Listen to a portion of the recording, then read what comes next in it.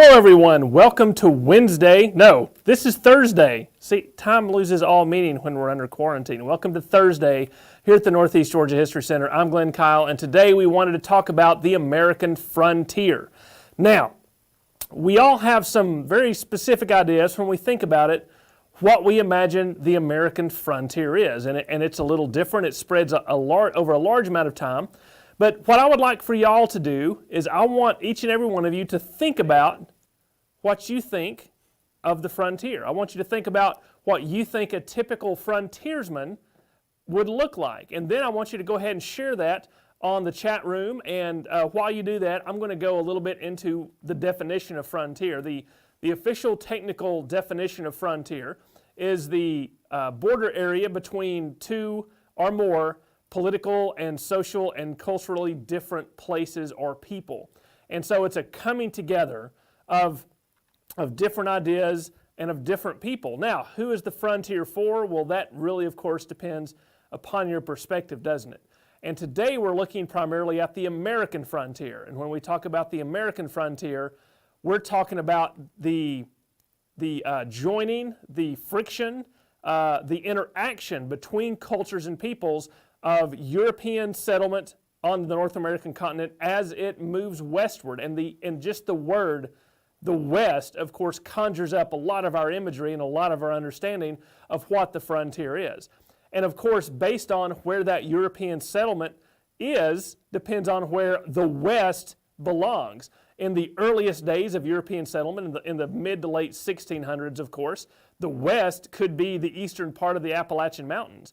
And as a European settlement, especially amongst the British, begins to increase as they begin to negotiate for land from the Native Americans or simply take it, that movement, that boundary between those peoples and those cultures continues to constantly move until you get to west of the Appalachian Mountains, until you get to the Mississippi River, until you get beyond the Mississippi River. And we're going to talk about all of that in just a moment, but I also want to let all of you know that as the Northeast Georgia History Center, a lot of the frontier talk that we give during our regular programming here, of course, revolves around the frontier as it relates to Georgia and Georgia's early frontier history. So we're going to talk a little bit about that. I think that'll be really interesting, even if Georgia is not your home state. And then we'll move on to a larger national view. But first, I want to go back and see how many of you were able to share what you think the frontier is or what you think of when you think of a frontiersman. Libba, what do we have? We've got a lady with a dirty apron and dress. A lady with a dirty apron and dress. Davy Crockett. Davy Crockett. Daniel Boone. Daniel Boone. And the Oregon Trail. The Oregon Trail. People traveling all dirty and carrying a lot of supplies. People dirty and carrying a lot of supplies while they travel. Little House on the Prairie. Little House on the Prairie. And someone said a book woman. I'm not sure what that. A book woman. I'm not sure what you mean by that. We may get into a little more and ask you to expand that out. But those are all very common answers. The Oregon Trail, right? This is a wagon train moving west and carrying groups of settlers moving together. Davy Crockett, Daniel Boone, those are the ones that we think of. That's what a frontiersman is. And a lot of what we think today a frontiersman looks like is based on a lot of different perceptions of Davy Crockett and Daniel Boone. Now, of course, Daniel Boone was a little bit earlier. He was settling the area that became Kentucky, the Kentucky area, in like the 1780s, like right after the American Revolution, and depending upon how you count some of his travels during the American Revolution. So that's kind of early in American frontier history, and that's when the frontier was the eastern parts of Kentucky and Tennessee, still very, very much east of the Mississippi. And when you think of that, a lot of folks think about their most popular childhood image of Davy Crockett and Daniel Boone, and that, of course, was Fess Parker. Can we pull up the picture of Fess Parker? So you see here, this is the idea, especially in the 60s and something that's come down to us today, of what a frontiersman looks like. Notice the buckskin fringe shirt, of course the coonskin hat, and the long rifle. Now, this is Fess Parker again portraying Davy Crockett, and Davy Crockett himself hated the name Davy Crockett. He preferred David. And even before the 1960s television shows, the popular imagery of a frontiersman had already taken place. Can we go to the myth Crockett? All right, we're going to Myth Crockett. Here we go. So you see, this is a very typical illustration of what the frontier was and a frontiersman. There's classic Davy Crockett, again, the fringed buckskin shirt, the long rifle, the coonskin cap. He is, of course, working with probably some Indian allies against other bad guy Indians, right? This is very, very typical of what we think of as a frontiersman. But I'm here to tell you that the idea of what a frontiersman looked like could be very, very different from this popular image. They weren't all in coonskin caps and buckskin shirts with fringe. As a matter of fact, we have another picture here of the real David Crockett, and I want you to take a look at this. There's David Crockett, frontier hero, U.S. congressman, and he was killed at the Alamo in 1836. There's no coonskin cap, there's no buckskin shirt. Now, a lot of illustrations, even during his time, took advantage of a lot of the tall tales that were told about him, and they illustrated him even that way then. But the idea of what a frontiersman looks like has been modified because of these popular images. And I'm here to tell you that for most of American history, for most of America's frontier history, a frontiersman, while he may have also been somewhat dirty, he may have had that some of those leather clothes, they were dressed like the average person. They were dressed in regular clothing because regular clothing is what you had, and that's what takes you and your family into the frontier, right? And so for Georgia specifically, I wanted to show you some very special images that we have from a fellow named Basil Hall. Basil Hall was a British officer who came through the United States on tour. Actually, people used to do this, just sort of visit this new burgeoning country in the mid to late 1820s. And he had with him a specific type of drawing instrument called a camera obscura. And he would take drawings of things that he saw that interested him. And he comes down and he goes to Georgia. And let me tell you, when you read his writings, he does not have a very complimentary attitude towards a lot of these Georgia backwoodsmen. He considers them very ill-kept, very backwards. Some of them he considers somewhat lazy. He even refers to them as Georgia crackers, right? So he doesn't have necessarily a high opinion of that, but he took a drawing of someone that he saw that he thought represented a typical Georgia cracker, and we're going to pull that up.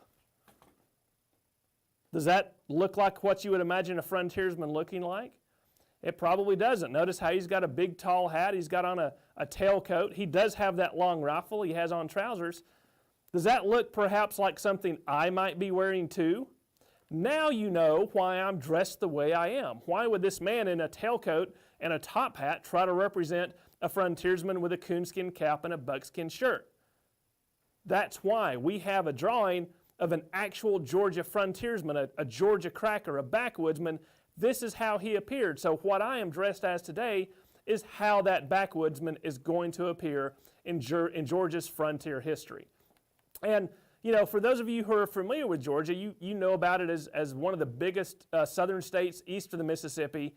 It seems very big now. We have Atlanta, the metropolis, right? And a lot of other big cities. We have a huge interstate network.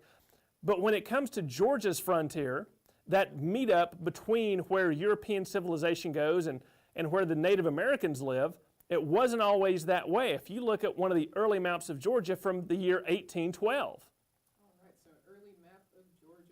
Georgia 1, I think it's labeled. Yes. Here we are. So you see a picture here of Georgia. You can see the broad outline of the state that we're used to now, but all these colored areas are the counties that had been developed, right? This is it. For all intent and purposes, these colored areas where the counties have been incorporated, that's Georgia. And all this unincorporated territory may technically belong to Georgia, but it is not part of the civilized area. It is what these folks in this area would call the frontier. The frontier would run along this line, right up through here, and in the western part of the state, it's still primarily going to be occupied by Native Americans, by escaped slaves. It's going to be occupied by people who want to pass the frontier and continue on and begin to settle. and there's a lot of land fraud and things that go like that. So again, this is a map of Georgia around the year 1812. Let's skip to Georgia 2, which is going to be a map. This one includes a little bit of Alabama, but you can see this is about the time of the frontiersman that I'm dressed like. You see there's a lot more incorporated counties, and there's been a lot more encroachment onto that Native American land, right? Georgia's frontier continues to expand. This is sort of a small-scale version of what happens in the United States. How does Georgia continue to expand? It has treaties with Native Americans. It forcibly occupies the land. It forces Native Americans to continue to go back and back and back, right, away from the frontier. So that's one of the reasons the frontier continues to move, right? Now, and even behind me, I want you to take a look. This is another drawing by Basil Hall. This is a drawing of a cabin, of a typical Georgia cabin, as he called it, a backwoods cabin. Very much like you would think, very, very basic, very primitive. It has a doorway, but notice it doesn't have any windows. It only has a chimney right here on one side, and the roof is not made of shingles or anything. It's just made of other logs or half logs that have been stacked up there. This is a very, very primitive thing, and a lot of us today think of a modern cabin as sort of a luxury thing you go to for a vacation, not so these early frontier cabins. And that's really what pushes the frontier. That rifle is not necessarily the tool that you're going to use to settle the frontier. There are going to be tools like this, right? An axe. An axe is what you go to clear the land. The entire point of the expanding frontier is to get new land. Land for settlers, land to farm, land to build plantations. And most of that frontier land is going to be virgin woods, right? It's going to be brand new, never been touched, but you have to turn that into farmland. So you're going to go in, you're going to take this axe. You're going to clear the land by chopping down trees. What are you going to do with those trees that you chop down? Maybe you're going to build a cabin. Maybe you're going to build a barn. Maybe you're going to build a corn crib so that you can store the corn that you harvest from some of your first harvest and plowing the land, of course. So this axe becomes one of the main tools of settlement, the main tools of pushing forward the frontier. But as that frontier continues to expand to the west, something happens immediately behind that frontier line. What do y'all think that is? If you're looking for land, the key is to assure land ownership. Land becomes a piece of property. And if it's going to be property, that means it has to be properly organized. So I'm going to bring in this incredibly important frontier tool. Right? So most people don't think of a frontiersman. They don't think of this when they're thinking of the frontier and the expansion westward. This is an incredibly important tool. This is a surveyor's compass, right? This has a compass on the top. It has a needle, and it divides the circle into 360 degrees. And a surveyor is going to take this surveyor's compass out. He's going to have a crew of men with him, and they are going to use this to look through, to set property boundaries, to draw out the plan of the land, the plat, and they're going to register that plat with the government authorities, usually state authorities. That's how land is divided up. That's how land ownership becomes solidified in civilization, right? This is how it's done. This surveying compass, more than the rifle, more than the axe, really represents what pushes that frontier boundary forward. I want you to think about that because, as I said, it's all about land. That's why they're pushing the Native Americans off the land. Not so much to make the Native Americans go away, although that's the obvious result. It's to get the land that they were living on and divide it up amongst free men, farmers who are going to take that land and make improvements to it, right? So a surveying compass is an incredibly important tool of moving the frontier.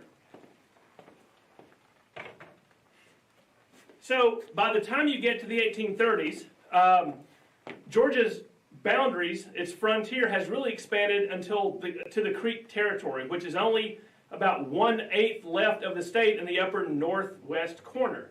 And of course, with the Indian Removal Act of 1830 and the Treaty of New Echota in 1836 and the Cherokee Trail of Tears in 1838, that means the Cherokee are removed, the land where they lived is surveyed, it's divided up into lots, and it is issued to free white men. Georgia's frontier ends at that point. There's no more land to expand to. So again, Georgia's sort of a microcosm. But what does that mean for the entire United States? Again, that line of where the cultures come into contact and where the land behind one side is civilized and the other side is inhabited by Native Americans and non-Europeans, that frontier line continues to move. So let's take a look very briefly at how that happens across the entire United States. If we could, let's bring up US 1. So you see we have a map here of the United States. I believe this is 1789, so this is when the Constitution takes effect and we have our first president. And you can see these states along the eastern seaboard here, right? Florida at this point still belongs to the Spanish. Here's Georgia. Notice how big Georgia's boundaries are, and it claims it all the way to the Mississippi River. Same thing with North Carolina. Same thing with Virginia. Notice that this becomes Kentucky. This is where Daniel Boone's going into and begins to settle it as a new territory and eventually a new state. But right now, it's part of Virginia. Up here, an unorganized territory. This was ceded to the United States during the Paris peace talks in 1783 at the end of the American Revolution. So really, settlement is only in the very, very part of the eastern seaboard here, and all this out here is considered the frontier. This is where the Native Americans live. This is where the cultures are different, right? Out here we have a lot of different territory that doesn't yet belong to the United States. Let's go to US 2.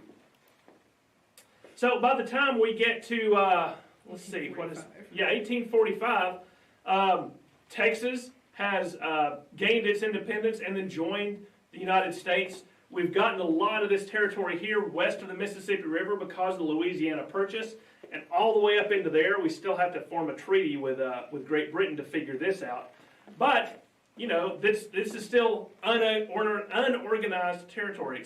We're having to go in there and improve the land. They're wanting to survey the land, divide it up into ownership, and of course, make those Indians go away, go off the land.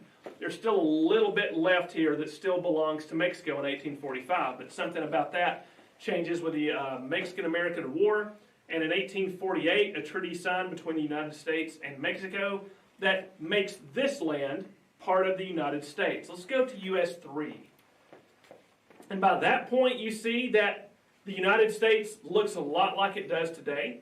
We have achieved manifest destiny. Manifest destiny was the idea that westward expansion by Europeans and later Americans would control the entire North American continent from ocean to ocean, right? And the United States accomplished this in about 150 years, right?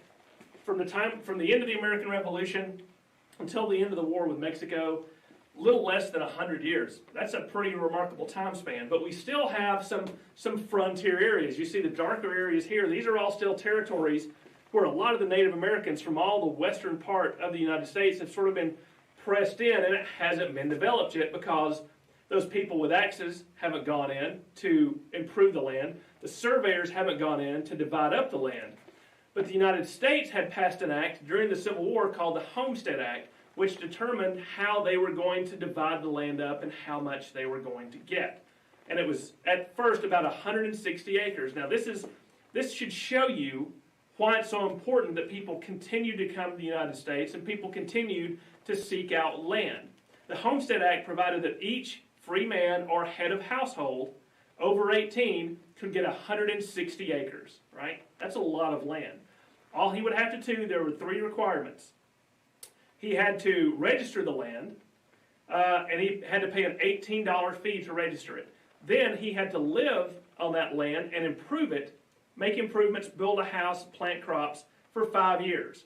And he had to do this within a period of 7 years. And if he did all those things, the land became his, and his alone. That's a remarkable thing that there's so much land here in the United States, they just continued to give it away, and they have since the end of the Revolution.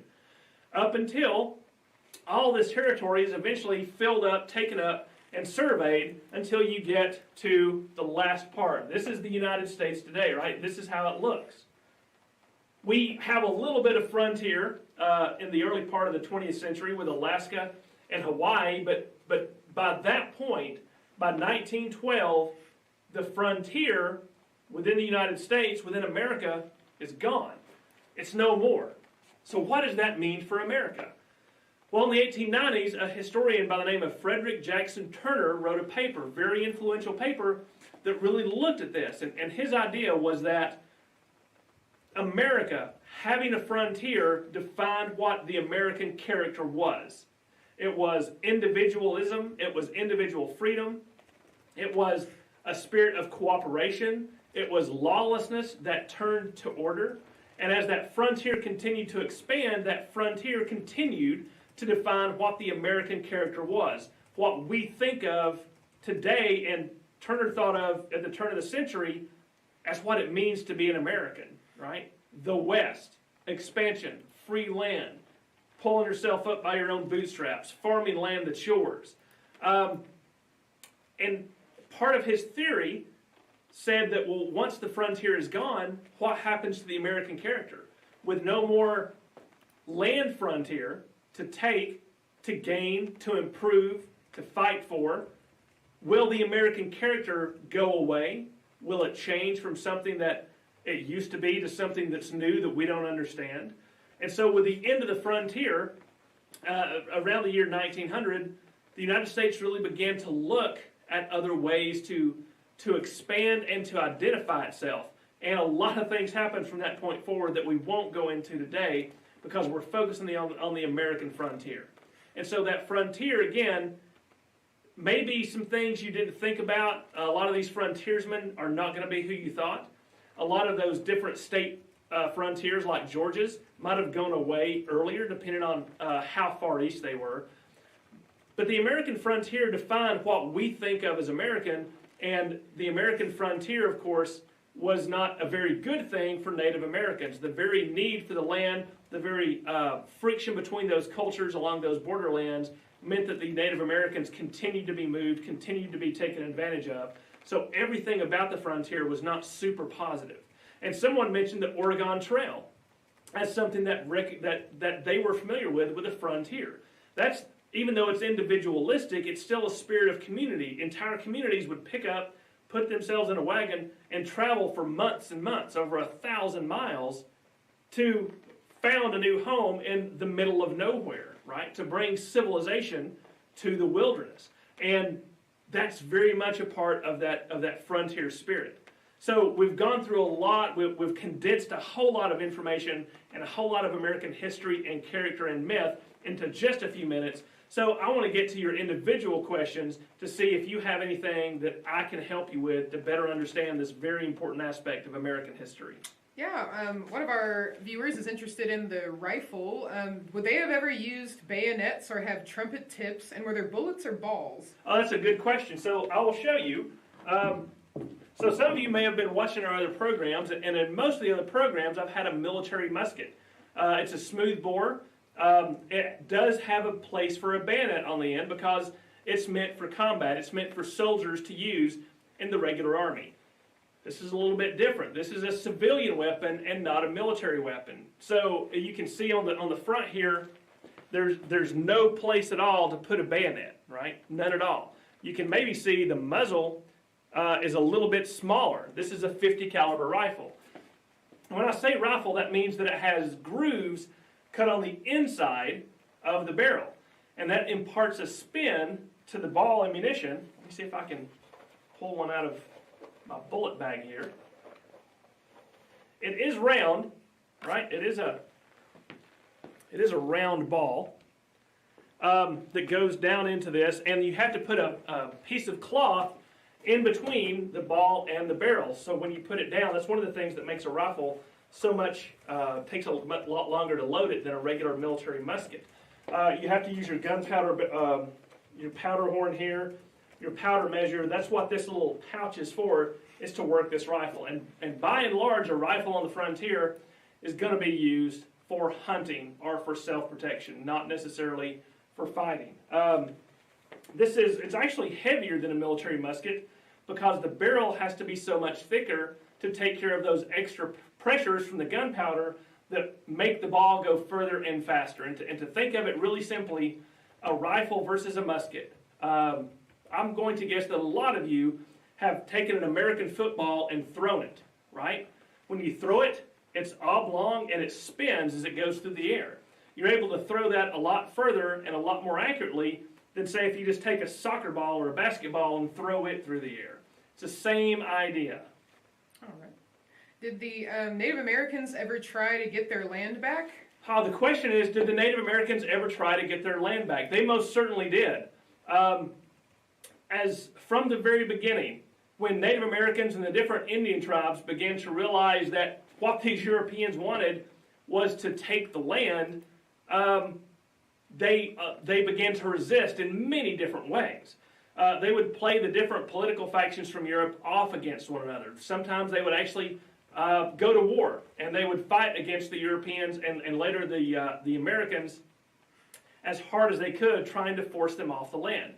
This Indian warfare went on for well over 2 centuries, and it is characterized on both sides by a really violent, really brutal sort of back and forth between those Native Americans and those Americans, because, again, you're talking about boundaries of culture, and those cultures see things very, very differently. What may be considered brutal and inhumane to an American is not necessarily seen as the same thing to a Native American, and vice versa.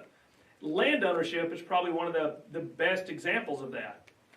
For most Native American cultures, it was an incredibly unfathomable idea that an individual could own a specific place, a specific piece of land. They couldn't imagine that. They saw the land as something that everyone held together. They may have the rights to, for example, hunt or farm on a particular piece of land as a tribe, but individuals did not own an individual piece of the land. It was considered that sacred to them. And that lack of understanding between the Native Americans and between the Europeans on how land ownership and land use would go forward led to continual problems between those two cultures. Okay. Why did some of the states end up so much smaller, like Georgia and North Carolina? So the question is, why did some of the states end up so much smaller than others? That is a great question.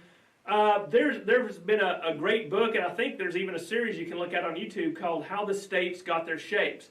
But basically, when you look at the states closer to the East Coast, those are the original colonies, and those colonies would have been given the land that they hold by the crown with specific pieces of permission paper called a charter. And so they can be smaller, right? Like Connecticut, Rhode Island, things like that. And you have very large ones like Virginia, North Carolina, and Georgia, and places like that. Once the United States gains its independence and is formed, the federal government negotiates with a lot of those states, like Georgia, like North Carolina, like Virginia, like Pennsylvania, to sort of chop off those western parts so that they become federal territory, and the federal government can organize them. And the federal government, even before the Constitution, passes a law called the Northwest Ordinance. And the Northwest Ordinance really defines how a territory can become a state. It has to be a certain size, it has to have a certain population, and it has to vote it has to apply to become a state, develop a state constitution, and then only the federal government can grant statehood to that territory. So because of that, after the passing of the Northwest Ordinance in the 1780s, the states from that point on just become bigger. That's why the further west you move, a lot of those states get to be much, much bigger than they are initially along the East Coast. And how would the states get their names? The question is, how would the states get their names? A variety of different ways. Of course, Georgia was named for King George. Virginia was named for Elizabeth, the Virgin Queen. Pennsylvania was named for the Penn family. William Penn got the charter for that entire territory, so he named it Pennsylvania. Carolina, North and South Carolina, were named for King Charles. lots of different ways on those East Coast. And as you move west, they began to name it a lot of times for some of the local names that Native Americans had given to areas. Like Kentucky was originally Kentucky. And the Tennessee is named for the Tennessee River, which was also called Tennessee, right? So the Tennessee River turns into Tennessee River, and that becomes the state of Tennessee. Mississippi, of course, for the Mississippi River. And when you get into the Southwest, a lot of those names come from original Spanish names for the territories, like California and New Mexico and Arizona and Tejas, right? So you get a lot of different ways that the states get their names. What would you do before you had your home built on your land? Where did you live? So the question is, as a frontiersman, if you moved on to a piece of land that you claimed, what would you do before you built your house? Well, you would probably sleep on the ground. And remember, a lot of these people are going in they're not taking their families at first, especially in the first part of settlement, in the early 1800s along the eastern part, east of the Mississippi River. It would very often be a man like myself putting a bunch of equipment on one or two pack horses, walking to where the land was, and then he's going to, take his axe, he's going to chop those trees down. The first thing he is going to do is build a place to live. It may not be the place that they're always going to live, but like the cabin behind me, that's going to be the first thing you build. So you have shelter, you have a place to cook, you have a place to protect yourself from the elements. Then you might be able to clear some land. And once you get the land cleared, maybe you get a crop in the ground. At that point, you're going to go back, if you have a family, get your family, and then bring them in. Later on, as they expanded westward, like the Oregon Trail and settling some of the western parts of the country, the families are going to go all at once. So it's a lot of different, but and of course there are different ways that people would approach it, but usually the very first thing you did was build that structure, and before that you were sleeping on the ground.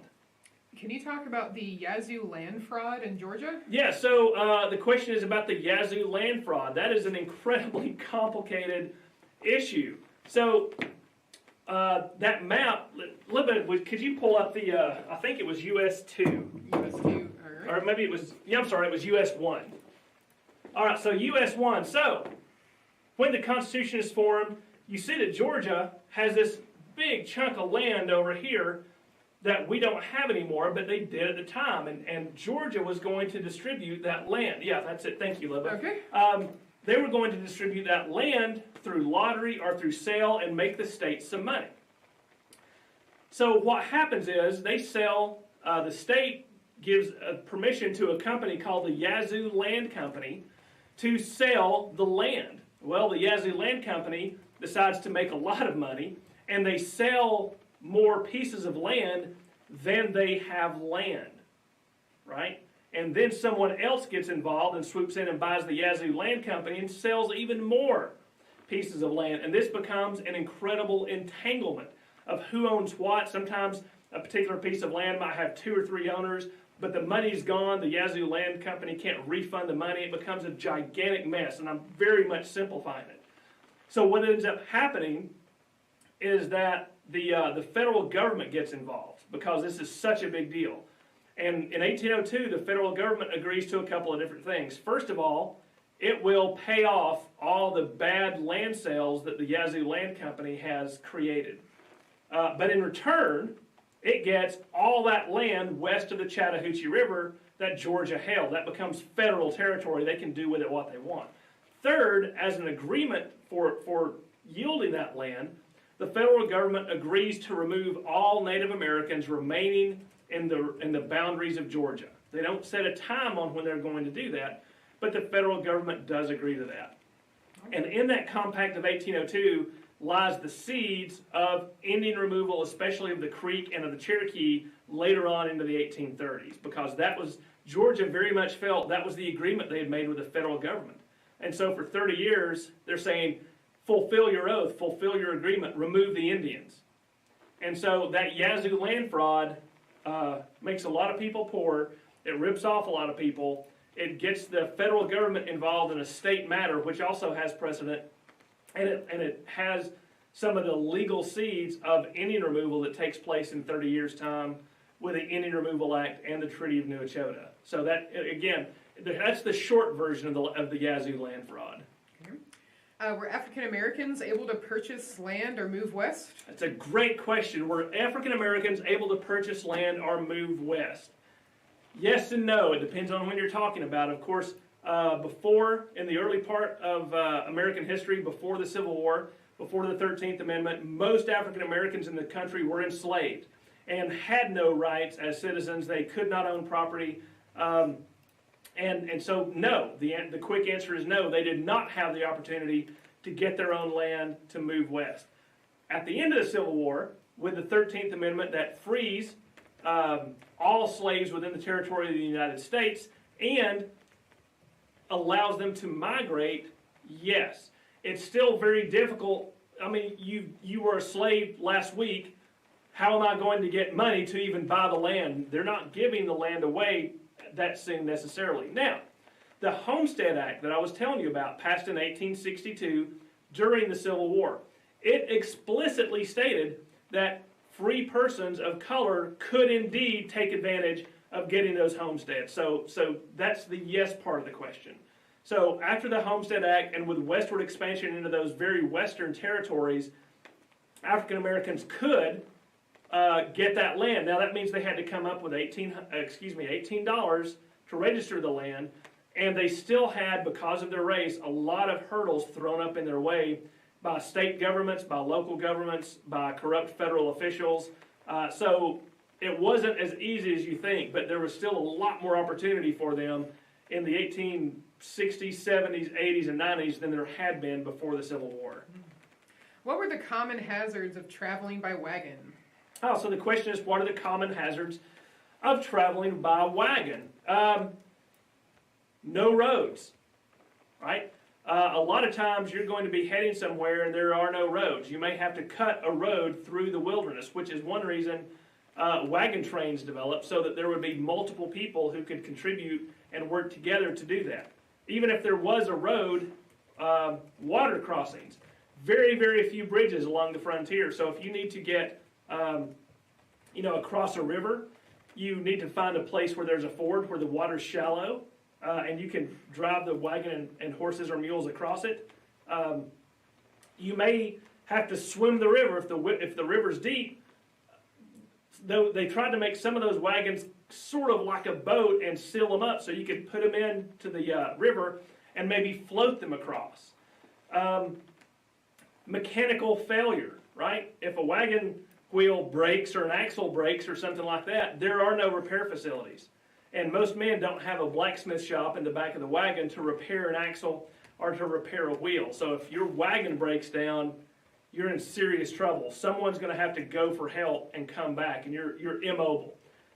Your draft animals could get sick, they could die, so you have nothing to pull the wagon with, right? Those are probably the most common and the most dangerous versions of what it was like to travel with wagons as your primary means of transportation into the wilderness. Now, of course, in the eastern part, if you're just moving freight, the roads are improved. There are repair stations within nearby distance. But the further west you move, the further out of civilization you go, you're going to have a lot of those problems and a lot of those dangers you have to face. How were towns built? So the question is, how are towns built? One of the parts of the Homestead Act and further legislation that enhanced the Homestead Act allowed certain parts of a land in so many homesteads to be set aside for a township, for schools, for government buildings, and to create a town. And within those towns, so as I said, the farm lots for the Homestead Act were 160 acres. But within those townships, they would also have small lots within town that were, a third of an acre, a fourth of an acre along a street, or lots along the main square that you could purchase, build hotels, build stores, and things like that. It was very much someone who wanted to invest, who was looking for a new start or looking for a great investment opportunity. So those towns were set aside within the Homestead Act to develop and draw people in who might create businesses, and things like that. Some towns, especially before the Homestead Act, didn't necessarily have any government support. If you were near a ford on a river, a good place to cross a river, if you were at a crossroads, if you were at a good place to build a trading fort, sometimes it would just start with a trading fort and people would begin to build houses close to your trading fort, and within a year you have a town, right? So towns could develop autonomously just because of settlers coming in. This plays into Turner's idea of the frontier, where it's the free will and individual spirit that makes democracy happen. It's not the Constitution, it's not the government, it's people individually coming together without direction and without regulation that makes these frontier towns. There's also the Homestead Act and those townships that were developed, so there were several different ways a town could come into being. And usually the first people there are the ones who got to name them. How did the gold rushes affect the frontier? That's a great question. How did gold rushes affect the frontier? A lot, to a certain extent. So the lust for gold and the ability to get rich quick is something that would drive some settlement. It was not a large part of the frontier, but it's entered our minds as something that is absolutely crucial. And sometimes it wasn't just a gold rush, sometimes it was a rush for silver too, because silver may not be as valuable as a gold, but there's usually more of it, and it's also a precious metal. Now, here in Georgia, for example, one of the first big gold rush within the country was the gold rush that takes place on Cherokee territory. In 1828, a giant lump of gold was discovered in what's now White County, and sort of a boom town came up in Cherokee territory with people rushing in. I actually have I'm glad you asked that. Folks would go in and they would initially start with placer mining. That means they're just going to a place, they're going to a creek, they're going to take their dish pan or their bowl from home and start panning for gold to see what they could find. They're going to take their gold, they're going to turn it into gold coins, because that you can just go spend on stuff, right? It's literally free money that comes out of the ground. But you have to find it first, and that can be labor intensive, and there's no guarantee.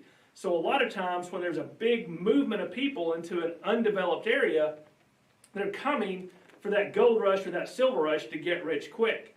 And when it says played out, when the gold or the silver plays out, when it's not as easy to get, then sometimes those towns would disappear. Sometimes there was enough development there that they would stay. So you get places like Dahlonega, Georgia. You get places like San Francisco, California, which is the home of the 49ers, right? The 1849 gold rush. So, but you also have to remember, this can be somewhat tricky. People think of gold miners as these, coots and crazy clothes, and sometimes they've got coonskin caps too. Those guys coming into Georgia in 1828 to go mine for gold were not buckskin wearing, coonskin hat wearing guys. Remember what year that was? 1828, same year as our drawing of the Georgia cracker. This is what they're going to look like, and they're going to be there to get rich quick. So again, catch those myths that you think of as the frontier side. It's a lot more complicated than that. Can you talk about women's roles on the frontier? Yeah, sure can. So a woman's role on the frontier, quite frankly, was usually very much a supporting role. By that I mean that, as I said, men were often the first ones to go in, do a lot of the heavy manual labor to get the house up, to get the land cleared, and then they would either go back and get their family that they had previously developed, or they might go and try to find a wife, and they need that wife to come and take care of things on the frontier. Living on the frontier is very much a team job, and I say that their support, but they did a lot of the hard, heavy work, and the women who came to the frontier tended to be of a very different mindset and a very different spirit than those who stayed in the East.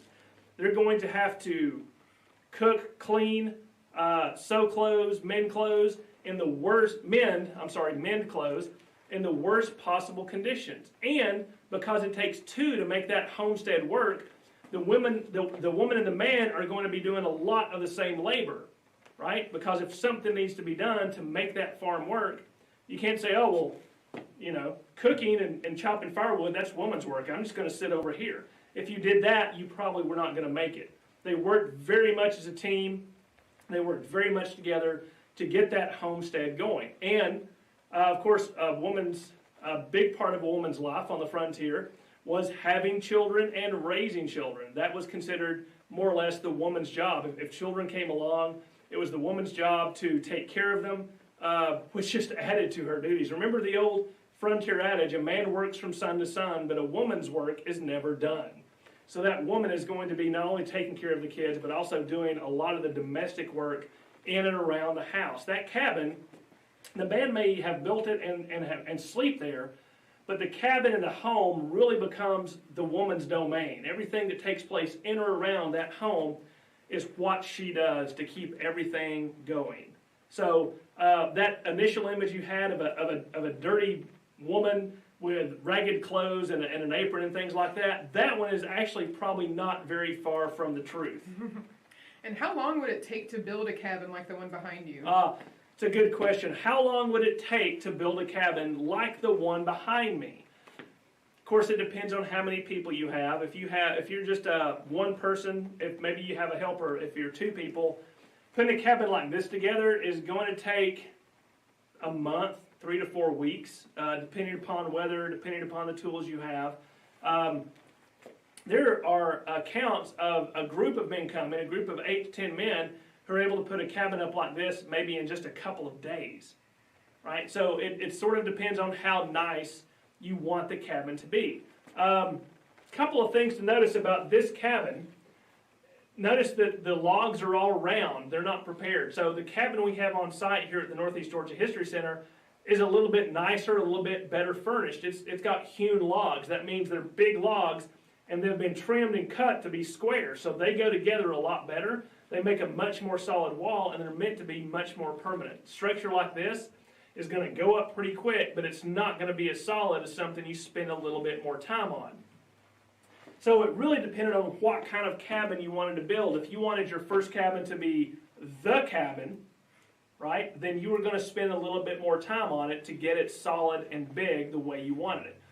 You could put up just a little shack like this to live in for the first year or two while you work on the real house.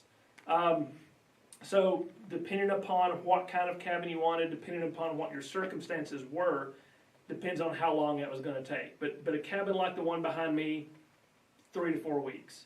Okay. And what did they carry in the wagons or travel with? Did they walk or ride? And how long was the trip? So the traveling by wagon. What was carried in the wagon? How long was the trip? Did they walk? Did they ride? Things like that. So think of a wagon really as the freight movement piece in the frontier. So what you're going to have in that is everything you think you're going to need when you get to where you're going to set up home, and everything you're going to need on the way there. So a lot of room in the wagon is going to be taken up by foodstuffs. You're going to have, sacks of grain and sugar and salt pork and preserved meat and things like that in the wagon, because the trip could take, depending upon where you go, a couple of weeks, 4 months, 8 months. And you're going through relatively unsettled areas, which means you're going to have to carry enough food with you to make the trip as far as you're going to go. That can be a lot of food for a family of 4 or 5, right? That's a lot of food you need to carry. You need to have in it what you're going to have to settle down. You're going to need axes, plows, right, to take care of the land. You're going to need cookware. You're going to need your clothes, because you're not going to, have your stuff shipped to you later. What you're taking with you is what you have. So any of the necessities you want, if you have any luxuries you want to take, they all have to fit in that wagon, which is why most of the time people walked next to the wagon. There had to be 1, sometimes 2 people sitting in the wagon, sort of that idea that you have of, sitting there taking care of the team. One person might be up there. It's also possible to lead a team. It's not as safe, but you can lead a team from the ground and not have anyone sitting in the wagon. That means there's more room in the wagon to carry stuff. So people are not going to ride in a cabin unless they're infirm or ill, or they just are too young or old to walk that far. But by and large, people are going to be walking next to the wagon to preserve all that room for the food and the equipment that you're going to need. All right. How did trains impact Western expansion? They're particularly interested in coastal Georgia. So how did trains impact settlement? I will tell you this. This is what I tell my classes. Especially in terms of settling the west of the Mississippi River, it is hard to overstate the importance of railroads in the settlement of that area. Now, east of the Mississippi, especially around the coast of Georgia and things, railroads are built slower in the south than they are in the north. Big reason for that is the amount of capital to invest in them. Big reason for that is the topography. The south, except along some of those coastal plains, is very, very mountainous, and that means that you have to do a lot of grading, and the trains can't go up and down hills. There's a lot of grading to take place. But they do begin to move certain areas. If it's flat, railroads do tend to move freight. And of course, that's one reason, that's one way you can know where the frontier is. It's where the railroads stop, right? If a railroad will go west and it stops, well, that's the end of civilization. Until they're able to go into the new territories, develop that, set up property ownership, and then they can expand the railroad tracks further. They can bring new goods, right? They can bring goods, manufactured goods, to markets in the west. So if you take your wagon out west and you develop a homestead and you're there a couple of years before the railroad gets there, maybe that railroad will bring you a nice new iron stove, right? Or maybe it'll bring you some new cloth for your dresses and things like that. You can also ship your crops back east and get maybe a better price for them on the market that way. So railroads really begin to help with the development of the unsettled areas, and they really determine where the frontier is. And after the Civil War, when you have the Transcontinental Railroad set up that literally runs, you can get on a railroad and ride almost from the east coast to the west coast. That's also another good indicator that the frontier may have disappeared. All right. If you're familiar with the phrase "God willing and the creek don't rise," there's someone wondering, does that mean the Creek Native Americans or just a body of water? Oh yeah. So someone has asked about the phrase "God willing and the creek don't rise." Does that mean the Indians or does that mean a body of water? When I was growing up, I always understood it to mean a body of water because that seems the more docile explanation for it. But that's not what it originally meant. Your first question was right. It does refer to the Creek Indians because the Creek Indians, in response to and in resistance to the continued westward expansion of the Americans, they did very often resort to violence to try to stop that. Who can blame them? And so the creek rising up was a more common experience than we would probably realize today. And so that saying did come about, God willing, and the creek don't rise. Today, are there any movements for Native Americans to reclaim their land that was taken from them, or have they tried to reclaim it in the past? So the question is, are there movements today, or have there been efforts in the past for Native Americans to reclaim their land? That's a very complex issue, of course. Here in the eastern part of the United States, there have been efforts, but those efforts have more or less come to naught. It's very, very, very difficult for anything like that to take traction. There are a few small reservations here in the eastern part of the country, like the Eastern Band of Cherokee up in North Carolina. And that is set aside for them. That they sort of did develop that on their own, but it's very small. There are small Kiowa. There are different Native American areas that have been returned to ownership of a tribe or a group of Indians, but by and large, it's very, very small. And while there's always a sentiment that it would be nice, I think things have simply gone too far to try to rectify that. For example, the Treaty of New Echota of 1836. It's pretty much impossible, and of course the federal government still considers that a legitimate treaty.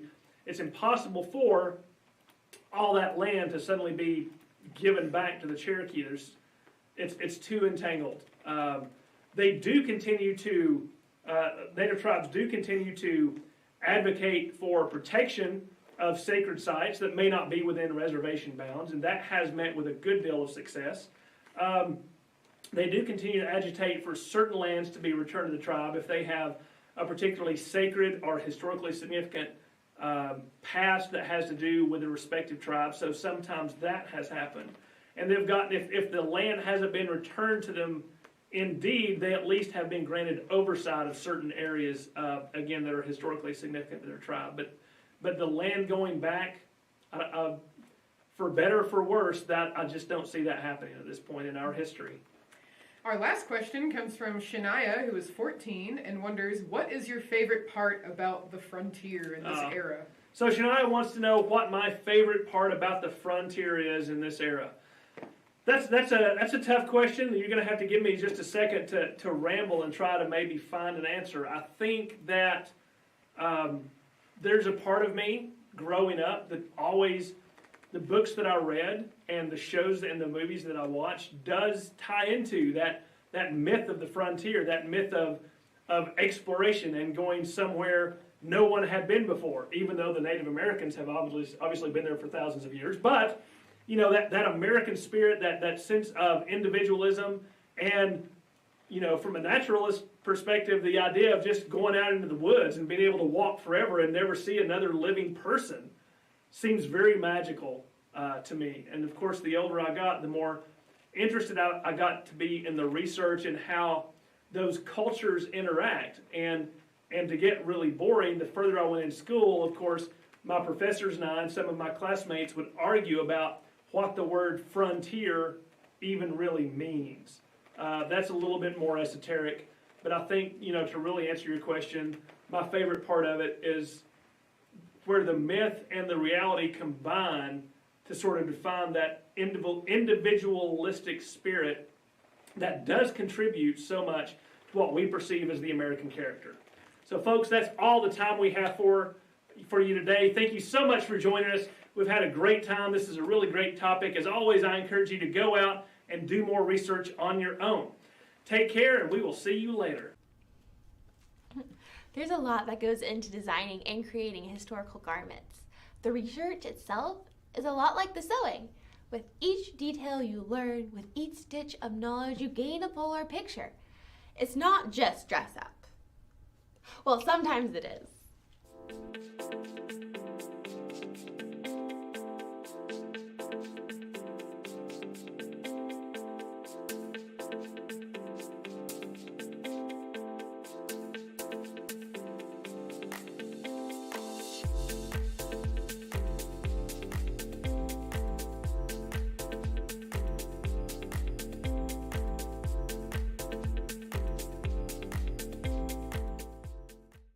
Hi everyone, I'm Marie Walker, the director of the Ada Mae Ivester Education Center here at the Northeast Georgia History Center.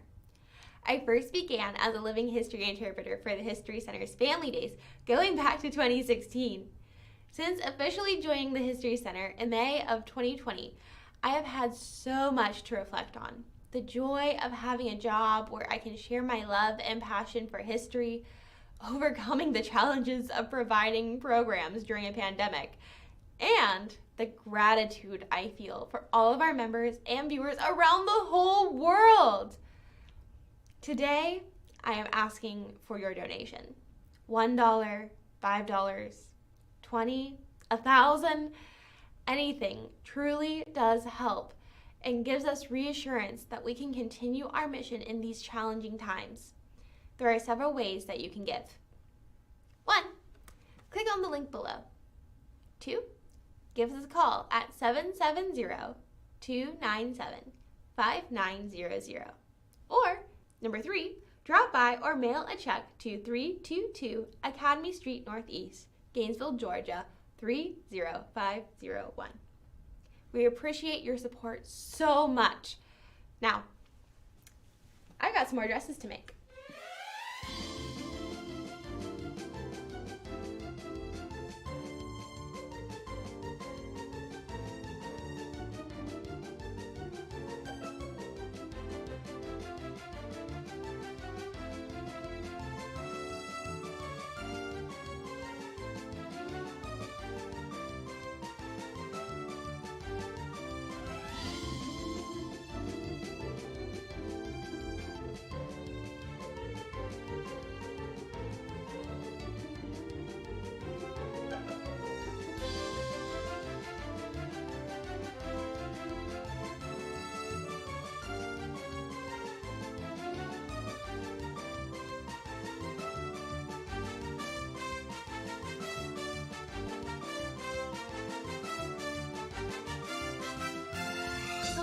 and welcome to the Northeast Georgia History Center. I am Hamilton fan Marie Walker. And I'm fuddy-duddy grumpy pants Glenn Kyle. And today we, as you probably found out because you have clicked on this, we are going to be talking about Hamilton, the man and the musical, and how does that line up, if at all, which we will be talking about A lot. today. Yes. So just a very brief overview. Some folks tuning in may not know everything there is to know about Alexander Hamilton, the actual man. So to give you a very, very brief overview, as we like to say here at the History Center, in a nutshell, he was born in the Caribbean islands. He was not born in the continental United States, and he was born into an area that was very poverty-ridden. There was a huge class distinction between the elites on the island who owned the plantations, who owned the slaves, who worked the slaves, and then his family was very, very poor. But he was determined from a very young age to get his way out of that, to become a popular man. And as he wrote to one of his friends, "Oh, how I wish there was a war." Because in this time period, being in a war and becoming a hero, if you lived through it, was a great way to advance yourself politically, to advance yourself socially. And Hamilton was very interested in that. So he finally, after working with a merchant house, and people immediately realized his incredible intellectual abilities and his talents, and he finally finds his way to the continental United States. He more or less settles in New York, and immediately as the issues arising to the American Revolution start to happen, he very much joins in the side of those fighting for the liberties of the American colonies, and gets several friends, from that time period. And when the war starts, he joins the New York Artillery Regiment, but again, his talents show forth and show that he's someone exceptional, and he is immediately noticed by none other than George Washington, the commander of the Continental Forces. And Washington notices him and brings him into the staff, as they say, the family, into the Washington's family. And he serves as as an aide on Washington's staff for quite some time. They have a little bit of a falling out, and Hamilton goes his own way in the army, but he's still not able to get a field command. So finally, at what he's afraid is the key word, is going to be the last big battle of the American Revolution at Yorktown. He is finally given command of the units that are assaulting one of the fortifications of the British outpost at Yorktown. He leads the men to a great victory. He shows he's very brave, and that sort of cements his reputation as a military man, as a brave man. And going forward, he is a New York representative at the Continental Congress, and he also is elected by the state of New York to go to the Constitutional Convention. That involved in the process leaves office. John Adams comes in, and Adams keeps Washington's old cabinet for a little while, and then there's a big shakeup. Even though they are of the same political party, Adams and Hamilton have a huge falling out. Hamilton gets into arguments with Thomas Jefferson about what the course of the country should be, what liberty is, how well should we apportion the power between the state and the federal governments, how much should we listen to the common people, is this a democracy, is it a republic? And along the way, he's also met Aaron Burr, who turns out to be, for one term, Jefferson's vice president, and these two have a serious falling out that starts very early. The election of 1800, where Jefferson is actually elected president, has a lot to do with that. And it eventually ends up Aaron Burr, Alexander Hamilton have a duel on the plains of Weehawken, and Alexander Hamilton is killed by Burr. Sadly, this is the exact same spot where a year before, Hamilton's son had also died in a duel in this exact spot. And so Hamilton dies, sort of maybe cut down in the prime of his youth. There was no question he was about to continue to become a major player in the early American Republic, but because of his willingness to take part in these duels and his application of wanting to maintain his honor, let's say, he is killed in this duel, and his life ends. And Aaron Burr, of course, goes on to become not only the man who killed Alexander Hamilton, but he's also involved in a lot of scandals. He's involved in efforts to try to take over parts of the western United States and turn it into its own country. Aaron Burr sort of dies, and his reputation is absolutely horrible. Hamilton's has started to come back a little bit thanks to Ron Chernow's book, which is what the musical is primarily, perhaps exclusively based on. And so Hamilton was sort of forgotten for a good part because he died so young and because he's surrounded by this huge pantheon of the founding fathers. And you're going to see me use quotes a lot when I say the founding fathers. We'll get into that too.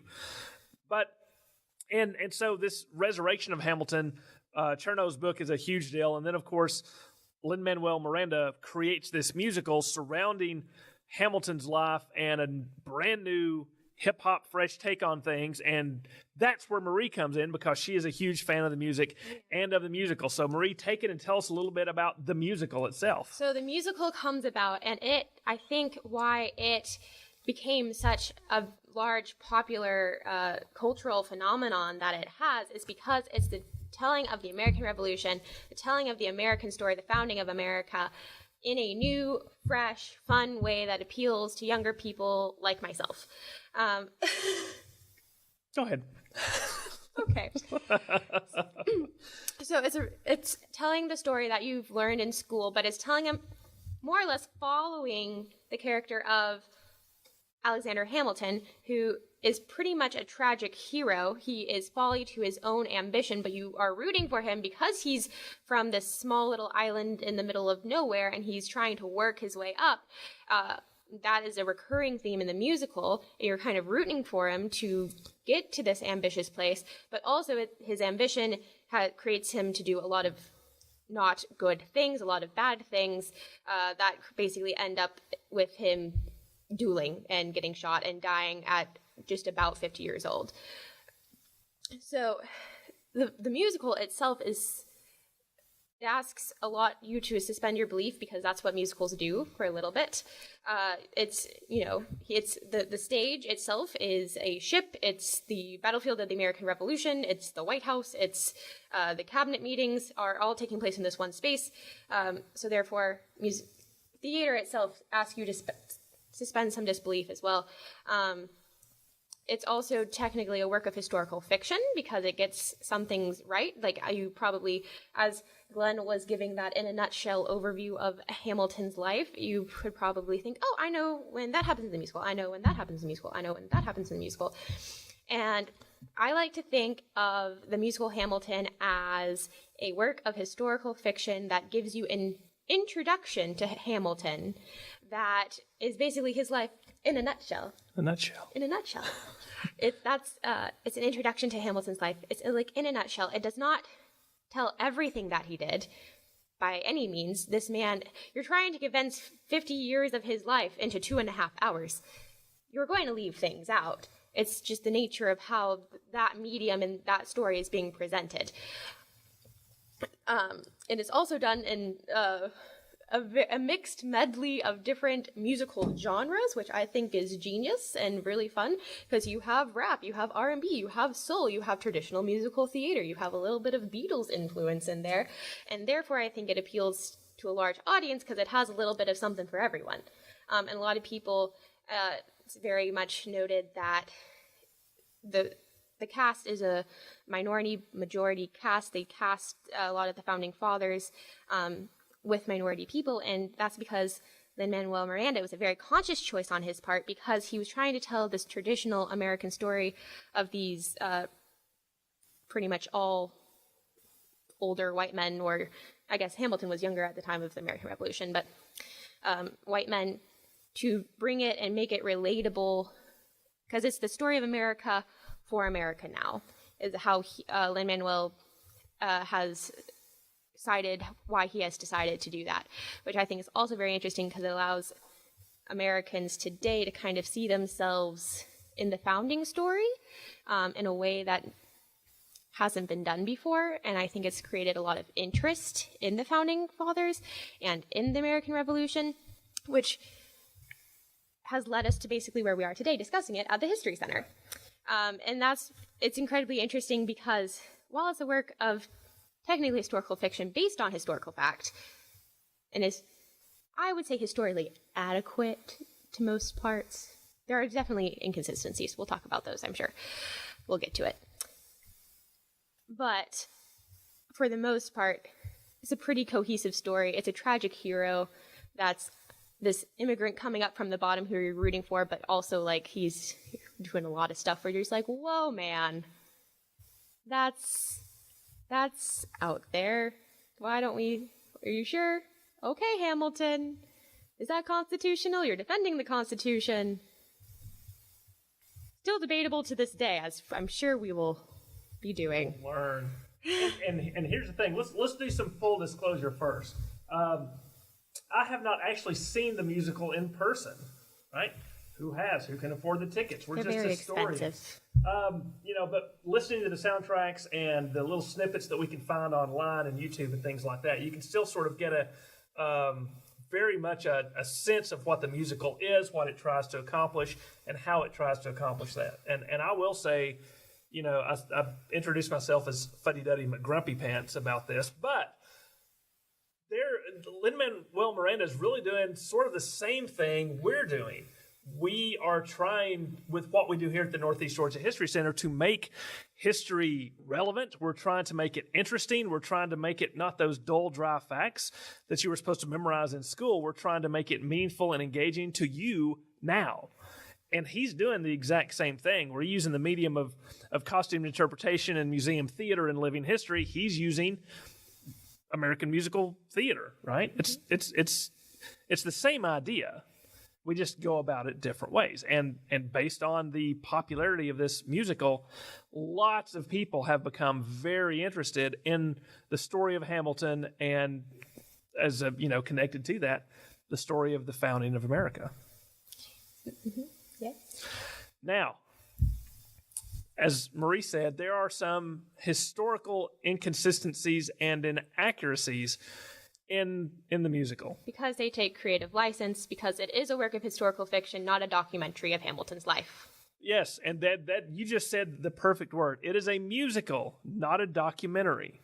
And I think the real trick is that people need to remember that when they go see it. And a lot of the folks I've talked to have gone to see it and come out very excited. And they're like, wow, now I totally understand about the founding of the country and what Hamilton was like and what George Washington and Thomas Jefferson were like. No. Well, kind of. No. It's different. It's a view. It's a view, but it's not the entire view. Right, and hopefully what it has done, like all good historical fiction, it has made people who have really enjoyed it and really got into it go and do further research on their own so that they can start to dig out some of those and get the full view or multiple views and get the details. Historians don't always agree. We do not at all. I don't agree with that, Marie. There is historical. As I was doing my research for this webcast and reading all of these different opinions on Hamilton, I came up with the idea that there are facts, there are things that have happened, like Hamilton existed, Hamilton established the first bank, the motives of why he did it, the method of how he did it, are the method of how he did it is pretty well established. The motives and things behind it, and the how, the why, those questions can be up for debate, and the legacy of it. Always up for debate. Always, and that's the tricky part. Now, something else too is when I was a younger historian, when I would go see movies from history, I used to get really upset, and I would start to nitpick all of these cool movies apart. And well, that's not right, and that's not the right kind of button they would have had on that uniform. And I just got insane with it, and I've perhaps mellowed in my older age, and I've backed off from being so upset about every little material culture inaccuracy or actual historical fact inaccuracy. And now what I look at when I go see, something like Hamilton or go see a movie like some of Mel Gibson's history movies. I love to watch Mel Gibson's history movies. Those are not documentaries either. I look at the larger themes of what those things are trying to suggest or portray about the specific time period in which they're filmed or created or representing. And looking at how they approach those larger themes is what, at least for me personally, can lead to some of those more critical assessments of how each one of those approaches different parts of history. I I agree with that sentiment incredibly. Wow. Sometimes historians do agree. We don't always like. But there's no tenure in that, so. Yes, because I think sometimes this is where I have my little rant about this, but I'll keep it very short. Trying to go and nitpick a piece of theater or nitpick a piece of cinema and get onto it for not being a documentary, you're trying to judge it for something that it's not, and trying to judge it to a certain standard that it is not trying. The method is not what it's trying to accomplish. Is therefore Right. why are you doing that? And using things like Hamilton or like some movies as teaching tools is an effective methodology if the person using them as the tool can use the tool properly. I've been in those rooms where the teacher says, we're going to watch a movie about the Alamo today. Click, push play. And we watch the movie about the Alamo, and that's it. And that's sort of expected to be the lesson. You're supposed to come back and say, okay, you did your readings last night. We watched the movie about the Alamo today. Let's discuss the differences. Let's discuss the different things that happened in each one. Let's discuss why that is. And to use Hamilton as an educational tool or as a framework for understanding the past, you have to be very careful, and you have to appreciate that it is a lens. It is not the thing you're looking at itself. Yes. So should we get into some of the overarching things that Hamilton gets right or wrong? Yes. Do you have one in mind? Yes. One of the ones that I think is mainly discussed with critics is Hamilton's work with abolition, because Hamilton, in the time period that he was in, could be considered an abolitionist if you're looking at it from his own time period perspective. Some historians will argue that he was an abolitionist in his own time, saying he wasn't necessarily for immediate abolition, because the abolition movement is large and complicated and could have its own 100-part series on it.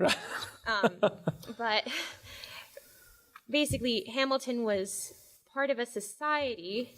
His involvement with the society that was in New York, that was perhaps instrumental in the ending or the slow abolition, the gradual abolition of freeing African Americans from bondage of slavery, was there, but how involved was he in that, and how complacent was he in other institutions of slavery, is interesting and up for debate, and we don't have all that much information about it, because Hamilton didn't, there's no piece of legislator that was like, I hate slavery, Alexander Hamilton. Right.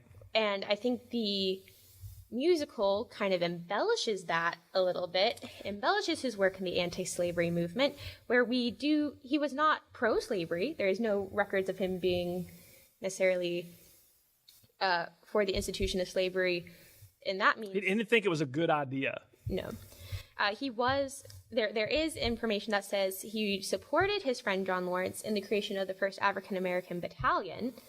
The motives of that is debated, if he thought that's because it would be good for the enslaved people, or if it would be good for America, where it probably was good for both. It was good for the war effort. It was good. If you can get another 2,000 to 3,000 men in the field in the next couple of months, that's going to be a huge boon to the American cause, especially there in the South.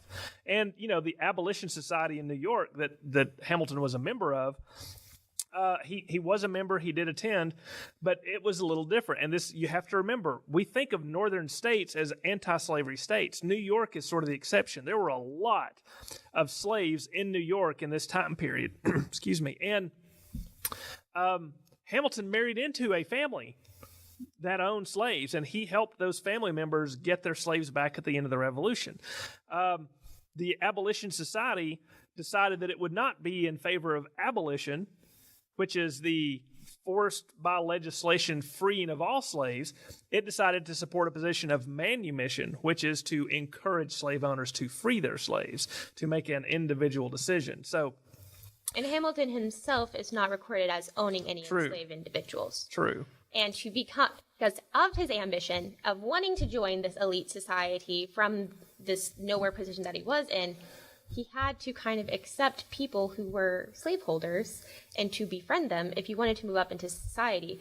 And he could probably have not, Alexander Schuyler could probably not have given his blessing to his daughter to marry Alexander Hamilton if he had been incredibly outspoken in his views.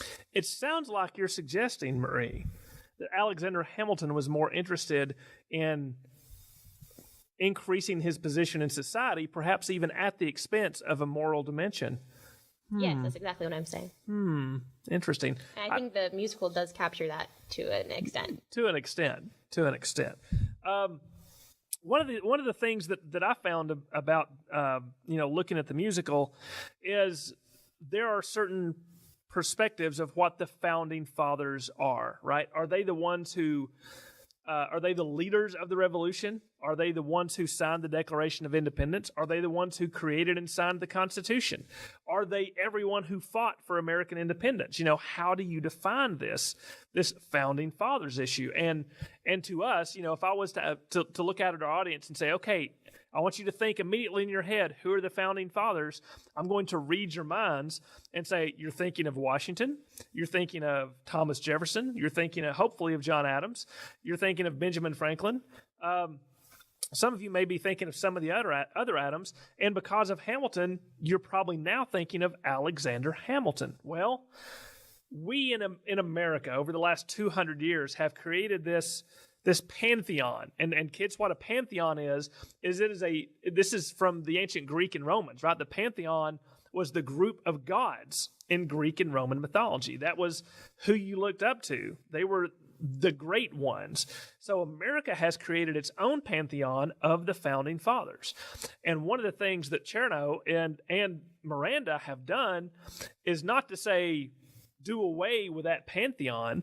They're trying to simply push Hamilton up into the pantheon so that he belongs on that group. And that's something Hamilton, I think, would have absolutely loved. He wanted to be considered in that elite group. And I think Hamilton would love the musical of himself. I think he would love the fact the musical existed. Yes. I'm not sure he would. He might not agree with all of it. He wouldn't agree with some of the positions they take about what he said. Probably not. Although he was pretty honest with people. Again, that moral dimension. He was abrasive and said exactly what he said, probably to his detriment in many political situations, which the musical also captures. Right, and I think the musical does go into the affair that he had with Reynolds' wife, and the way that came out. I haven't seen the musical. I can't quite put together how the musical does that, but in real life, I can help you with that. Please help me with that. I will tell you what happened in real life, and then I'll tell you what happens in the musical. Okay, perfect. So, in real life, Alexander Hamilton has been involved with the government finances, right? And he has made some enemies, including the Jefferson administration and folks like this. And they also know that he has been having an affair with Mrs. Reynolds. And everyone, well, not everyone, a lot of people have found out about this. And he's afraid that they're going to use this scandal of him having had an affair to pressure him into dropping his financial positions for the American government.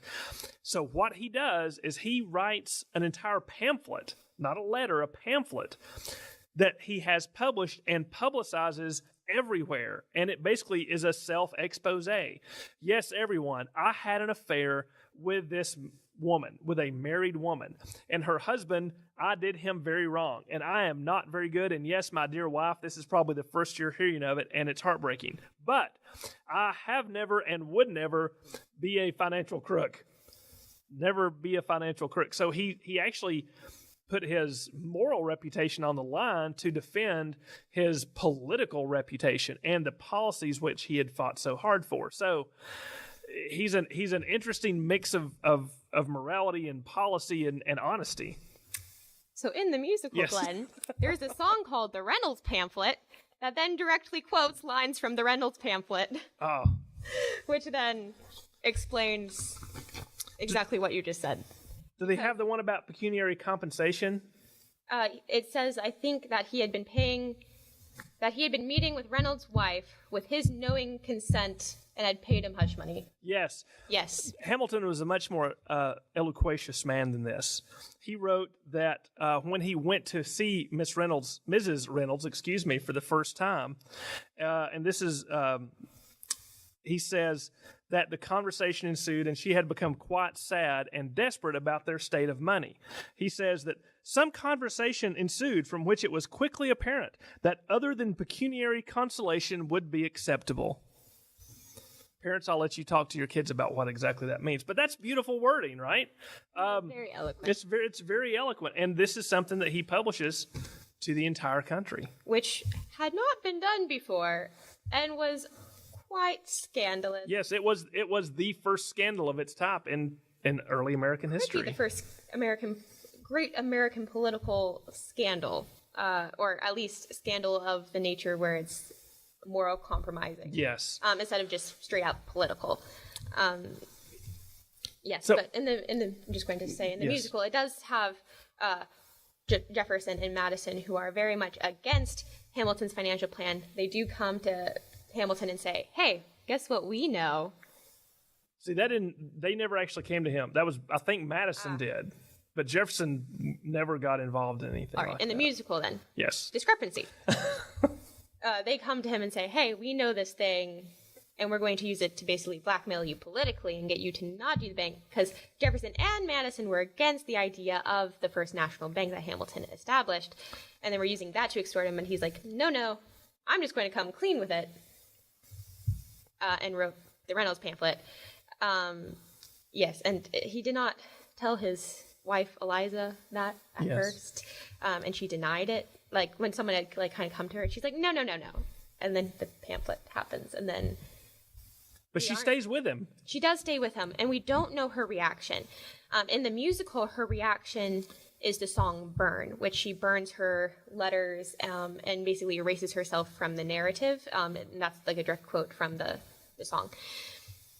She does destroy her letters. We don't know when, where, or how she does that. So that's, I guess, a creative liberty that they took to depict that we don't know. But we do know that she destroyed her letters, and we don't have like the early correspondence of Hamilton and Eliza, even though we know from, I guess, from his letters, because we still have a lot of his writings, that they had a very large correspondence before they were married, and that he would write her letters upon letters, and also that it was said, because she defended him, she stayed with him, and then defended him, like even after he died, Until from her his dying critics. day. She defended him, and she wore it was called like a little package. I assume it's like a locket around her neck with a sonnet that he had written, like a love sonnet that he had written to her. So while their marriage was incredibly complicated and at times awful, given the I don't know why I said Mariah, the Mrs. Reynolds situation, and then also his apparent perhaps flirting with her older sister Angelica, she still very much stayed with him through all of that and defended him to her dying day. And it's so sad because the musical does sometimes take direct quotations from what's the primary sources. Yes. There we go. Takes direct quotations from primary sources, and right before Hamilton goes to the duel, he writes Eliza a letter, and the end line, the musical says it's the song called like "Best of Wives, Best of Women," and that's a direct quote from a letter that he wrote her for the duel. So going to talk there's closer one to other this now. theme I want to. Yeah, one other theme to democracy and his belief in the causes of democracy. Tell us a little bit about how the musical addresses Hamilton balances in that speech.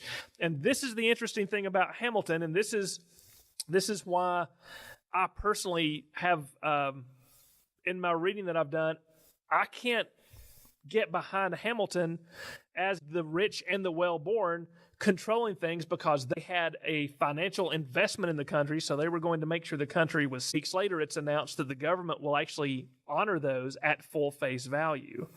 So Hamilton is all about making his station, about improving his station in society, not necessarily to create an egalitarian society, but to create a society in which he has risen to the top, and the top are the ones that control the destinies of the nation. Which is incredibly interesting given his very much poor upbringing and pour his rise to the top, which I think the musical is more about his rise, which everyone wants to kind of cheer on a person who's rising, and then it gets questionable once he gets to the top. We're like, okay, so now what are you going to do? Right. Because in the musical, it says, like, don't forget from where you came from, but it seems like Hamilton did that later. He was all about, he was all about not necessarily forgetting where he came from, but getting out of there and getting to the top. And if someone else made it based on their own merits, fine. If they didn't, fine.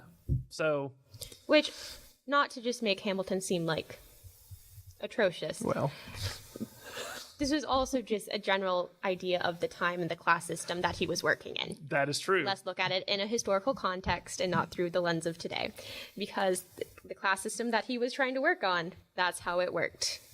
Not how it works necessarily today. Absolutely. They weren't necessarily trying to create the most egalitarian society. They were trying to create a society where people like him could rise to the top if you worked really hard. Right, based on merit. And there is no question that very few of that founding generation had as much intellectual ability and merit as Alexander Hamilton. That's one of the reasons we think of Hamilton and Jefferson as these two foils. Washington was incredibly brave and was an incredible leader. Franklin was a incredible diplomat and scientist. But if you want the brains, if you want the brains of the founding, it's Hamilton and Jefferson. And their two competing ideas of what America should be still resonate with us today. That's why they created the first, party system. They did. Because they hated each other so much. Because they disagreed with each other. They disagreed with each other, yes, politically and ideologically. Here's Hamilton, who believes in that the elites should rule, that America should be a finance, industry, market-driven economy. Here's Jefferson, who believes in the rights of the individual and the rights of personal property and the rights of the people to decide the course of the nation. One is a slave owner, one is not. Those two represent the dynamic of the idea of the founding of America, and if you can wrap your head around Jefferson versus Hamilton, you will wrap your head around the dichotomies of the American founding and everything that has led to until today. Period. And if Hamilton helps you do that, awesome. The musical, not the dude. So, I guess we can get to some questions. That's a good time to attempt to answer questions now. Yeah, and Marie, just make sure the mic is possible. I'm just going to eat it. Soft voice. All right, so our first question is, was Hamilton ever in charge of an entire army? Not an entire... Oh, I'm sorry. The question was Hamilton ever in charge of an entire army? Not the entire army. Would you like to give us more details? Yeah, no, not the entire army. Now, during the American Revolution, he was put in charge of a regiment, which is probably around 500 to 600 men at the most. He was never the commanding officer of anything, but being Washington's aide meant that he helped in making a lot of the plans that Washington then put into motion and actually led the army through. After the American Revolution and under John Adams' presidency, when we thought we were going to go to war with France, we were having to raise an army to prepare to fight France. Of course, we never did, but that was the concern at the time. Washington was named commander-in-chief, but everyone knew that if we went to war, that Hamilton was going to be in charge of that army. But that war never came to pass, so he never actually led a full army in the field.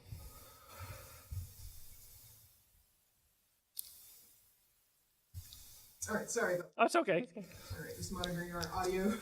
Okay, so our next question is, we'd love to hear more about Hamilton's relationship with Lafayette. The musical does have Hamilton and Lafayette being bosom buddies, as it were. They're the song where it's, let's see, the ones who start out, it's Burr, Hamilton, Lafayette, and the Taylor. John Lawrence? Oh, John Lawrence, but there's one more guy whose name has not come. He's one of those unsung heroes of the American Revolution. But John Lawrence, in a second. Yeah, John Lawrence is the guy. Hercules Morgan? That's it. There we go. Thank you.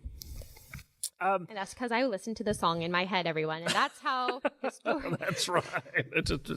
Yeah, that was like his relationship with Lafayette, I don't know that much about it before the American Revolution or that early. I don't know how much of reality is reflected in that song, but I do know that Lafayette, it's a complicated relationship because both these young men looked to Washington as a father figure. Neither one of them had a real father, and they saw in Washington someone admirable, someone who could take care of them, someone who could provide leadership and a model on which to model themselves. And they sort of competed for Washington's attentions in that aspect.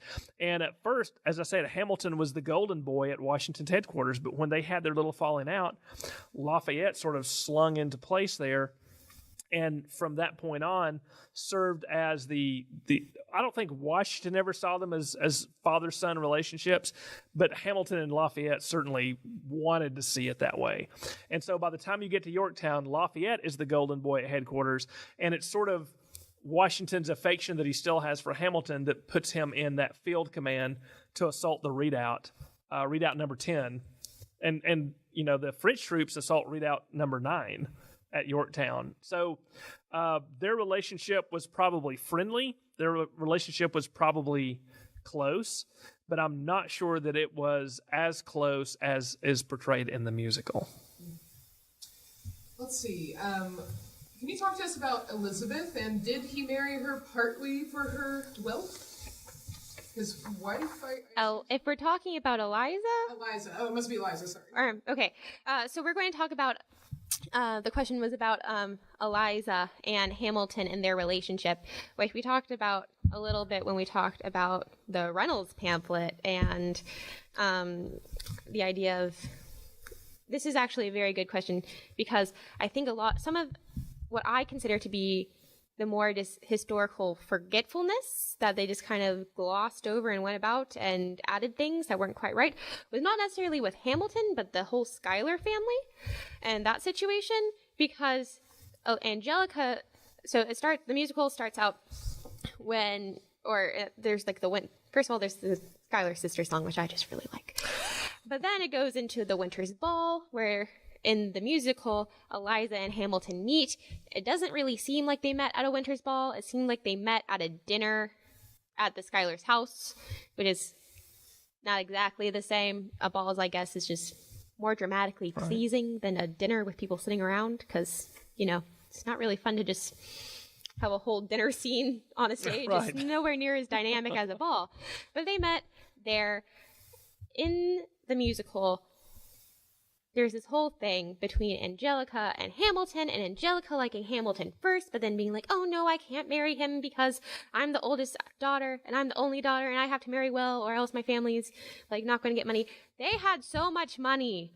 The Schuylers and the Van Rusklers? Anyway, Van Rensselaers. That one. Yes. That's very hard to pronounce. We help each other out with names. Yes. They are two old Dutch families that settled in New York when it was still New Amsterdam, right? New Amsterdam. And have incredibly large slaveholding plantations that they had then made their money off of and then persisted through the colonial times with these large family names. Was Hamilton attracted to the fact that they were politically wealthy people? Oh, yes. They were what Hamilton wanted to be. So does that play a part in the attraction? Definitely. But I was talking about Angelica and Hamilton. That whole situation did not happen because Angelica was not, she was the oldest daughter. She was not, they had brothers. There were 12 other Schuyler children.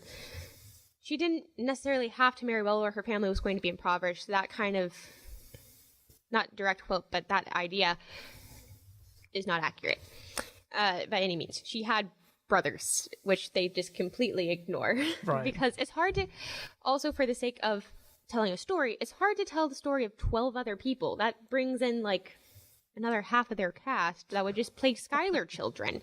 And that just seems impractical from a theatrical storytelling standpoint. So I get why they did it. Is it historically inaccurate? Also, yes. So you have that. Angelica was also already married, I believe, by the time they met. So it wasn't really like a will they, won't they. It was a no, they aren't going to because she's married. I mean, at least they aren't going to get married. They might have, like, been romantically involved. But that also doesn't seem to be, there's no fact about that. The only thing that we know is that Angelica and Hamilton did have a correspondence and were very good friends for, like, their entire life. And there actually was things where they, like, teased each other about comma placements, about my dearest, or their letters, they were using French, so it was like mon cher, mon chéri. And that is accurate. Like, there are letters where they're, like, kind of like, oh, you said my dear, but do you mean, like, my dear? Like, things, I guess, 1700s flirting at its finest, perhaps? Well, and we know what Hamilton was looking for in a wife. I happen to have another piece of correspondence from the man here. He was writing to John Lawrence, as a matter of fact, his dear friend, and it was playfully telling Lawrence to be on the lookout for a wife for him. She must be young, handsome, sensible, a little learning still to do, well-bred, but she must have an aversion to the word Tory, chaste and tender. I am enthusiast in my notions of fidelity and fondness. Of some good nature, a great deal of generosity. She must have neither love money nor scolding, for I dislike equally the termagant and economist. In politics I am indifferent, what side she may be of. I think I have arguments that will easily convert her to mine. As to religion, a moderate stock will satisfy me. She must believe in God and hate a saint. But as to fortune, the larger stock of that, the better. You know my temper and circumstance will therefore pay special attention to this article in the treaty. Though I run no risk of going to purgatory for my avarice, yet as money is an essential ingredient to happiness in this world, I have not much of my own, and as I am very little calculated to get more either by my address or industry, it must needs be that my wife have some. So some historians like to argue that it was not a love match, like they didn't like each other. It was Hamilton just loved her money. And I think that is definitely partially true. I also think that they had some fondness for each other because they exchanged letters that we aren't exactly sure what they said on Eliza's part, but it was very quick. The family approved of their marriage, which wasn't exactly true for all of them. So they knew he wasn't just some upstart trying to take her money. Right. He actually had some bearing and some political weight, and they saw him on the rise, and they approved of that. And they were like, well, if we can get in with him, it's kind of mutual beneficial. Right. Beneficial. So I don't think it was just this. He was taking advantage of this rich woman, trying to get her money. Do I think he would have loved Eliza if she was poor? Probably, but I don't think he would have married her. Right. And to your point earlier, which was a very good one, this is how things were done in the 1770s, folks. Marriage is an economic contract. It really is. Even the great George Washington considered the financial aspects when he married Martha Custis much more so than considering the amorous affections thereof. It's the world of the 18th century. But are you going to marry someone you absolutely hate and can't stand for money? Maybe. How much money are we talking much? about?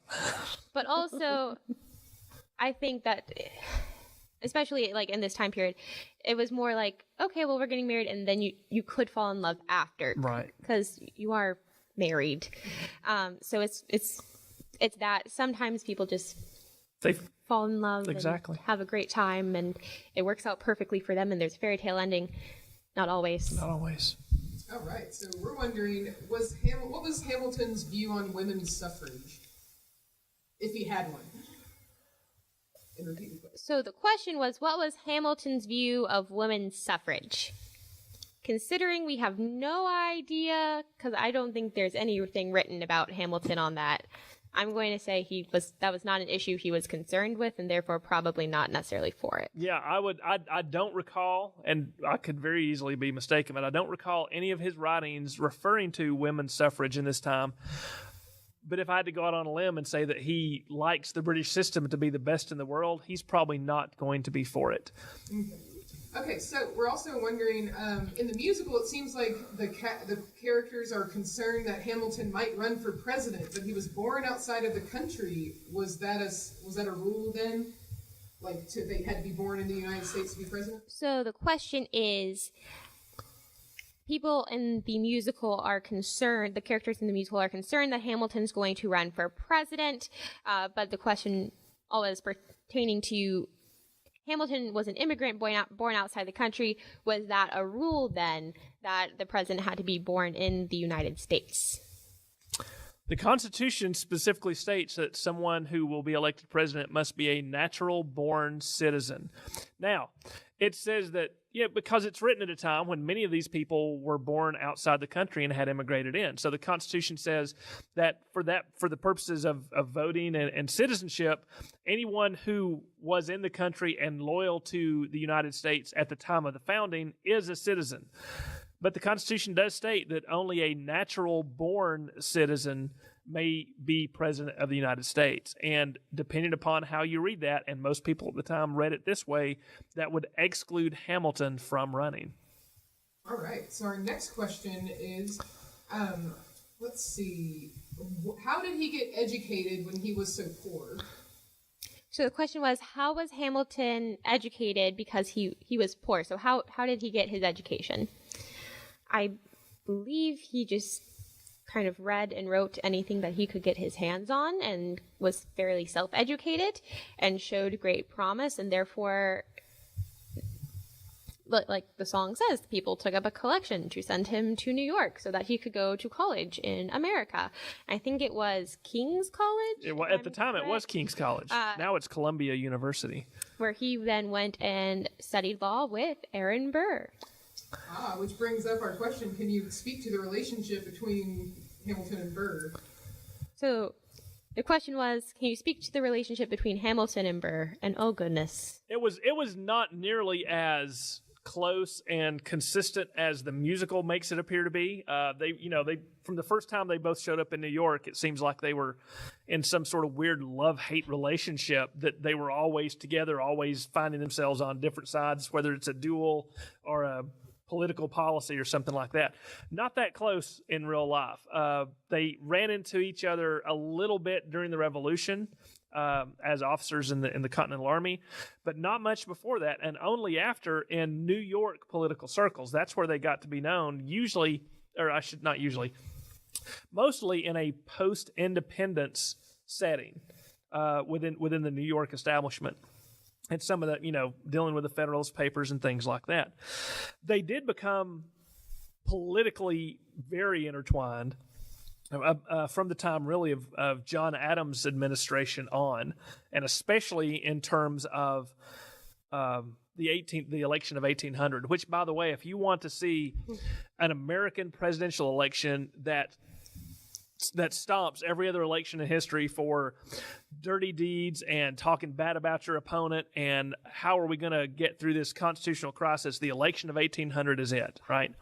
It was supposed to be John Adams running as president, and against him was going to be Thomas Jefferson with Aaron Burr as vice president. But because of the way the Constitution was originally set up, you voted for who you wanted to be president, and then you voted for a second person to be president. Each elector did. And whoever got the most votes became president, and whoever got the second number of votes became vice president, which means you could have two very opposed people trying to work the administration together.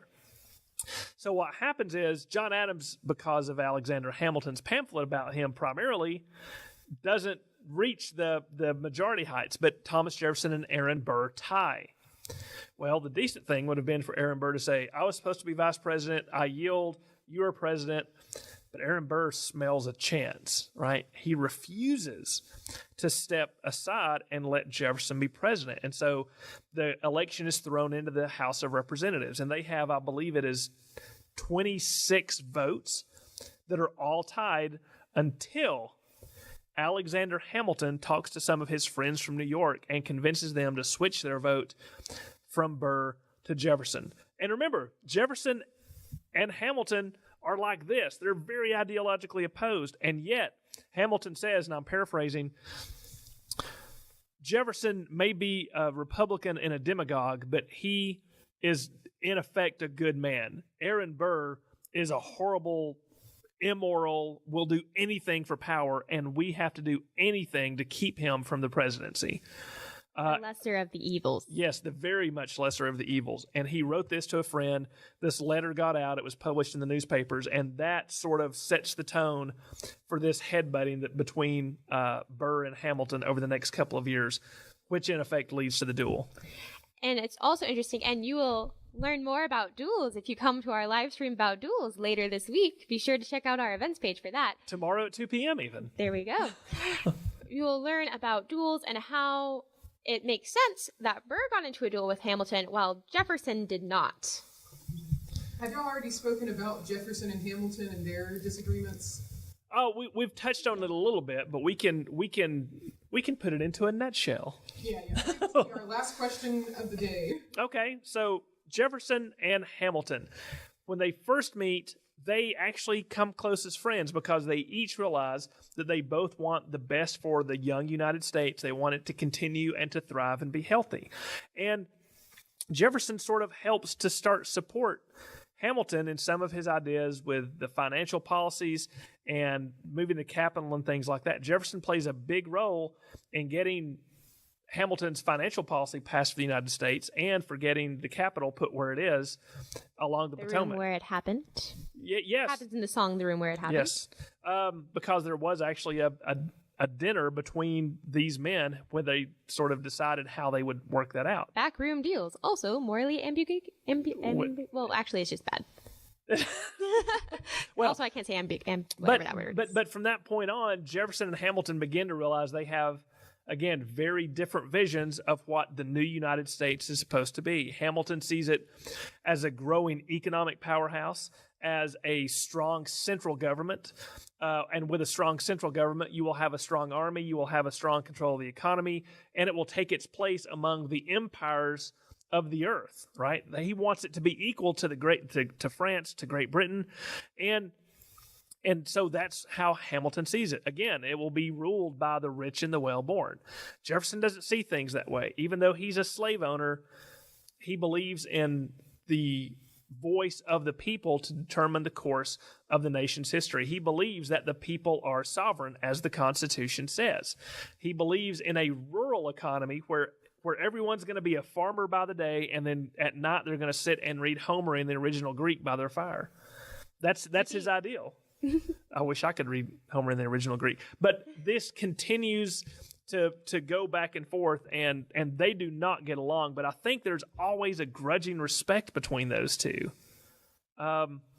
Also, I'm sure after Glenn has read his section from Hamilton's 6-hour speech, which is mentioned in the one of the conventions of the United States, the musical also does make mention. Well, look, this is what we're doing as a country.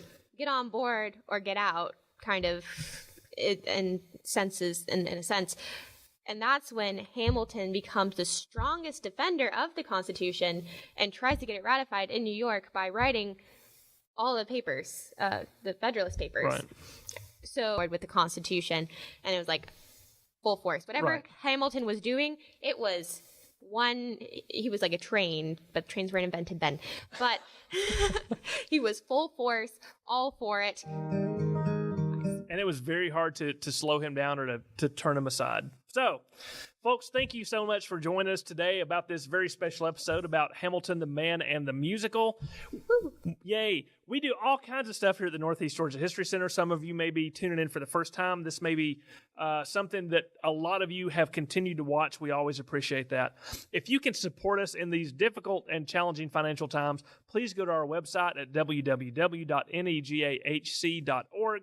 Click on that Donate Now button in the upper right-hand corner. But if you can't, that's okay. Just keep watching. Keep telling all your friends about it. And very, very soon, probably by the end of this week, we're going to have an opportunity for everyone to become digital members of the History Center. That's going to give you access to all this content, to new exclusive online virtual content. And so moving forward, you're going to be able to continue seeing all this great stuff no matter where you live. And we think it's going to be a great thing for people to have, a great way for homeschoolers, a great way for distance learning to take advantage of the resources we have here. So please stay tuned for that. In the meantime, we hope all of you stay safe. We hope to see you for tomorrow's broadcast about dueling. And until then, take care. Tired of reading history books? No. Oh, well, interested in learning about history in a fun, virtual way? I'm listening. Then you should become a digital member of the Northeast Georgia History Center. Receive exclusive invites to weekly members-only live streams and access all of our past members-only programming like letter writing in the 18th and 19th centuries, 1920s fashion and dance, open fire cooking with Marie, the history behind Les Miserables the musical, all for as low as $3 a month or $35 a year. What a bargain! So, what do you say? Will you become a digital member of the Northeast Georgia History Center? I already am. Hey there, folks. I'm Glenn Kyle, the Executive Director of the Northeast Georgia History Center, which is why I can give you the History Center guarantee to provide high-quality, entertaining, and family-friendly history education. Now, this has been a year like no other, and we've had a lot of challenges, and the History Center has risen to most of those challenges, but the one we need the most help with right now is to make sure that we meet our budget and our operational costs through the end of 2020. That's why we're here. That's why we need your help. It is a call to action. What we need is for you to make a donation to us, if you can, from any level to $5 all the way up to $1,000, and we've got a lot of great gifts and neat things that you can get if you give to that. So, I want you to think about what we do. I want you to continue to appreciate the things we do, because no one online that we know of is doing things in such a creative and engaging way to so many of our audiences from age groups 5 to 95. So, if you can do anything for us, please do. You can, number one, click on the link below that takes you directly to a website where you can put your information in and give us a donation that way. Call us at 770-297-5900 to give us a credit card number, and we can run that straight through. Or you can do it the old-fashioned historical way and just get a check to us. There's two ways to do that. You can drop it off here at the History Center or mail it to us at 322 Academy Street Northeast, Gainesville, Georgia, 30501. We look forward to hearing from you. We look forward to sharing all of our great history educational programs with you this year and in the coming years. And thanks again for being a supporter of history and the History Center.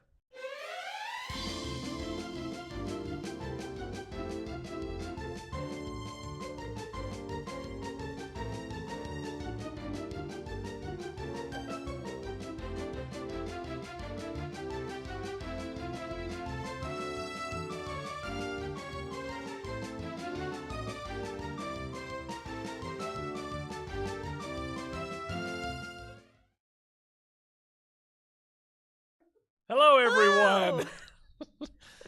Welcome to the Northeast Georgia History Center. We have a great program today for this live stream. We're going to be talking about witches and the origins of witches.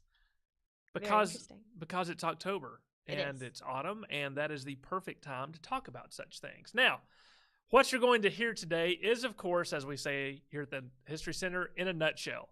Because talking about witches and the concept of magic and sorcery and things as they play into society, we're just scratching the surface. It's like saying we're going to talk about farms through history, right? They're kind of ever present and very central. So what we're going to talk about with witches is just very, very, again, scratch the surface. And, you know, the word witches, witchcraft that we have today here in 2020 in North America comes from Old English.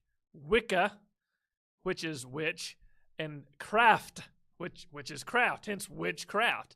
But it's interesting to note that from that word Wicca, W-I-C-C-E, a lot of our words like wisdom and wise and things like that also come from that word. So this sort of begins to give us an idea of how, you know, the older societies viewed witches. They were not just magical. They also had some sort of wisdom and cunning outlook on life. But what most societies, especially Western societies, associate with witchcraft, and this is important to remember as we move through history, is that there is something about witches and witchcraft that is malicious. They are generally seen, and hence the fear, as evil spirits are those who would do evil, to use evil magic to do harm to the good or to the innocent. So don't do that, guys. Don't hurt people. Don't hurt people maliciously, especially with bad magic. So I think we're ready to get started with our presentation with that little lead up. Yes. So, witchcraft and magic and things of that nature seem to have always kind of been with us as a human culture. The idea of the mystical and the magic are things that we can't exactly explain. So we kind of just had to pick a place to start with this. So we decided to start with the rituals of the Egyptians. And known as the Book of the Dead, this ancient Egyptian funerary text was generally written on papyrus and used from the beginning of the New Kingdom, which is around, we froze. So there we go. Yay! Okay, we're back. So from the New Kingdom, which is around 1550 BCE to around 50 BCE, and more accurately translated, it is the Book of Coming Forth by Day, or Spells for Going Forth by Day. So even in that one of those translations there, we see spells, and the idea of spells usually relate to the idea of magic, which sometimes relate to the idea of witchcraft. Of course, we're weaving a thread through there. Right, we're not quite there yet. We're not quite there, but it's the beginning. It's the start of it. So this Book of the Dead, as it's very commonly known, but more accurately translated, the Book of Coming Forth by Day, or Spells for Going Forth by Day, is one of the, perhaps not like the oldest text that we have, but it is a very, very old text, and it does indeed include ideas of magic and spells. So this manual was used to assist the spirits of the elite dead to achieve and maintain a full afterlife. A scribe would write spells in the book that were specifically catered for the deceased person to help them on their journey in the afterlife. So we don't necessarily see these people being called witches or anything necessarily. Sometimes modern, looking back, sometimes people might call them that, since they are writing these spells. Oh, we froze again. Oh, sorry about that. Let's see. Sorry, we're working through some technical details, folks. I'm not sure if you can still hear us. Yeah, but, they can still hear no, you. they can still hear us. Good. Okay, there you go. So Okay.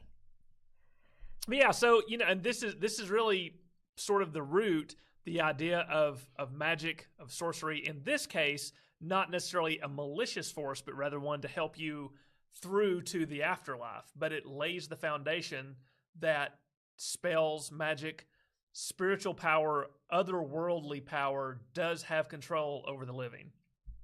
Mm-hmm. And then we go to paganism. So paganism represents a wide variety of traditions that reserve or revere nature, often centered around polytheistic spirits. So there's a lot of them, a lot of different gods and goddesses.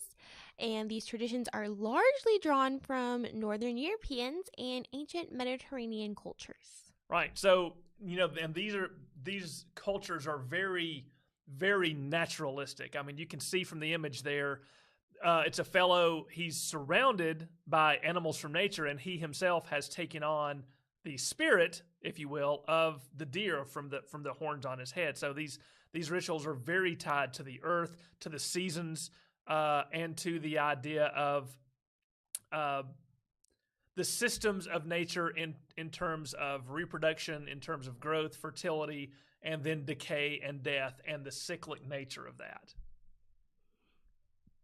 So early Latin Christians referred to pagans, or paganists, as an all-embracing pejorative term for polytheists.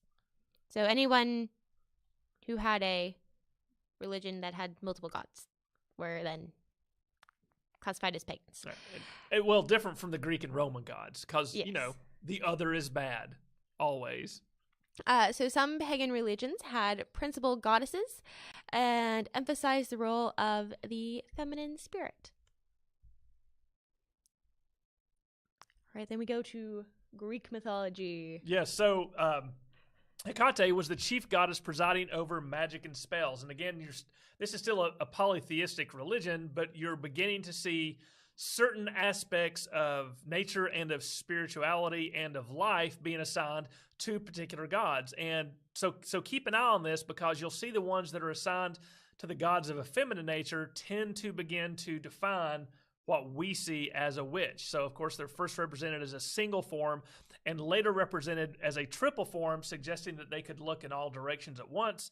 And, of course, Hecate had a strong bond with animals. And as far as that three goes, you'll see a lot of different spiritual beliefs use that triad, the three. It's in paganism, it's in Greek mythology, and this power of women in threes carries through all the way, to the very early modern period. You have the Muses in the ancient world, and as you'll see later, we even have the three witches from, Macbeth. I almost said Hamlet. Very similar, but not quite the same. There are also biblical references to witchcraft. So the earliest reference of a witch in the Bible comes from 1 Samuel,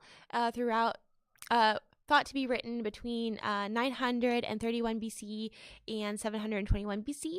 And in that one, we have King Saul sought the witch of Endor to summon the dead prophet Samuel's spirit to help him defeat the Philistines' army, or at least he was hoping it would help to defeat. Right, but notice not necessarily an evil source of magic, but certainly something where someone was appealing to the witch to help them use their magic to further a cause in the living and now world. Mm-hmm. In Exodus 22:18 in the King James Version, it says, "Thou shalt not suffer a witch to live," which comes back in a lot of witch hunts and the decisions to execute witches. And also in Deuteronomy 18:11 through 12, it condemns anyone who casts spells or who is a medium or spiritualist or who consults the dead. And that is what was happening in Samuel. They were trying to consult the dead. So right. And take note that it's the King James Version of the Bible which says, "Thou shalt not suffer a witch to live." That King James part becomes important in just a little bit. So we also have this other book, the Malleus Maleficarum, which is basically how to find, interrogate, and deal with witches. It's a guide. It was written in 1486 by a clergyman, Henricus Instatoris, or Heinrich Kramer, depending on whether you want to take the German or the Latin of that, and generally translated as Hammer of the Witches. So this book, as I said, was sort of a guidebook, and it was very, very widely printed, very, very widely read, because we're sort of reaching the height of fear of and terror of witches, and trying to find ways in which to detect them, detect the evil that they do. Again, remember, from this perspective, they're very bent on doing evil to the good and even to the innocent, so you want to protect yourself. So this book is really a how-to guide for people to find them and to deal with them. And it became the authority for Protestants and Catholics trying to flush out witches living among them. And for more than 100 years, as you can see, the book sold more copies than the Bible. And any other book except the Bible. Yes, I'm sorry, any other book except the Bible. Because in many homes, they would sort of be side by side. The Bible provides a spiritual guideline, and then the Malleus Maleficarum is one that is going to show you how to detect what was seen at the time, especially in England and later America in the 16th and 17th and early 18th centuries, as one of the greatest spiritual threats to the well-being of individuals and entire communities. And also Germany. This book was written by Germans, and Germany, even though we don't, in America, since we're an English-speaking country, or a good number of us with roots to England, we think of our American witch trials and the English witch trials a lot. But in Germany, that's where the most witch hunts happens, with resulting in the most deaths as well. So we also have witchcraft in early literature. So Chaucer's The Friar's Tale of the Canterbury Tales refers to the Witch of Endor, which we talked about earlier, being in the Bible, and it calls her a Pythonessa,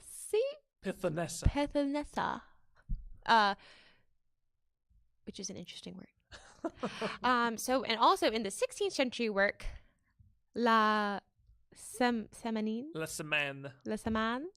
By Guillaume de Barthas. Thank you. In La Semaine. It references a. We forgot to put a space there. Oh, I was trying to. I thought that was still French. No. Okay.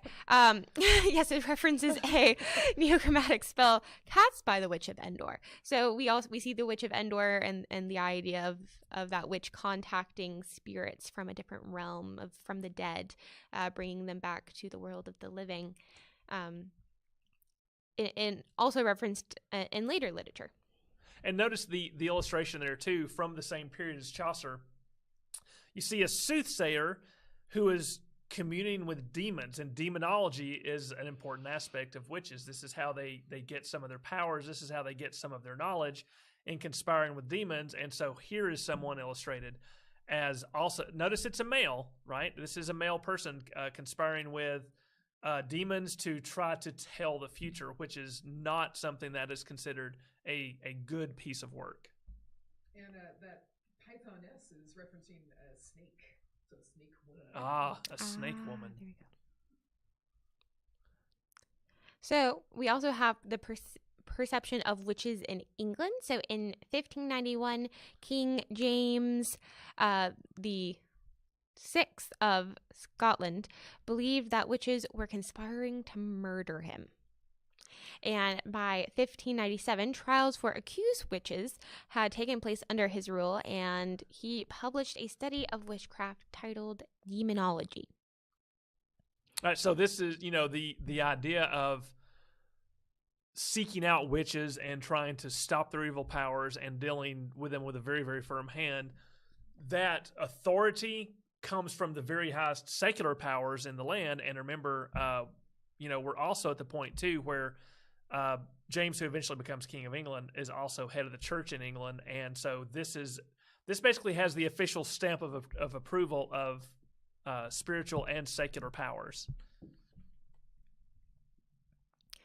Also, the witches in Shakespeare's plays. In Act 1, Scene 3 of Macbeth, 3 witch sisters seek revenge after being treated disrespectfully by a woman who would not provide them with food. So the 3 sisters cast a spell or a charm on the woman's husband.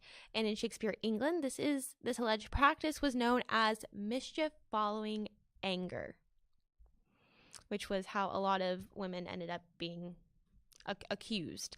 As they had a disagreement with someone, something bad happens to one party afterwards, and then they accuse the other party of causing that ill to them because they had this disagreement.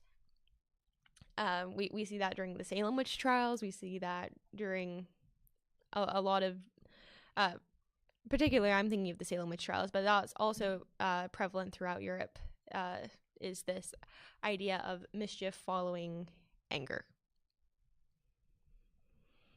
So, witch trials in America.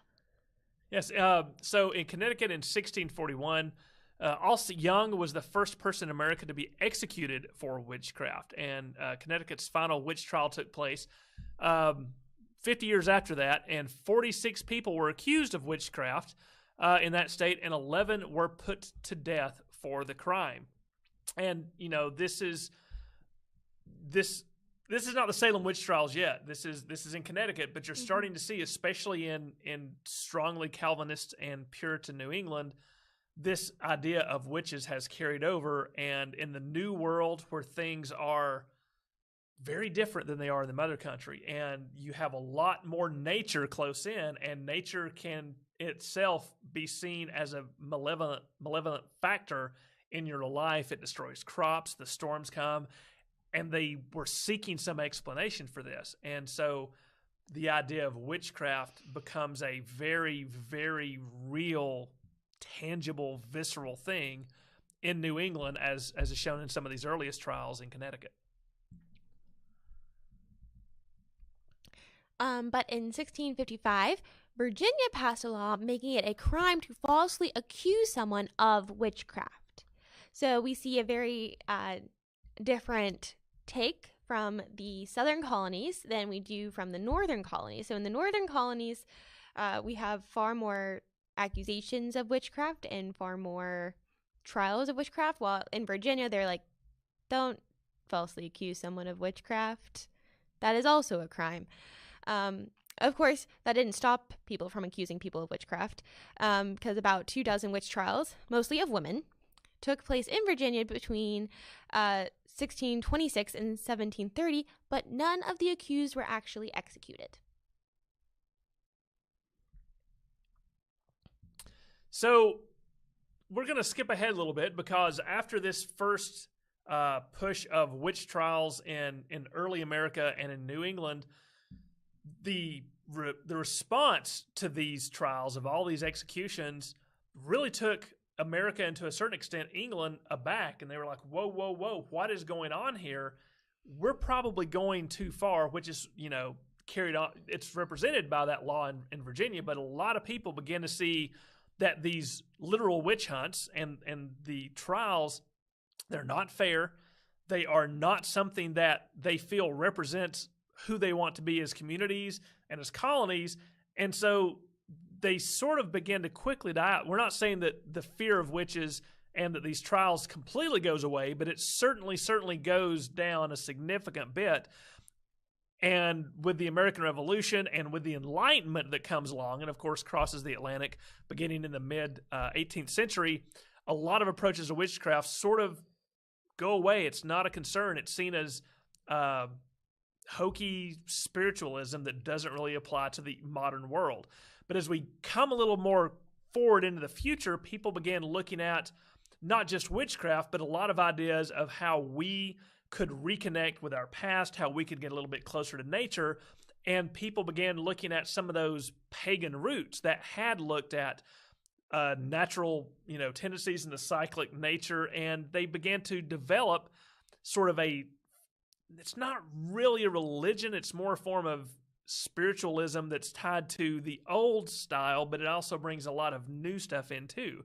And a lot of this comes to fruition in the 1920s, with the publication of The Witch Cult in Western Europe by Margaret Murray, and later Witchcraft Today in the 1950s by Gerald Gardner. And you can see the cover of Witchcraft Today written there, and it takes a lot of those old understandings and kind of romanticizes them, but also gives them a new sense of importance in the modern world for people, especially, in the post-World War I era, when people are looking for answers after this horrible thing that's just happened between the loss of the war and the Spanish flu. People are looking for answers outside of Christianity. And so this type of spiritualism certainly takes on a much more attractive approach to a lot of people. So representations in media. So from the Salem witch trials to the Enlightenment to this neo-paganism and resurgence of the practice of Wicca, we also have some different views of witches within our media, we're looking at the 1900s to today. So we have the Wicked Witch of the West from The Wizard of Oz, which depicts the classic modern depiction of an evil witch. So she's the Wicked Witch of the West is very much that stereotypical witch. She's dressed in black. She has green skin. She has warts and pointy hats and flies on a broomstick. And she's evil. She's going to do bad things to you. Water hurts her. Yes, but notice also in The Wizard of Oz, and I'm going to assume everyone out there has seen it at least once, it does borrow something that is present in the historical past, but isn't as common as the bad witch, which is the white witch or the good witch. Mm-hmm. So even in The Wizard of Oz, you have, the wicked witch and the good witch. You have Glinda, the good witch. And there's two forces of sort of magic and spirituality struggling for, in this case, the release and the safety of Dorothy, but it's also that I'm not trying to make the world about the Wizard of Oz or vice versa, but it does have that representation. And the further you get into the 20th century, you start to see this very balanced effect of witches and magic as something where there is a good side and a bad side, such as the incredibly famous Harry Potter series. Yes. So witches have been portrayed in a more positive and lighthearted ways with shows like Bewitched. She's a suburban housewife who also happens to be a witch. That's right. With a half-wit husband. She's the brains of the outfit, right? Who magically is a different man halfway through the series, but looks very similar. And then also now witches are more often portrayed as these powerful female characters in media. So here we have a picture of probably two of the most iconic witches of my generation, and that would be Hermione Granger and the Weasley. I was like, it's the Ginny Weasley. Jenny Weasley. Yes. So you left out Professor McGonagall. I'm going to have to point that out. Gotta love Professor McGonagall. So you have these powerful witches, and again in Harry Potter we have good and we have evil, and how they use magic, the dark arts, and Voldemort. And then you also have, Harry Potter and Hermione and Ron running around trying to save the world from Voldemort, and using good magic versus evil magic. It's that idea of good versus evil, and that magic is not in itself good or evil, but can be used for good or evil depending on who practices it. So now it's time, again, that was the very, very quick and broad brushstrokes of the history of witches, but we hopefully we'll have some questions from y'all, and we can take those and dive a little more in depth on some of the details to the best of our knowledge. We are not witch experts. If we were, we would have already been burned at the stake. But we'll do the best we can. So the first one, this is a great question. What kind of evidence did they present at the Salem witch trials? So we are actually doing a whole family day about the Salem witch trials this Sunday, where we're going to be talking even more about that. We're even having a dramatic reenactment of one of the trials, which is very interesting and brings to life and shows the emotion behind these trials and what was taking place. So in that our reenactment, Glenn was actually playing one of the judges of the Salem witch trials, and therefore was presented with evidence, which was perhaps somewhat of a spectral nature. It was, yes. So the evidence that was presented, the courts that were being held for the Salem witch trials were not what you would call fair courts. They were not modern jurisprudence by any stretch of the imagination, and pretty much all the evidence, the most kind word you could use for it would be circumstantial evidence. Or and hearsay. It was hearsay. It was, I saw this and I believed that.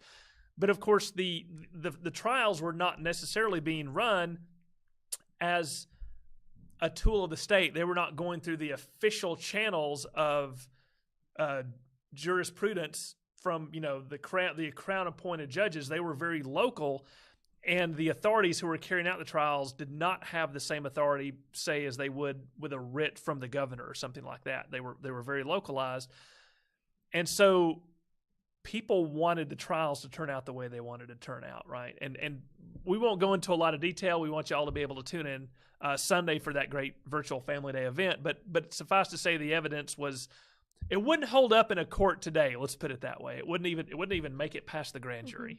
And as we were talking about in our presentation, that argument and then mischief was also a lot of that. It was, Bridget Bishop killed her. I think Bridget Bishop killed her husband 10 years ago, and therefore she's a witch because she said some mean thing to me, and then my kid got a sniffle.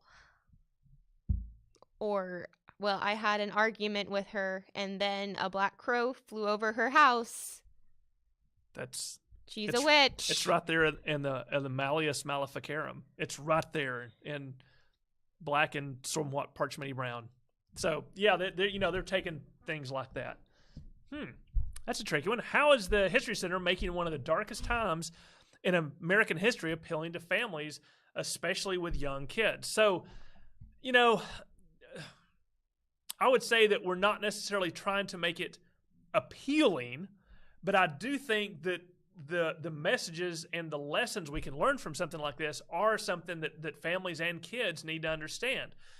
Because so much of, especially the times we're talking about, the Salem witch trials and things, are some of the worst parts of human nature. And I think that people need to see those and understand those so that they can avoid them. The witch trials, I mean, the word has come down to us today, it's a witch hunt. When we say it's a witch hunt, what we mean is there's no real evidence, there's no real causation for it, but we're going to get them no matter what. There's a reason that means what it means. The Salem witch trials predominantly were because someone wanted to get revenge on someone else and someone wanted to keep themselves safe. Witchcraft, the fear of evil, the fear of malicious spirits doing harm to the innocent, was a very real fear at the time. That's the thing you have to remember. You have to put yourself in these people's shoes. And it's a very real fear.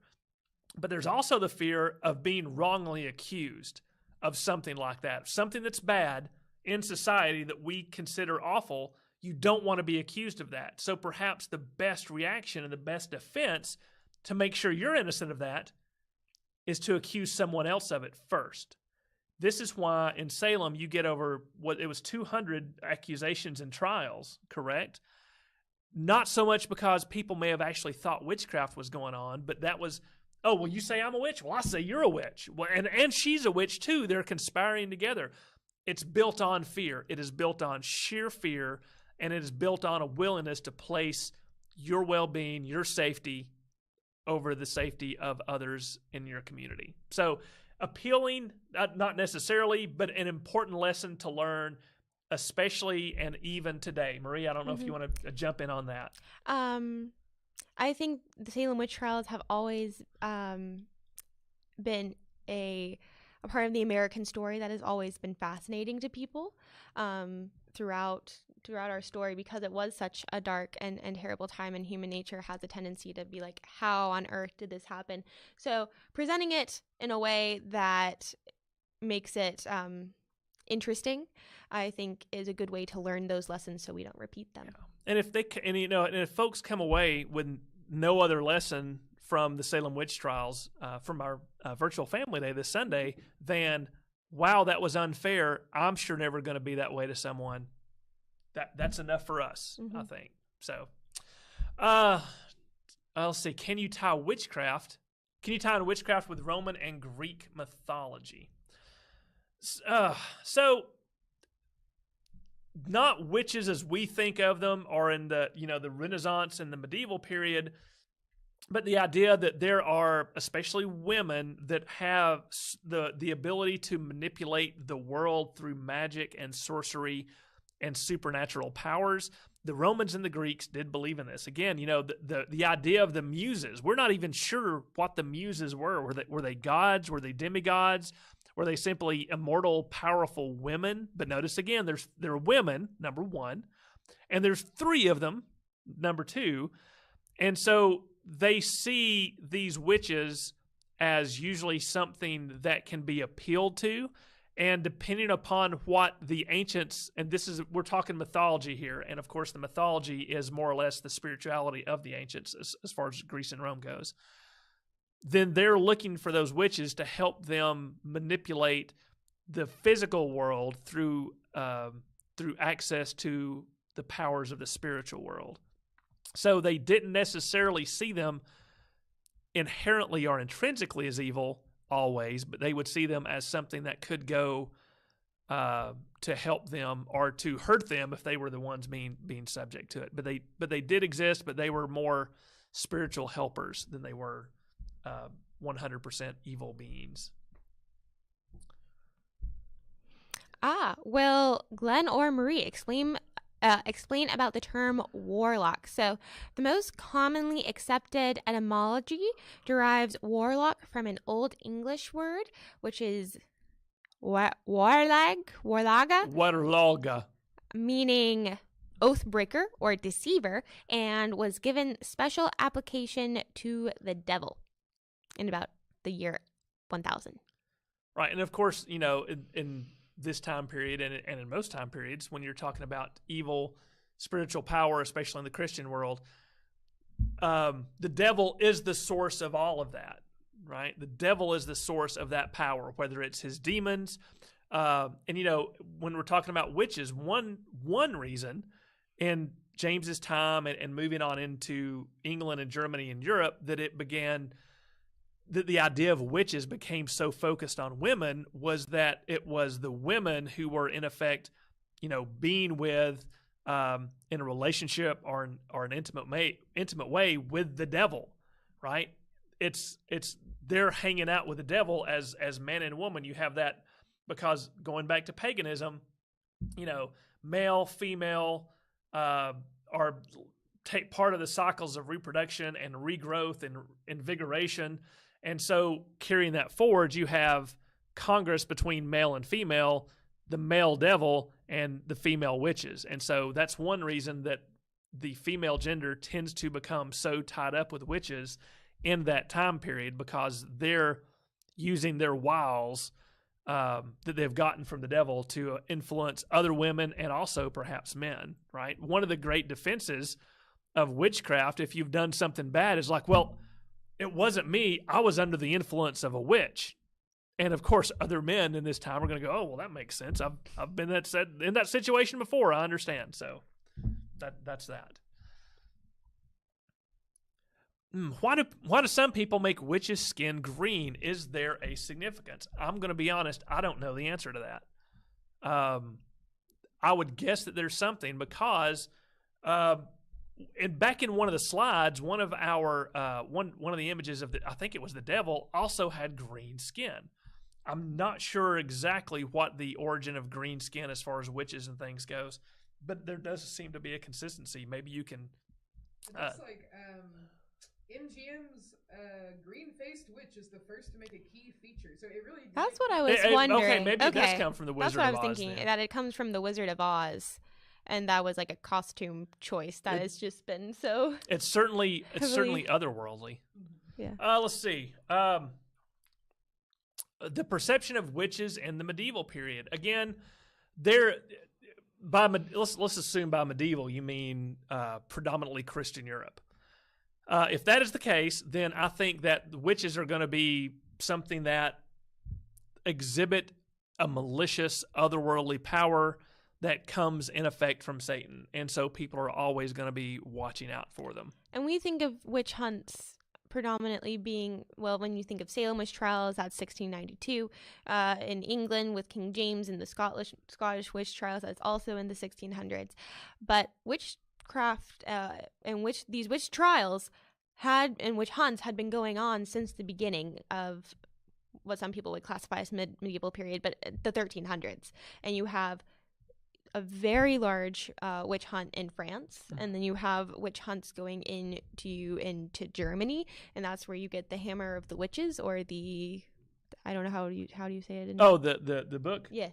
Malleus Maleficarum. There you go, that one. That's written in the 1400s. So when you're talking about 1300s, 1400s, 1500s, 1600s, which is a little bit medieval and then a little bit Renaissance, depending on how you would like to classify exactly when those eras start and end, they're being hunted. They're being treated with very great suspicion, and as they are evil and threats to society. There's not a witch hunt fever in the Middle Ages comparatively like there is in the later times. Was a medicine man or woman viewed as a witch? That is an excellent question that takes a little bit of an answer, because we've mostly been talking about the concept of witches and witchcraft and magic from a European or American perspective. When you start to, and this is why we're just scratching the surface, when you start to pull in the idea of spiritualism and the ability to manipulate nature with magic and spells and things like that, and you expand that concept beyond that geographic and time frame, you've got a lot of cultures all around the world that have a lot of, because almost all of humans' history in the past relates to or includes magic or sorcery or whatever their word for it may be. Manipulating otherworldly power for good or for evil. So to answer your question, yes, in many cultures, a shaman, a medicine man would be considered a form of witch, if you kind of just translate the term and carry it over. Someone who manipulates magic, someone who uses magic, someone who is wise or cunning. And many, many, many cultures, I would go out on a limb and venture every single individual culture in human history has had some form of magical shaman, wise man, witch, warlock, something. Healer. Yeah, they've got something within their cultural framework that does represent that idea or those ideas. And to me, that's a remarkably fascinating thing. I think it speaks to early humanity's need to explain the world somehow and to rely upon an otherworldly force, presence that can take an active hand in their lives and the lives of their community. So yes, to answer your question, yes, I think they could be considered such a thing. You start with that one. What are your favorite witches? Yeah, what are your favorite witches from literature? Ooh. Ours, I'm going to assume you mean ours personally. So That was a good one. I always liked Glenda the Good Witch. She had a really pretty dress. She was doing good stuff. Also, I love Harry Potter.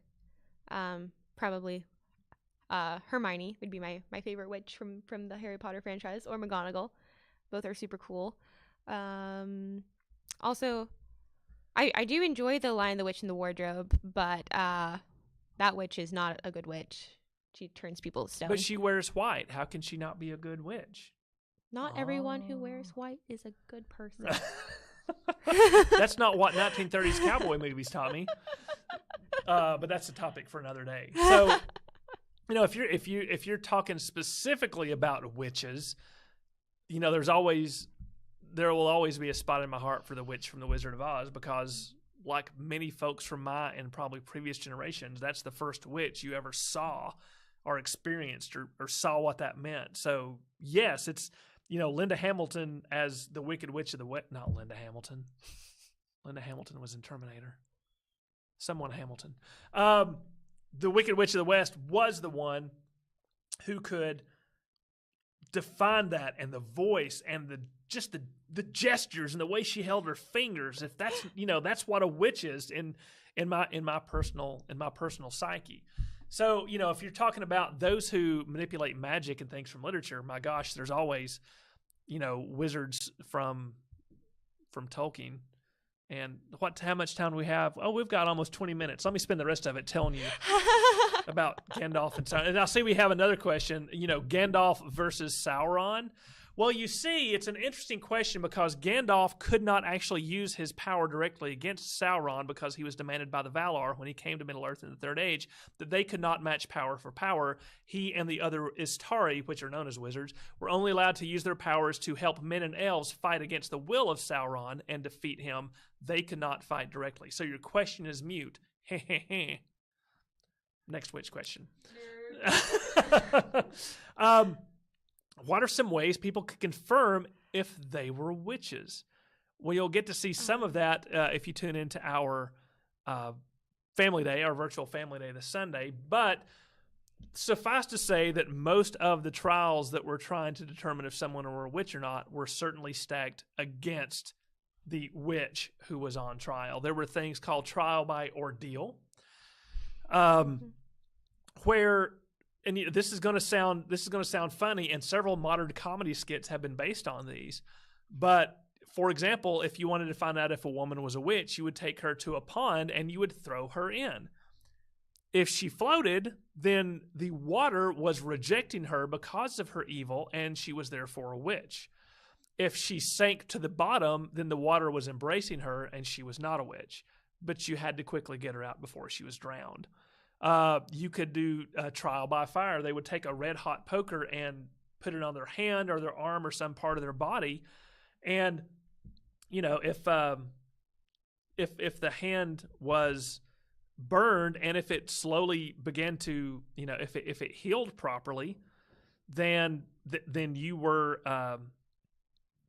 probably not a witch, because you were just burned. But if it began to get infected and pus and things like that, because fire hurts witches, right? Heat hurts witches. So if the burned place on your body began to fester and become infected, oh, well, then that part of your body must not like fire, so obviously you're a witch. But, you still have an awful spot on your arm if you're not a witch.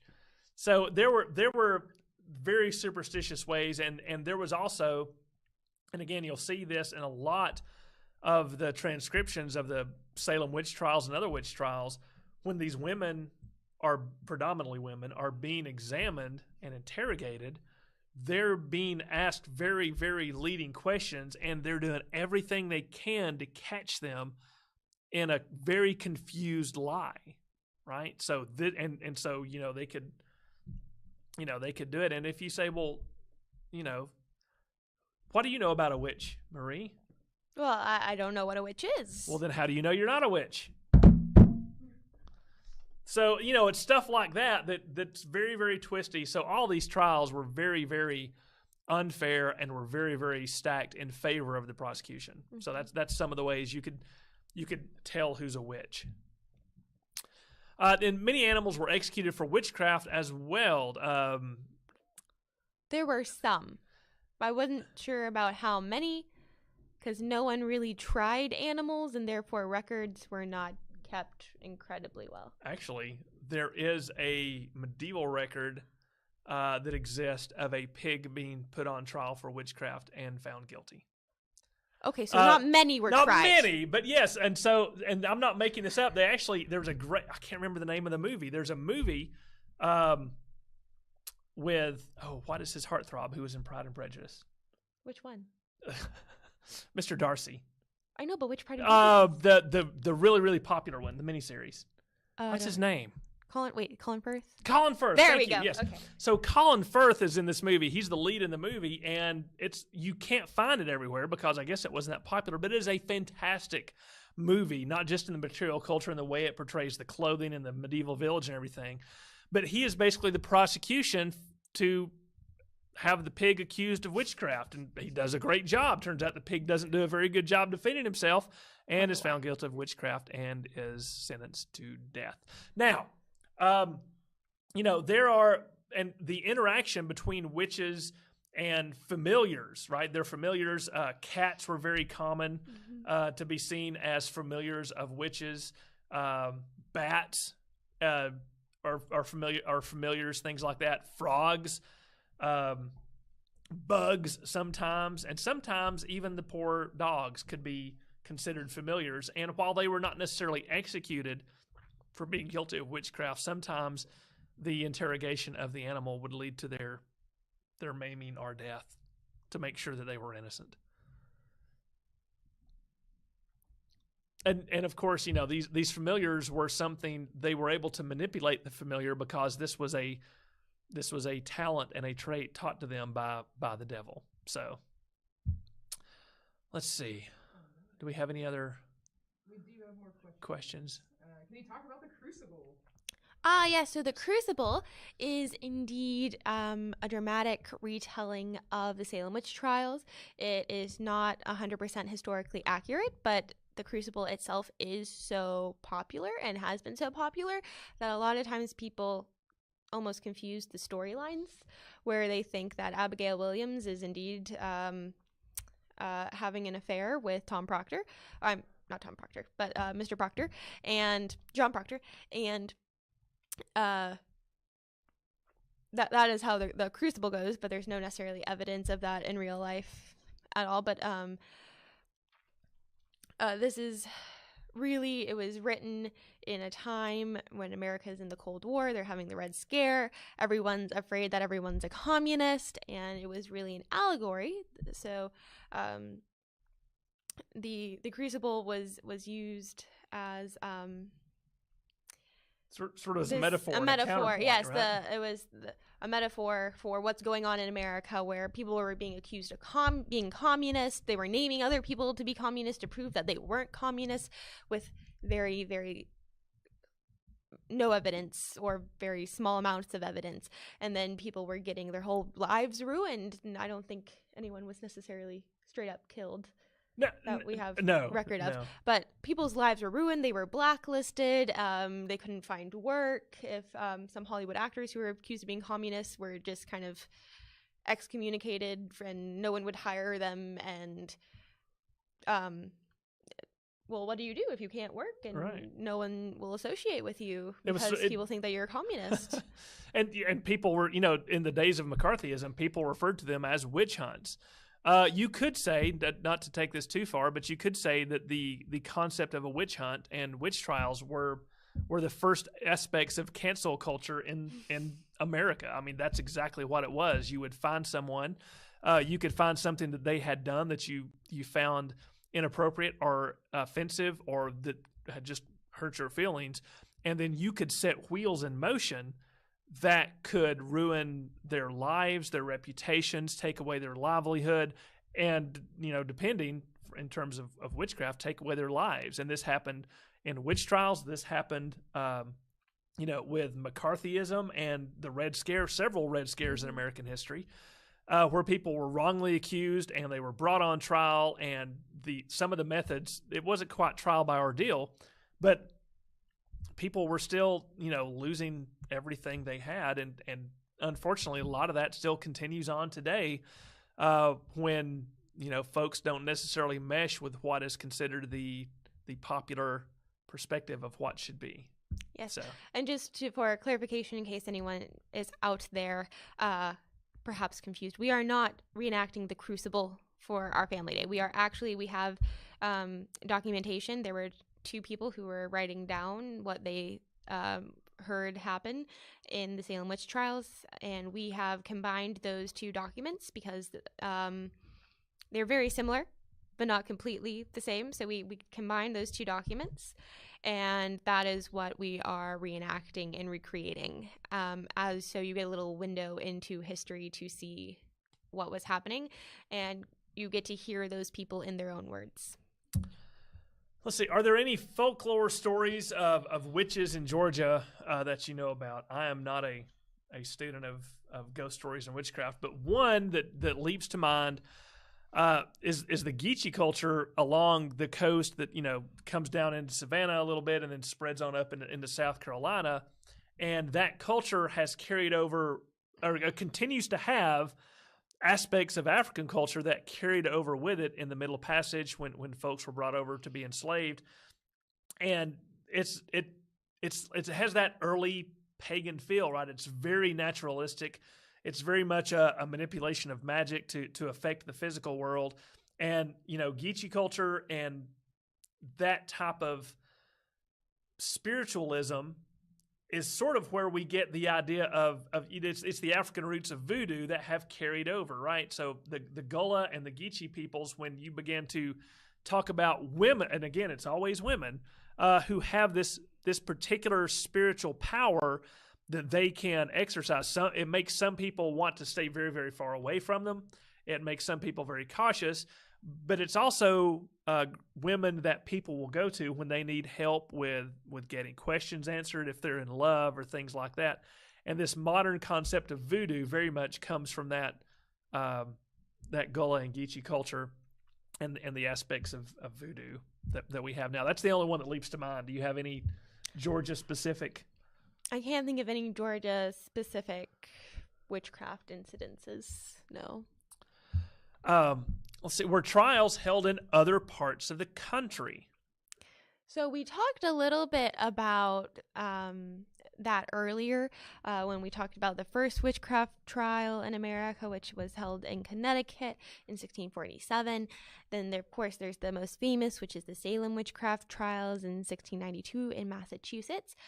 We really see most of the trials being held in New England, but then, like we said, Virginia passed a law saying it was illegal to falsely accuse anyone of witchcraft. And there were trials in Virginia, not that many. I think there were about 11, and none of the people were actually executed.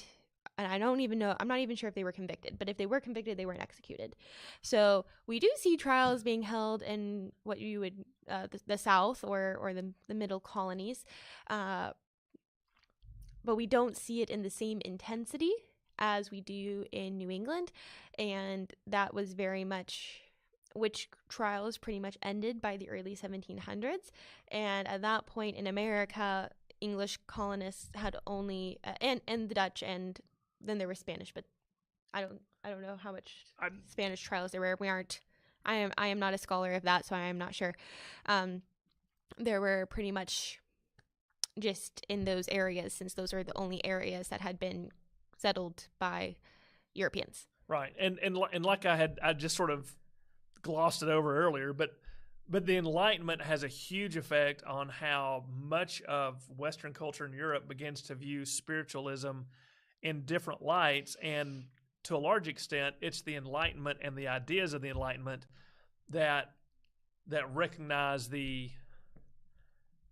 overwhelming false basis and harmful societal outcomes of the idea of witchcraft and witch trials and things like that. So especially post-Enlightenment, they more or less disappear from the landscape, especially from the American landscape. At least like large popular ones. There's always some neighbor out in the middle of somewhere saying, this person I think's a witch, but... Okay, like, then don't go there. Yeah. So we don't see any more large trials in America after that. Right. Let's see. Can we talk about witches' relationships with crystals? Not necessarily crystals per se. I think the concept of spiritual power and crystals is I think it's more of a modern connection with the neo-paganism movement and things like that. You get, the idea of crystals as receptacles of spiritual power, or they can help focus one's own spiritual power, things like that. But as with most things neo-pagan, it does have a connection to actual beliefs of the past. And you could probably connect that to the idea of magical stones and amulets and things like that, right? There are many, many cultures that consider stones or gems or something like that imbued with special powers, special protective powers. There are Babylonian stories where amulets with special power because of a stone are passed back and forth. Sumerians and Mesopotamians also had magic stones, and even in other non-Western cultures, magic stones. It's very, very loose, but the closest most people nowadays recognize, if you remember Indiana Jones and the Temple of Doom, what was he trying to seek out when he was in India? There were the lost Sankara stones, right? They're rocks. I mean, they're geodesic things that hold power, and people are trying to get them because it will give them power. And sometimes the more you have to complete the set and things like that.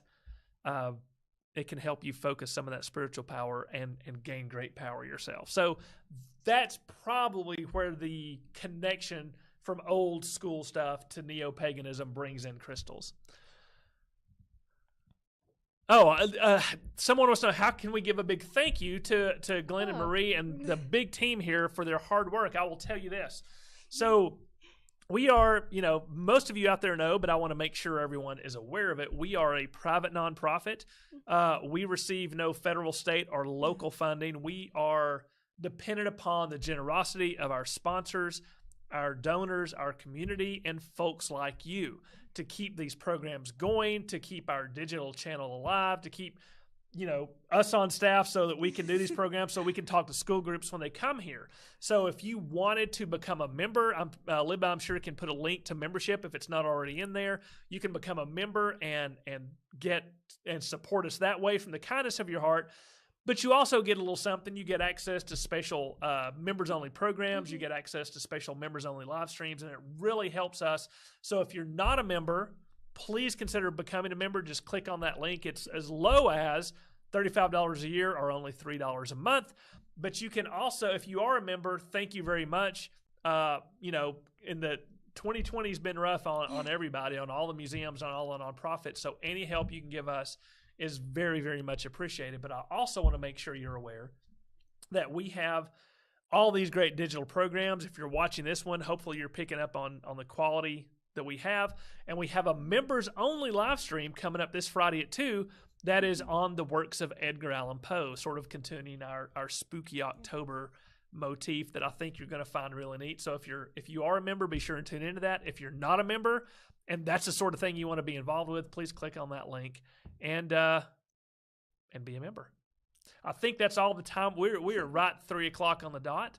So I want to thank all of you for tuning in, for taking the time to share some of your hard-earned free time on Wednesday with us.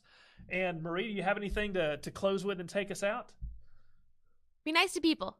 Be nice to people. Don't accuse them of being witches. Yeah. Unless they are witches. Goodbye, everybody. Bye. See you later. History Center, please hold. History Center, please hold. History Center, please hold. Please hold. Please hold.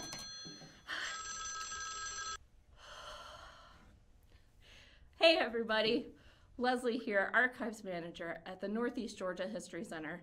We have so many fascinating artifacts, photographs, and documents in our archives, like all of these super cool phones. Check out this one from the 1920s. It takes a lot of work and supplies to protect and organize these artifacts. Your donations help us with that work. Please consider donating today. Any amount helps, and there are some really cool thank you gifts for your donations.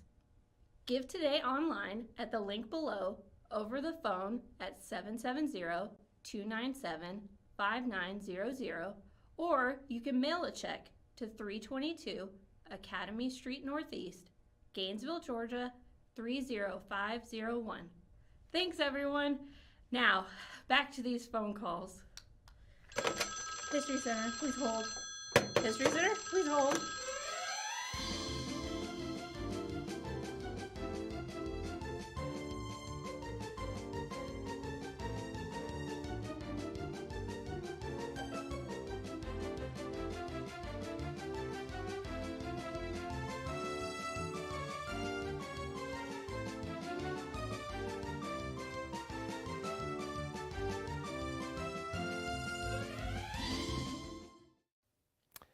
Hello, everyone. It is me, Glenn Kyle, at the Northeast Georgia History Center on this beautiful Thursday, May the 14th. And today we are going to be talking about the history of the duel. Now, we had a talk about Hamilton, and that has created a lot of interest in that. But first, we need to understand, what do we mean by a duel? So a duel is usually an agreed-upon set of violence between two people. And by agreed upon, I mean that they are not just starting into a fight, they're not getting into a brawl somewhere. It's very organized. It follows a predetermined and agreed upon set of rules. It uses specific types of weapons. And it's set up really so that, at least on the surface, one person does not have a distinct advantage over the other. Now, this is a very violent subject. This is something where people are using physical violence to try to solve a problem or to address an issue. And this has been going on throughout all of human history. But what makes a duel different? This is not a battle. This is not between armies. These are between individuals. And they had different types of duels through history, going all the way back to the first written records that we have, these ancient civilizations of Ur and Babylon and ancient Greece and ancient Rome. When people had disputes they needed to settle, sometimes if there was no other way to do it, if the law did not provide a recourse or didn't provide the recourse that the two parties wanted to arrive at, then they would agree to a duel. And of course, laws have been put in place to sort of try to control this. So there are different kinds of duels. One of the first kinds was actually a judicial duel. And so if there was some wrong legally that had happened, or if someone had been accused of a particular crime by the state, rather than demanding a trial by their peers or a trial by the king, they could demand a trial by combat. And the court would determine exactly how that combat was to be. The court might have a representative, and the representative of the court and the accused would then have a battle. And it was usually to the death, because it was believed that higher powers would be in control of the combat, and if the accused was innocent, then he or she would be helped in battle by that higher power and would be victorious. If they were guilty in the eyes of the higher power, then the appointee by the court would, of course, win the battle, killing that person, and then that would be it. So judicial duels have come to be something that is definitely within our past, and they occurred all the way up through the medieval period and maybe even to the early modern period, when people would try to declare, well, I want to be, I demand a trial by combat. I want to fight my way out of this, rather than depend upon the outcome of a court of law. These are illegal now. We haven't had trial by combat in quite some time, but it was a very, very popular form of duel. And in the Middle Ages, sometimes if there were issues between domestic disputes, there are examples of men and women who would get into legal disputes, and it would be settled with the trial by combat. But to make it even, they would perhaps, this is one instance, there are some illustrations of this that look really interesting. They would dig a pit about waist deep for the man to stand in, and then the woman would be outside the pit, and they figured that would sort of counterbalance the usually not overwhelming, but greater physical strength that a man would have over a woman, and this is how the combat would go. So those are judicial duels. What happens in the Middle Ages is we start to see duels of honor. And of course, the great question is, what is honor?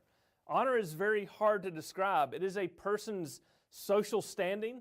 It is their perception of trustworthiness and friendliness and value within a society, their social standing. Are they high class, low class?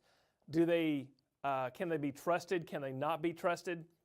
And so this sense of honor became a very, very important point, and people would have duels over the honor in the Middle Ages. It could be on foot with swords. There could be joust, right? A joust technically is a duel. It is a fight between two people who have agreed to a certain set of rules and a certain set of weapons on a certain day at a certain time, and they get on their horses and they ride at each other with their lances, and they try to hit each other. Sometimes this was done for sport, and the lances would be dulled on the tip so that they wouldn't actually, hopefully, cause damage. But sometimes these were real duels, and the weapons would be sharpened, and they would be to the death. And so however, duels at this point, duels of honor, of course, would be limited to the upper classes. And it was really only a gentlemanly or an upper class sort of thing that gave you the right to appeal to a duel, to a trial of honor. Because the common people couldn't have as much honor, and anything that a common person would do, first of all, would be considered crass and rude, and that would just be no more than a brawl.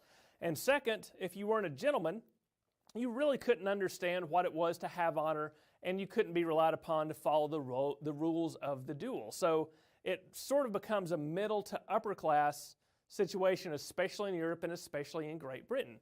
And this practice, of course, flowers, especially in France and Great Britain, in the 1700s and in the 1800s. There are entire books written about duels, especially in Great Britain. America, at least the United States, is a colony, is an output of that European tradition. So, of course, duels come to the New World as well. The first duel that we know of took place in Massachusetts in the 1620s between two men who were having a disagreement or a dispute. And they continued to be fought, and they were generally frowned upon. And we'll get into why in a minute, some of the ramifications that could come from participating in a duel. What was it all about? What did it accomplish? Could it actually settle anything? Sometimes yes, sometimes no. And there have been some very, very famous duels in American history. One that we talk about here at the Northeast Georgia History Center, because it's an interesting piece of Georgia history, is a duel between Button Gwinnett and Lachlan McIntosh. These are two men who were very fervent patriots during the American Revolution for the colony and then the state of Georgia, but they both had their own ambitions, and they wanted very much to be able to lead the armies of Georgia, and they couldn't decide who was going to be in charge of it, and they both were sort of in co-command of an expedition to go into British-held Florida.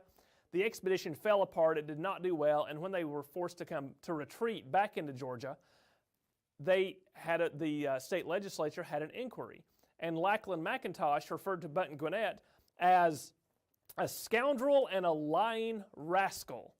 And when Gwinnett heard about this, of course, he had no choice but to challenge Lachlan McIntosh to a duel, and they agreed to come together, and they used pistols, and they had started back to back and went about 4 paces apart. That makes them only about 20 to 24 feet apart, so that's pretty close. It's going to be hard to miss. They fire at each other, they both hit each other, but they don't think it's that serious, and since the duel has taken place, they've both been hit, then the matter of honor was considered settled. And yet, McIntosh heals of his wounds. Gwinnett dies a couple of days later in absolute agony. He was hit in the thigh, and this causes a huge dispute amongst Georgia's politicians, and it even goes up to George Washington, who sort of has to settle the issue by sending McIntosh up north to command Continental forces in North Carolina rather than leaving him in Georgia. As an interesting side note, Button Gwinnett, who was one of Georgia's signers of the Declaration of Independence, dies so early that of all the signatures that you could get from the Declaration of Independence, those original signers, his signature is worth the most amount of money on a collector's market because he simply didn't live long enough to sign very many documents. Once America's independence is won, of course, we have an entirely new nation, and this nation is not like the old world, right? We are all very egalitarian, we're equal, no man is better than another man. Well, what that means is that all men have recourse to a duel if they feel that their honor has been slighted. And this happens, it doesn't happen as much in the North, it tends to happen more in the South, especially when you get into the early 19th century, into the early 1800s. But it still happens and it takes place. And of course, probably the most famous duel takes place in 1804 between, Alexander Hamilton and Aaron Burr over a dispute over politics. Hamilton had said, I don't believe that Burr can be trusted with the reins of government. And he had written this in a letter and sent it to a friend. The letter had become public. Burr had found out about it and considered this a great insult. And he demanded that Hamilton retract the statement. Hamilton said, I'm not going to retract the statement because it's true. And so they begin this disagreement. They have folks try to rectify the dispute. That fails, and they end up meeting. Dueling in New York is illegal. And as I said, they pass laws against dueling, but people still do it like crazy because it's a matter of honor. It's how you can prove your social worth and your social station. So they row across the river to New Jersey. They have their duel. Burr kills Alexander Hamilton in this duel, ending Hamilton's life. And Burr's reputation from that point on is absolutely ruined. There's no hope for him. And why is that? This is the interesting thing about duels, especially in America. They have laws against it trying to encourage people to not do them. As I said, it was considered illegal in New York, which means that if you participated in a duel in New York, you basically had your rights of citizenship stripped. You could not vote. You could not hold public office any longer. Aaron Burr, since he killed Alexander Hamilton in New Jersey, was wanted for murder in the state of New Jersey. And so Burr has to leave. And not everyone, but a lot of people loved Alexander Hamilton. And because of that, because of all these other things, Aaron Burr, his political career is ruined after that.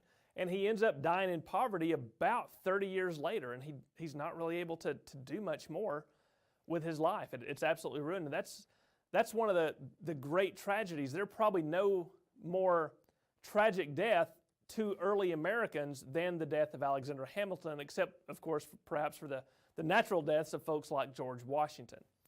So how did these men get into these duels? How did they actually go about it?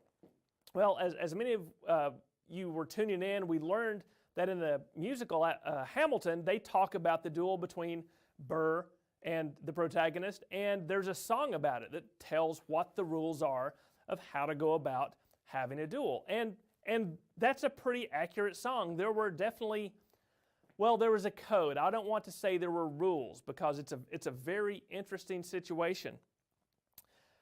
Because if two men are having a dispute of honor over politics, over an insult, or if one has struck another, which was one of the most serious transgressions of honor that you could have, as I said, they don't immediately begin throwing fists at each other because they're gentlemen. And so they step back and they do something called gathering their seconds. So a second, it's their second man. They have someone who will act on their behalf when it comes to this duel. And so the seconds tend to be the ones who are going back and forth, right? So the seconds will then meet and they will say, well, subject A has insulted subject B, and subject A would like to know if subject B would like to issue a public apology. And the other second will say, well, subject B does not wish to give an apology for this. And he says, well, I'll go back and tell my man. And so this conversation could go on for some time because they're trying to keep it from coming to bloodshed. And so if neither party can agree on how to apologize or how to avoid the duel, then it's up to the seconds to set up the terms of the duel, where it will be, who will be involved, will they split the cost of the doctor, what will the weapons be, what will the rules of the duel be. And this is why I say that there are many published pamphlets about how to have a duel, but it really comes down to with certain parts of society and the dueling society that says what's okay and what's not. It's really what the seconds agree to. And the weapons could be different. The place they're going to meet could be different. The distances between the people using pistols could be different based on what the seconds agree to. And so these seconds will then agree upon the place and the time. And it's interesting because the two people who have insulted each other, after this is set in motion, they really don't communicate very much with each other at all unless a formal apology is issued. Other than that, it's just the seconds going back and forth. And so when the day comes, they bring sets of the weapons that have been agreed upon. In American history, it's usually pistols. And those seconds will then together load the pistols so that there's no trickery going on, right? This is all very, very formalized. And they want to make sure that everything is done just so. The seconds will together come and load the pistols. They'll take the pistols to the two parties. And then they will say, once again, is there no way this can be settled without a duel? And at that's the last chance of the two parties to agree to not go to firing. And if they cannot agree, then they take up their positions, and upon a signal, they are supposed to both fire simultaneously.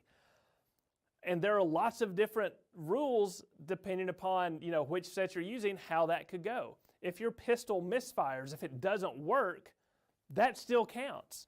If you trip and it's called give your shot, if you don't hit, that still counts, right? And the other person has a chance to shoot at you.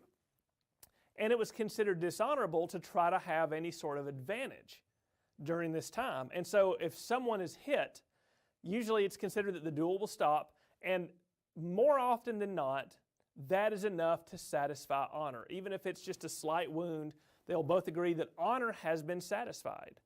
And then they will go on their way, and that's that. They may still have to deal with some of the legal ramifications and things like that, but honor has been satisfied. And that's really one of the terms that continue to be used, is that someone will demand satisfaction. And so these duels become very, very common in the American South. One of the most famous duelists in early American history is, of course, Andrew Jackson. Andrew Jackson got involved in several duels in his younger days, and one of the most famous ones was with a fellow named Charles Dickens, this was over a gambling debt over a horse race. And they could not agree on who owed who the money, and so they ended up setting a duel. And Dickinson was a fantastic shot with a pistol. Jackson was not bad, but Dickinson was a fantastic shot. And apparently on the way, as they were riding to the duel, to show off, Dickinson would do some target practice from horseback. And there was a tavern sign that he knew Jackson was going to be riding by, and he shot one of the strings holding the sign up so that it was sort of akimbo. And he says, make sure you leave that way and tell Jackson that I've done that when he comes by. And so Jackson is pretty sure that they're both going to, he's got to get off his, he either has to get off his shot quick or he's got to figure something out. So they arrive at the appointed time and place. They divide. They're only about 20 to 30 feet. They're about 25 feet apart. And they give the signal, which very often was just a handkerchief being dropped.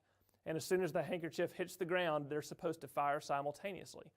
Dickinson, the excellent shot, immediately fires, and Jackson doesn't move. And Dickinson said, "Great God, have I missed him?" And Jackson slowly takes aim and shoots Dickinson in the head. And it's a mortal wound, and Dickinson dies from that point. Little did they know that Dickinson's shot had actually hit Jackson in the chest, broken 2 ribs, and blood was pouring down the inside of his pants into his shoe. Blood began pooling up in his shoe and coming out. So these duels could be very, very violent, and lots of interesting things could happen. And obviously very famous people in American history participated in these duels. Now, some of the weapons that they might use. Let me show you a couple of these. I'll go ahead and talk about this one. This is the small sword. This was a popular dueling weapon in colonial America and certainly in Great Britain.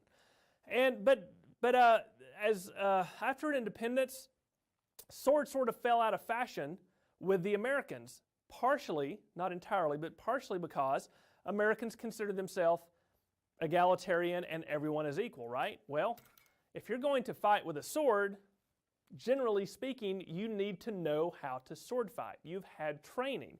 You might be good at it. You might have had a teacher. Not everyone is going to have that advantage. And so it was considered somewhat disadvantageous if you choose sword knowing your opponent could not sword fight. It wasn't fair. But so this was common. So this sword, again, this is a small sword. It's made to thrust, right? It is made to thrust at your opponent. It's not sharp on the edges. Not sharp at all, but that point is like a needle.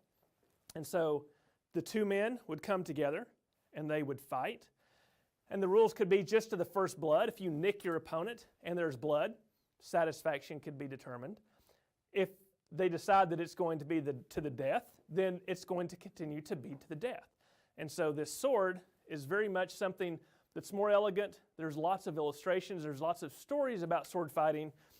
But again, not so much in the early United States. Sword fighting has fallen out of style.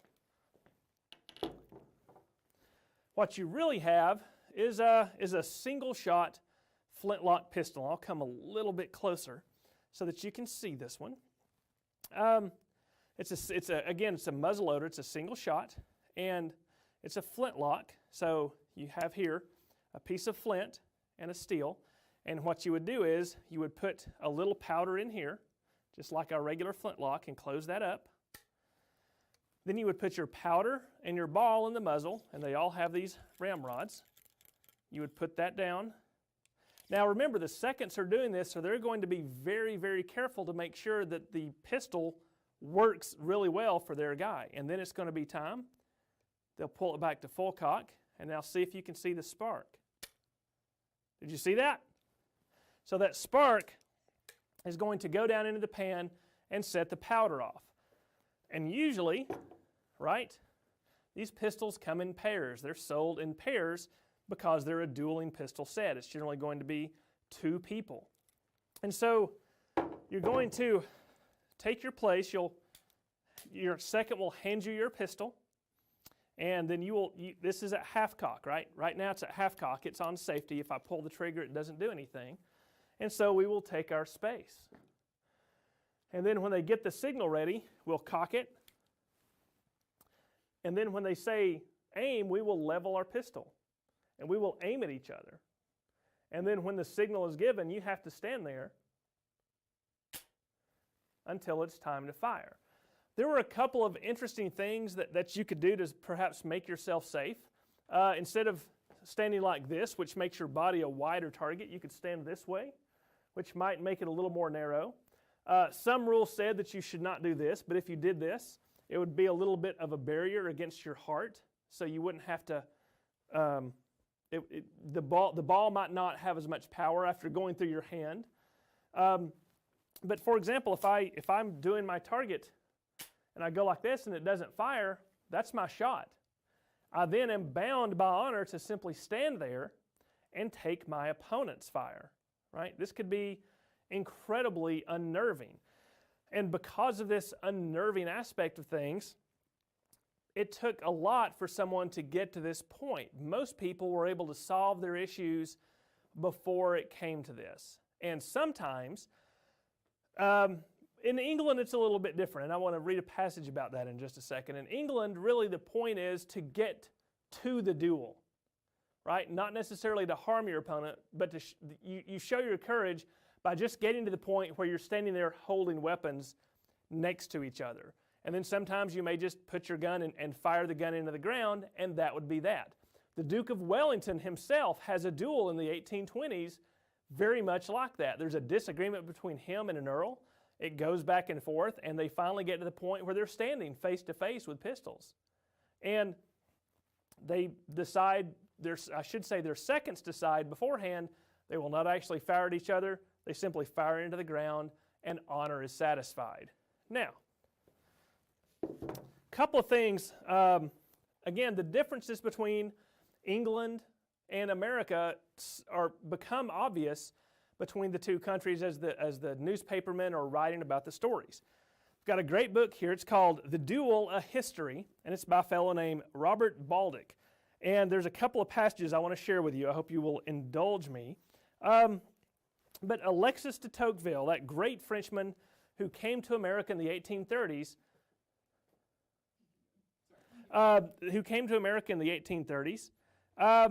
remarked upon this. And he said, "In Europe, one hardly ever fights a duel except in order to be able to say that one has done so. The offense is generally a sort of moral stain which one wants to wash away, and which most often is washed away at little expense.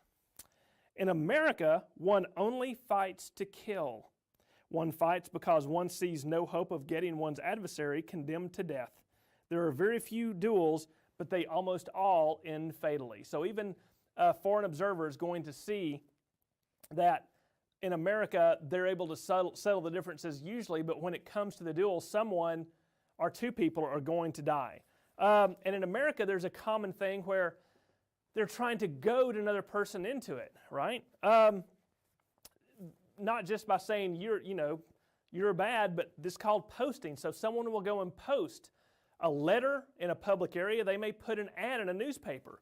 And for example, here's one where two congressmen were having a tuffle, and one wanted to get the other one into a duel. He wanted to be able to shoot at him. He couldn't just walk up onto the street and murder him.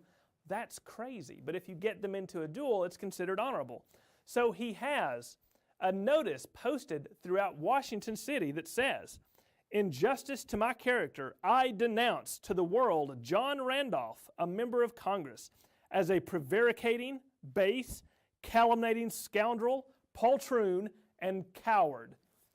Ladies and gentlemen, have you ever heard such language from us here at the Northeast Georgia History Center? So this is the sort of thing that people would publish, and there's no way honorably to ignore that. You are going to have to move forward with the Code Duello. And again, the most famous duelist of them all, Alexander Hamilton, he leaves a letter shortly after, right before he goes to the duel that ends his life. And he despises dueling. His son had died in a duel 3 years before, so he hates it. And he leaves this letter saying, this is why I don't want to do it. And this is incredibly poignant. "First, my religious and moral principles are strongly opposed to the practice of dueling, and it would ever give me pain to shed the blood of a fellow creature in private combat forbidden by the laws." Second, my wife and children are extremely dear to me, and my life is of the most importance to them in various views. In other words, if I die, they're not going to have an income. They're not going to have a living. There's going to be no one to take care of them. Thirdly, I feel a sense of obligation towards my creditors who, in case of accident to me by forced sale of my property, may in some degree suffer. So bless his heart, it's Hamilton, the financial whiz who's always thinking about money. He's afraid that he's not going to be able to pay his debts back and his creditors might run into financial trouble. Fourth, I am conscious of no ill will to Colonel Burr, distinct from political opposition, which, as I trust, has proceeded from pure and upright motives. In other words, we differ about politics all the time. That's what politics is. So why has it come to the point where Burr feels that we must try to kill each other to reach some sort of understanding? And then finally, and this is the important one, I shall hazard much and can possibly gain nothing by issue of this interview. In other words, let's think realistically what's going to be the outcome. Worst case scenario, I'm going to die. That won't be good for me. Best case scenario, I'm going to live, but my reputation will be tarnished and I might kill Aaron Burr, which would ruin my reputation, which would make me a criminal, which would make me unable to practice politics. And those are all things that happen to Aaron Burr, right? So the question of duels and the legality and the morality, even from people who were participating in such activities, still made them very wary about it. And really, this type of duel phased out by the time of the American Civil War. You rarely ever see anything like a face-to-face duel in America after that. Now, one thing I wanted to show you about the pistols, those things can be very tricky to fire. So we're going to show you a video that we'd shot before about how one of these flintlock pistols actually fires. So take a look at this and you can see that it puts out a lot of smoke and it can be somewhat unsure when it goes off. Right. You can see in the slow-mo, it's got the puff back at the pan and the bullet coming out of the barrel. One more time. There we go. So when that big puff of smoke comes out, you're not exactly sure what you've hit, but if you feel a ball go into you, you're certainly going to notice. Now, we've talked about what a duel is, a face-to-face standoff between two people with a sort of agreed-upon set of rules. Is there anything you can think of that might fall into that category in American history and yet doesn't quite? Let me give you a hint. What about someone who uses one of these, right? Now, I'm dressed from the time period of Alexander Hamilton and Aaron Burr, that early 1800s. But if you think about it, these guns from the Old West, right? We've seen this in cowboy movies, the two gunfighters staring down each other in the empty street and they're about to have a quick draw contest and it's one-on-one, right? And who's going to be the fastest draw? You don't know. Is the Old West type of shootout, is that a duel? The ones on movies, and how many of those were there actually? Simply a brawl on the street between two people who have minor disagreements and where life becomes incredibly cheap. So something to think about there. Now, I think we're going to go ahead and see if there are questions that anyone has about dueling codes and perhaps some instances from history. All right, so we want to know what kind of attire would they wear for a duel? So the question is, what kind of attire would you wear for a duel? It really depended upon the weapon. This was something that gentlemen did. So if you are going to the duel, you're going to wear excellent clothes. Because you're a gentleman, you want to look your best. You want to present yourself as someone who is honorable and of a social station worthy to participate in such a thing. You may also, if this is pistols, this type of clothing with the traditional men's clothing of the early 1800s and even the late 1700s, it's not going to hamper my ability to use a pistol at all. if this is something where we're going to use a sword, I would very likely take off my coat. I may even take off my waistcoat here so that I would have lots of freedom of movement, right? So you're going to wear your best clothes. You're going to look the part, but when it actually comes time, you're going to wear whatever best suits the means of combat. All right. And when were duels outlawed? Well, duels were outlawed pretty much before America even gained its independence, right? They're illegal. And for the record, kids, I've checked, they're still illegal. It's still on the federal code and state codes usually. But again, and in England, it was against the law. People could not duel, but this was one of those understandings that if you were really a gentleman, if this was about honor, then the law should not get in the way of you carrying out your duty as a gentleman. And even people who were writing the laws, sort of depending upon where and when, made the laws somewhat lax because they realized that the laws are not going to stop dueling from happening. I think one person who was writing about duels compared it to getting married. You know, they said that a duel is like a marriage. The more obstacles you put between the two combatants, the more they're going to want to carry out the action. So it's been illegal for a long time, and not just against the law, but like I said, the penalties could be severe. You could be stripped of your citizenship. You could be stripped of your enfranchisement. I can't remember which state, but one of the states said that if you died, this was to make you not want to duel. If you died in a duel, then by law your body would basically go to science. It could be given to medical students so that they could use your body for science and cut it up and do autopsies and things. That's somewhat of a deterrent to people. If you think you're going to die and your body's going to be chopped up by those first-year medical students, you don't want that. So maybe you're going to think about maybe not dueling. But it's been illegal for a long time, but that did not stop people from doing it. And do we know what the last recorded duel was in America? The last recorded duel in America.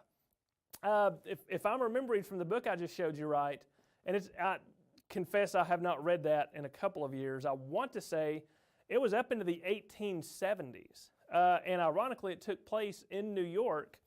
And someone was killed as a result of that. Someone was arrested for murder. Someone did go to prison for it. And by that point by the 1870s, especially after the carnage of the American Civil War, it wasn't even respected as a gentleman's thing anymore. That was just considered an absolute waste.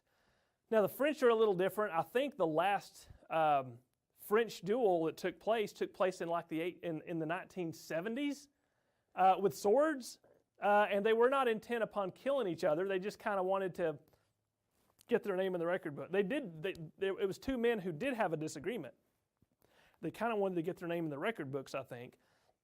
So they snuck off. They even took a cameraman, right, to record the thing, and they fought to first blood. So one was able to cut the other's arm. That was it. But that's fairly recent. That's within my lifetime. All right. Did ladies ever duel? So the question is, did ladies ever duel? Yes, they did. Not nearly as frequently as the men, but there are several examples of women dueling, and it runs the gamut when you look at the accounts from the newspapers to the lower class sort getting in a fight and sort of being made fun of when they do that, all the way up. There are a couple of instances of ladies. There's one that I'm thinking of. Now, this is in Great Britain, not in the United States, but a gentleman had insulted her honor, and tradition demands that someone would fight on her behalf. She refused that. She said, if my honor is the one that's been sullied, then I will be the one to put my honor on the line and redeem it. And they went all the way up to the point where they were meeting with pistols, and then the guy realized, you know what, I look like an idiot.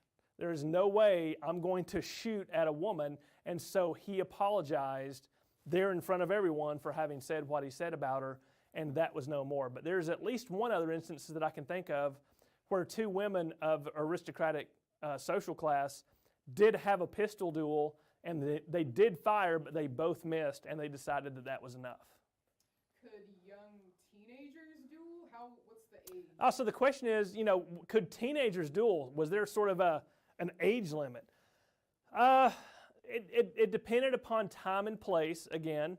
In the United States, in the young United States, you basically had to be considered a man, an adult. And what that meant you had to come from decent family. You had to have a certain socioeconomic standing. And it was somewhat, dueling was sort of, not exactly, but considered something that you would do with your peers, with your equals. In other words, a 50-year-old man would not challenge an 18 or a 17-year-old boy to a duel, even if the boy was of gentlemanly standing and was self-sufficient. You just sort of didn't do that. Nor would the boy challenge the older man. It was something that was supposed to be done not only across social lines, but also across age age lines and ability lines as well. So young boys, it's going to be more a fisticuffs kind of thing. But if it did get to a point where and many of these young boys considered it a way to pass into manhood. Well, I've fought a duel. Have you fought a duel? No? Well, then you're not a man. Oh, you're insulting me. And then here they go again. Was Philip Hamilton shot before they reached 10 in the duel? Philip Hamilton. Oh, you're talking about the actual Burr-Hamilton duel, I'm assuming. I guess so, yeah. It said, was Philip Hamilton shot was Philip Hamilton shot before 10? So the actual Hamilton-Burr duel, there's still a little bit of controversy. We don't exactly know what happened. The best research that's been done to this point seems to indicate that Hamilton decided to not fire at Burr. That list of things, remember I wrote you about how being in a duel was not something he wanted to do. And so it seems like at the absolute last second, he decided that he was not going to be an active participant in something like this. And it seems that as he was raising his pistol, he shot it into the ground. Well, when Burr sees him raise his arm, Burr immediately fires his pistol and hits Hamilton. I can't remember where in his body. I believe it was in his stomach. And, Hamilton is carried off the field and dies the next day and spends the night in excruciating pain from the stomach wound. His family's there. His children are there. But, some people have said that he just shot at Burr and missed. And it's something this big is, of course, going to be surrounded with a lot of legend and a lot of different perspectives from the very few eyewitnesses that were there. But best we can tell, Hamilton decided at the very end that he was not going to participate in something like that. Were you allowed to try to dodge a bullet? So the question is, were you allowed to try to dodge a bullet? No. Because if you were a gentleman and you were there to defend your honor, a big part of a gentleman's honor was being brave. And remember that thing that I read you, he called that man a coward. Well, if you dodge a bullet, you're considered a coward. So you have to stand there, stock still, while someone else is firing at you. That's how you prove that you are honorable. That's how you prove that you're brave. You can't dodge or anything like that. Like I said, even putting your hand over your heart here, according to some practices, that was considered cowardly. So no, you were not allowed to dodge at all. So they were referring to Alexander Hamilton's son, who also apparently died in a duel. Yeah, so Alexander Hamilton's son died in a duel. I don't know if I don't know the exact details of that duel and how that went down. I do know that like I said, it was 3 years before. It was on the exact same ground where the Hamilton-Burr duel took place, and it was with the exact same set of pistols. So, those pistols are responsible not just for the death of Alexander Hamilton, they're responsible for the death of his son as well. Speaking of pistols, if dueling pistols came in sets, did one person in the duel share his other pistol with the participant? Yes, so they would come in sets. Very often both parties would come with their own set of pistols, and then the seconds would agree which set would be used. And then like I said, they would both at the same place at the same time load the pistols. And so they would share those out, but they would always use one set or the other. And sometimes they would have agreed upon whose set they were going to use beforehand. The seconds would have made all those arrangements. But like I said, everyone's watching everything very closely to make sure that there's no cheating, to make sure that there's nothing awry going on. Were audiences ever invited? Were audiences ever invited? No. Because having an audience meant you were going to have witnesses to a criminal act. And so it was usually only a very, very close set of friends. Very often, it was only the two parties, their 2 seconds, and perhaps a doctor and a doctor's assistant. Those would be the only people there. And that's it, and that's how you wanted it. As a matter of fact, when the Duke of Wellington was going to have his duel with the Earl of Winchelsea, they originally went to a part of Hyde Park and were about to have it, and they had to agree to relocate because there were too many people of the common sort there. And so a duel is a very private affair. All right. Did enslaved people ever have duels? So the question is, did enslaved people ever have duels? No, they did not. They were not allowed for several different reasons. Of course, socially, they could never be considered gentlemen or honorable simply because of the station they had been placed with their enslavement. Also, and again, this is set the morality aside for a second. Of course, we're talking about the horrors of slavery and the idea of owning someone else. But from the ideas of the time, those slaves were property. And those slaves, in the act of dueling, would be endangering or destroying someone else's property. And that was very, very illegal and could lead to severe punishments up to and usually including death for doing something like that. So no, enslaved people would not participate in any way in a duel. What would happen if someone was caught cheating or fired early? So what would happen if someone was caught cheating or fired early? This usually did not happen because there were so many witnesses and everything was so carefully done, but there are instances of it happening. What would happen if someone fired early? That person might not get shot. They may shoot the other person and the other person is not able to continue.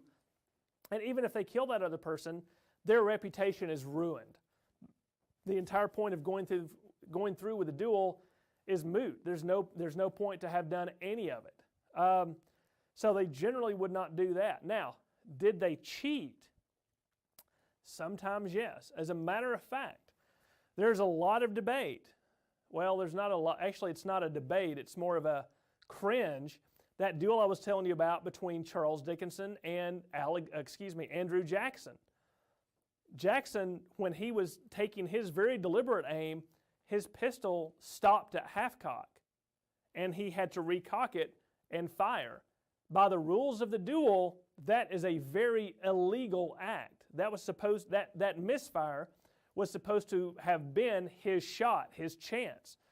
But rather than give Dickinson another chance, because remember, he's already been wounded, he just reaches up, cocks it, and fires.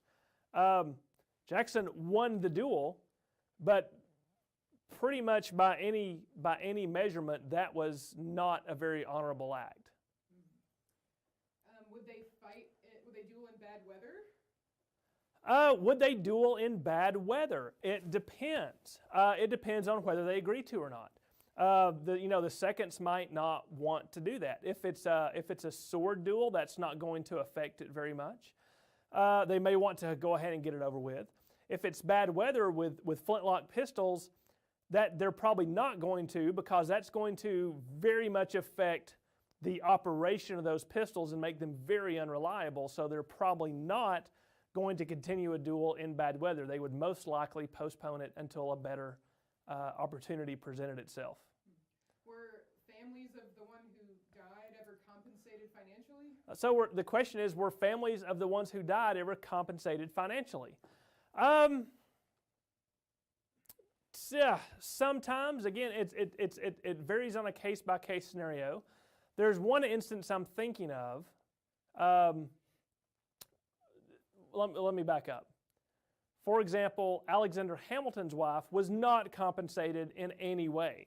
So Burr did not pay her money, nothing like that. There's another instance that I'm thinking of, and I apologize for forgetting the exact details, but someone was killed who was incredibly well thought of in the community, right?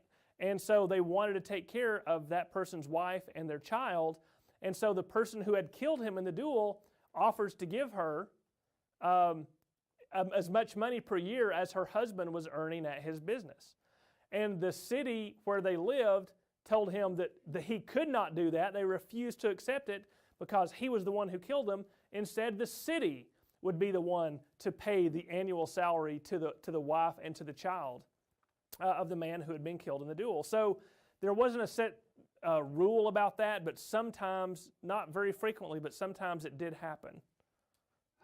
We're wondering if the Hamilton Burr pistols still exist. So the question is, do the Hamilton Burr pistols still exist? Yes, they do. Lib and I were just actually talking about this before we went live. They do still exist. They're actually owned, I believe, by Chase Manhattan Bank. Libby, you may want to pull up a picture of them. Sure. But they're really interesting. They're specifically a set built to duel with. And some controversy has arisen. Yes, there they are. They're absolutely beautiful. And some controversy has arisen because they were looking at them when they had purchased them, and they realized that there was a special trigger on these. Let me pull mine up. So if you can imagine, yeah, you can leave that up. If you can imagine, because I only need the trigger. So the trigger on Hamilton's pistols had a hair trigger on it, and it was set so that if you cocked it and pushed the trigger forward, all you had to do was just barely touch it with your finger and it would go off, right? But they're not sure if either one of the duelists was aware of this special detail about those pistols. And you'll see these pistols too. So this is the original configuration. This is a flintlock mechanism. You'll notice this one has the later percussion cap mechanism. That's because the owners, before Chase Manhattan got a hold of them, decided that he needed a pistol for self-defense like in the 1850s, and he had it converted to the latest type of firearm. Oh, historians hate this sort of thing, and even the person who owned them very much regretted doing that later on. So we have, they're the original pistols, but this part has been modified. This one is in the original configuration, and as you can see, they're just really neat weapons in and of themselves, plus the history that's tied to them. And there's a company that has reproduced these. They reproduced a limited number back in I believe the 1970s, and every once in a while they'll come up for auction, and believe me, I've always looked at those. I thought they would be fascinating, but historians just can't afford that kind of luxury. I can tell you that right now. Were the duels usually held in a field, or what other locations might they be? So the question is, where were the duels usually held? Were they usually held in a field like the one behind me? Very often they were. The priority number one, again, was privacy. You wanted to have it in a place that was remote, where there would not be witnesses, where no one would get in the way, and where there wouldn't be something behind if a shot went astray that might put someone else in danger. If you're out in the rural parts in the country, yes, a field is often the perfect place. A shade tree might be a great place to set up a table and load the pistols so that everyone could be in the shade before they came out into the sun to perform the duel. If you were in a city area or something like that, you might go into a secluded courtyard somewhere where you could have the duel, or into a remote part of a park. But really, like I said, that the priority was secluded and private. If you could find a place like that, and as long as both parties agreed to that place, that was fine. Since duels were rare, would you buy the set of pistols before a duel, or would you have them on hand? So that's a great question. Since duels were rare, would you buy the pistols immediately before the duel, or would you just have some? Gentlemen tended to just have a set. Because, they're always going to need some sort of firearm. They might get called up for militia duty where they would need pistols. If they're carrying some of their valuables from town to town, they might need to protect themselves, so they would have those pistols. I'm calling them dueling pistols. Really, they're just a nice cased set, and we call them dueling pistols now because that's what we think of when we have a match set like that. So gentlemen would usually, almost always, have their own set of pistols that could also double as dueling pistols. The really important part is that they be reliable, that they be accurate, and that they be reliable. All right. Do we have any records of free black people involved in duels? Oh, the question is, do we have any records of free black people involved in duels? I don't know. I do not know the answer to that. There very well may be. That's something I'm going to have to look up and check into. Maybe tune in tomorrow for Ask a Historian at 2 p.m. Eastern Standard. I will do a little bit of research in the sources I have between now and then and see if I can answer that. That's actually a really good question. Were duels ever fought without weapons? The question is, were duels ever fought without weapons? Well, define ever in early America? No, because fighting it with a weapon in a very controlled way was the mark of a gentleman. That's what made a duel a duel. A duel without weapons is just a barroom brawl, right? That's something the common sort can do anytime and any place, and we're not going to lower ourselves to that. So by and large, no, it was always fought with weapons. And even, the idea of boxing was something that the upper classes would go watch the lower classes do as a form of entertainment, not as some sort of way to settle disputes or honor, at least amongst the gentlemen. Was it only ever one shot per person, or was it varied from duel to duel? Was it ever one shot per person, or did it vary from duel to duel? It varied from duel to duel based on what the agreements were going to be. So let's say that both men came, both men fired, and both men missed. Not on purpose, but actually missed their opponent. Okay, so now what do we do? The seconds will talk to their men, and then the seconds will come back together, and it's basically whatever the seconds decide. The seconds may say, well, Mr. A has decided that if you're willing to apologize, there's no reason to go forward. Oh, really? Well, Mr. B says that he's happy to apologize and shake hands, and that's the end of it. Because they may be very glad that they've just escaped death. So they may be willing to just let it be and let it lie. If their emotions are up and if their blood is up, they may want to keep going. And if they want to keep going, then they will just load those pistols again and do it all over again. And generally speaking, once someone was struck, that was the end of the duel. Now, I can think of one instance where one person shot at one, he missed, the other one shot at him, gave him a slight wound, and he was so upset that he hadn't got the guy, he said, let's go again. And they did, and he ended up getting killed. So again, we keep saying rules, but it was really sort of almost anything goes as long as the two parties agree to it beforehand. All right. Why were the helpers called seconds? Did they ever stand in for the dueler? So why were the helpers called seconds, and did they ever stand in? They were called seconds because they were the second man, the party of the first part, right, the aggrieved, and then the party of the second part. So it was their second. Sometimes they did. If the idea was if something happened to the primary, the person who was aggrieved or who had given the insult, then it was up to the second to stand in their stead. That was the point. That was sort of the last resort. The second was really supposed to just be the go-between, the interlocutor. Now, sometimes there were so many aggrieved parties at play that if party A and B are trying to settle a dispute and they send their seconds and the seconds get really, really upset at each other, it could become a two-way duel, or I should say a four-way duel, right?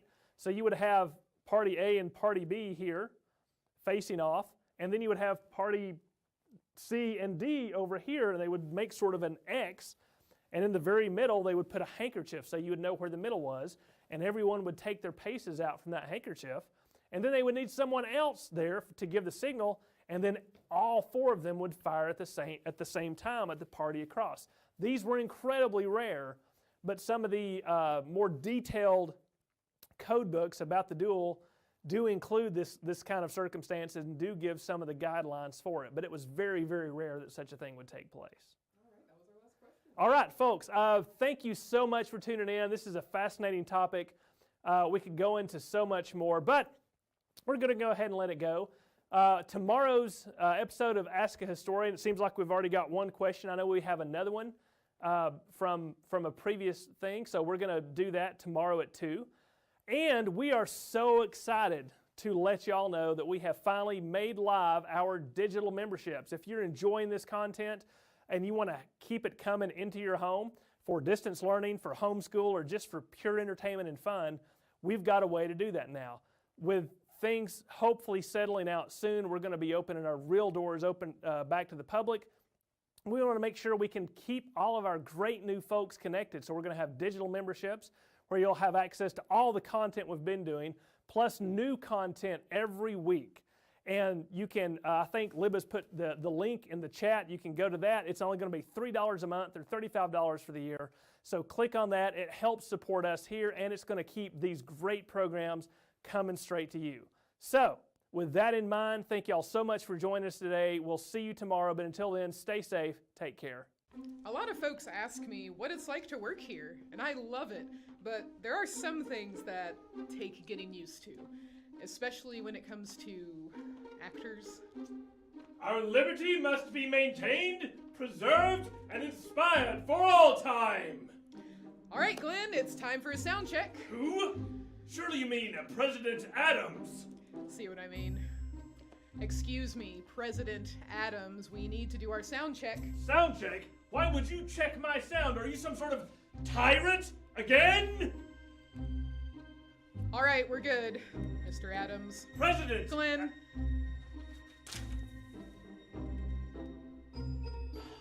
Genius's sorrow's child.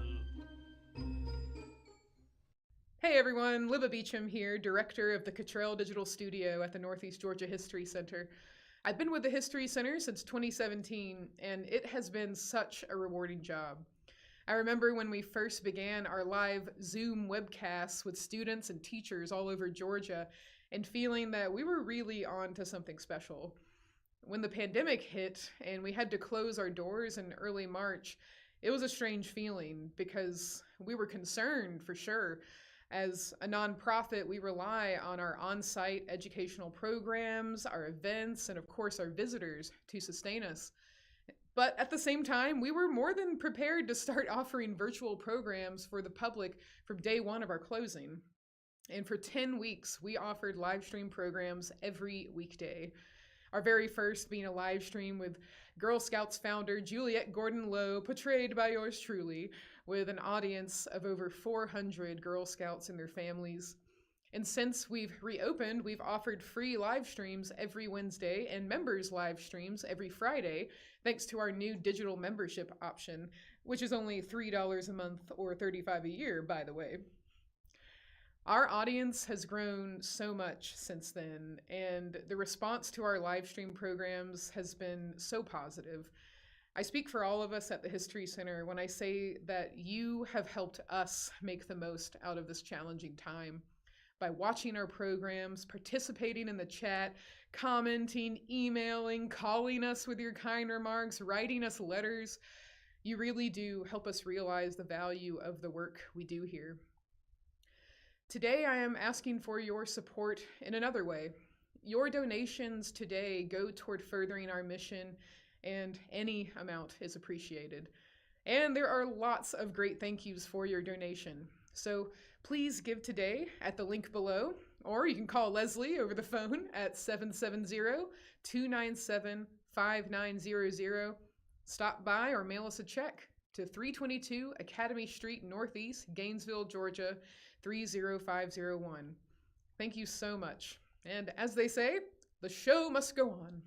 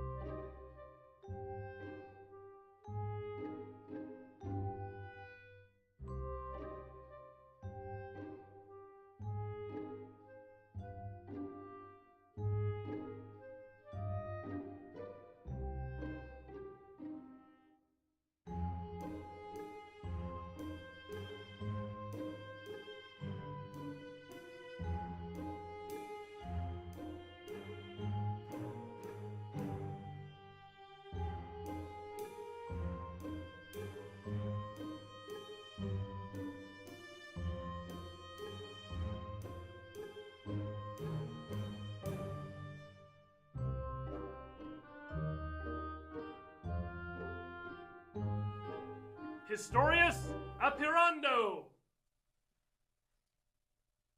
Welcome, everyone, to our talk on illusions and magic. Now, that was a little bit tiring. We're going to go ahead and have a seat.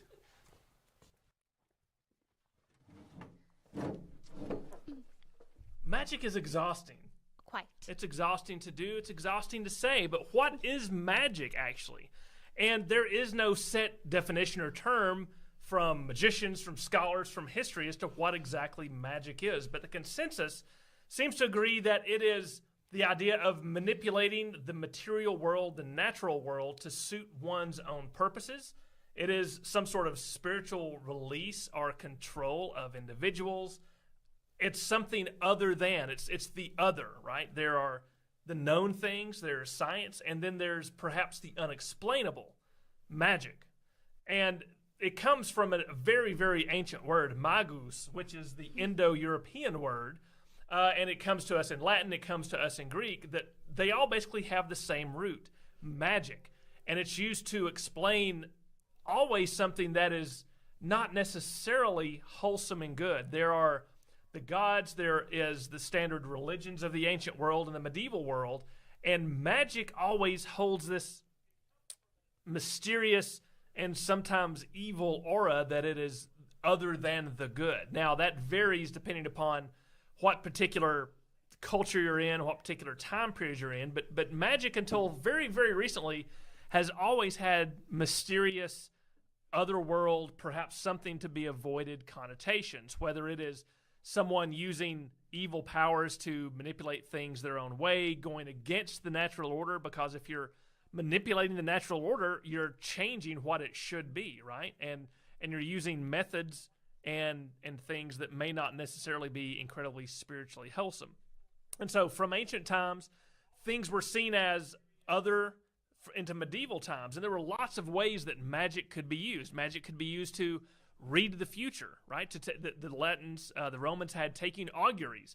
They could read the guts of killed chickens. They could look at water and see how the water is flowing to perhaps see signs of the future or of other messages from the spirit world. They could look at the winds. They could look at the earth, trying to gain information and trying to change things in nature. And one of the great ways that people always tried to use this other unnatural power was to create gold, to create riches out of things that were not necessarily rich. So I want Marie to tell us a little bit about the magic of alchemy. So it's kind of scientifical, it's kind of magical. Does it work? A little bit, depending on what aspects of it you're talking about. The main root of alchemy came from trying to turn other substances, other metals, into gold, which is like the most valuable metal, the most sought after by kings and queens and leaders, because it doesn't deteriorate. It doesn't break down. It's pretty. It's also pretty. You can make crowns and scepters out of it, and it shows your power. So there were these alchemists who were attempting to change substances from what they were to something different, which kind of is like chemistry. And there are aspects of alchemy that went into chemistry. You can even hear a little bit of the same tone in the names there with alchemy and then chemistry. But then there are lots of parts of alchemy that kind of are more fantastical, that kind of faded away. We know some about alchemy. Some of it's also very hard to decipher because there are these beautiful manuscripts that are more picture allegorical things with kind of, to me, I was reading them, it sounded like riddles. Arcane runes and incantations, right? So you have that, and this was to keep their science, their practices secret from people who were not initiated into their ideas of study or people who might want to harm them. So that, therefore, if you didn't know, you had to be in the club to know what was going on. Alchemy could be dangerous for several different reasons. You were working with various metals that can explode there were many different alchemists who kind of just blew themselves up and their laboratories up. And then I do believe it was in an alchemist lab where gunpowder was invented. So we all know that's explosive and could be, makes a large boom when in the right conditions. And then you also have, so that's, one of the kind of, I guess, scientific discoveries that alchemy helped create that we all know of today and people still use to some extent. But then there's also like the fantastical, these ideas of what exactly is alchemy? Can you actually change a substance into gold? They're trying to recreate things that they saw in the natural world and then to control them and to master them, which does kind of seem like the idea that Glenn was saying, like what is magic is trying to control like the natural elements to an extent. Which is in itself considered by the powers that be unnatural. Exactly. So you have that idea as well coming in, but alchemy kind of died away. It was really popular in ancient times and into the Middle Ages, even a little bit into the Renaissance. Apparently Sir Isaac Newton dabbled in alchemy a little bit.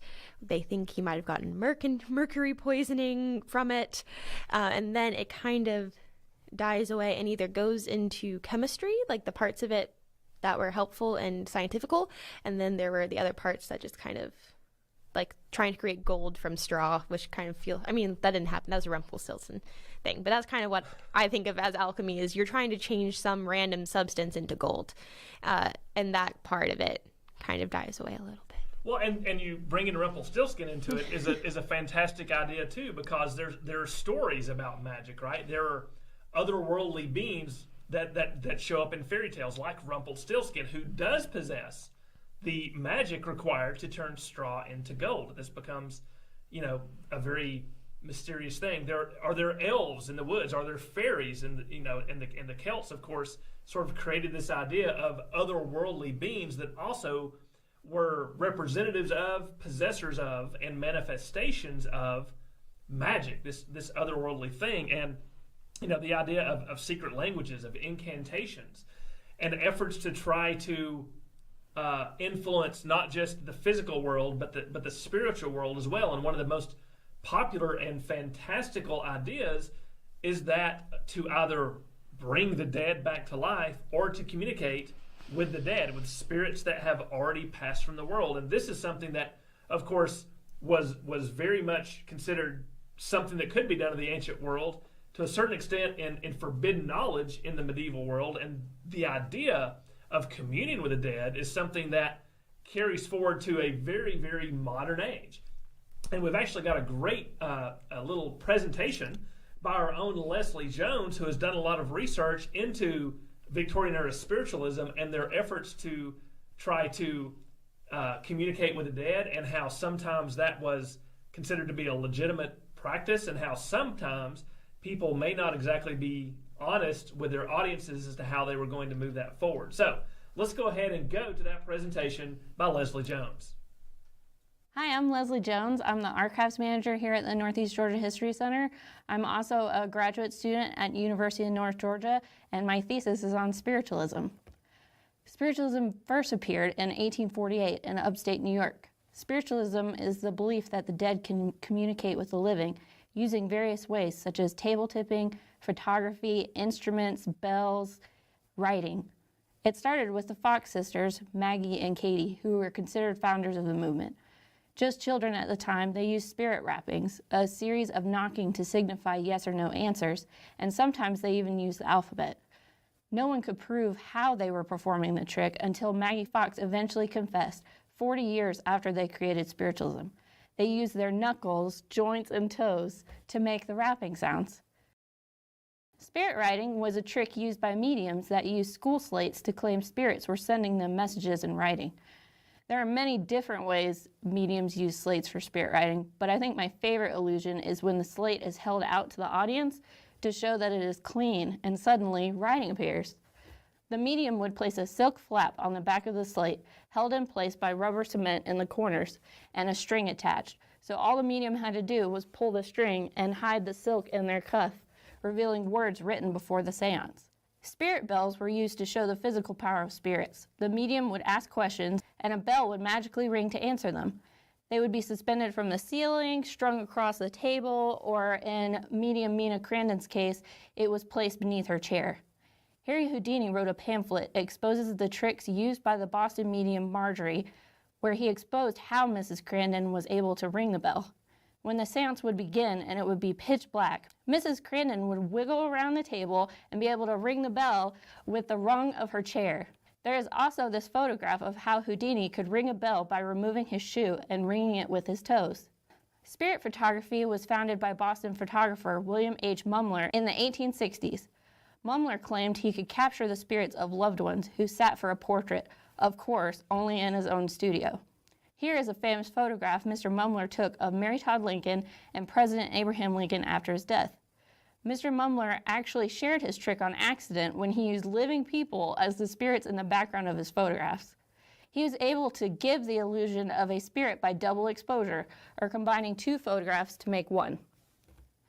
In the early 20th century, a Scottish medium named Helen Duncan claimed she could produce spirits of the dead from her mouth, calling it ectoplasm.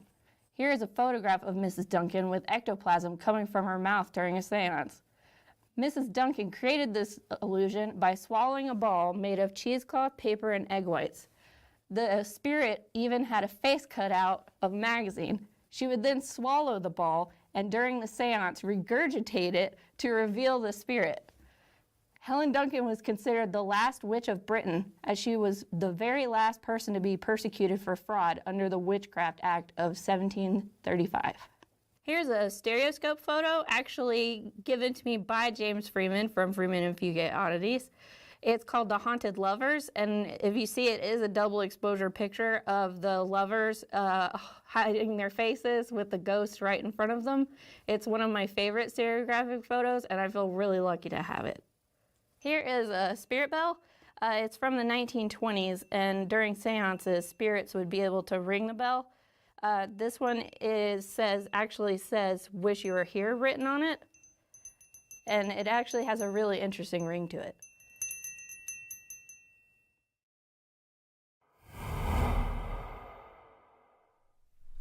So as you can see, as we moved forward in time, people still did try to practice types of magic, but a lot of it became based on illusion. It became based on tricks because people still sort of had that desire to see things that were mysterious and unnatural. And as you can see with what Leslie shared, there's still a lot of major popularity that goes into the roles that magic plays in perhaps not big society, but it's seen as also almost a sort of a parlor trick.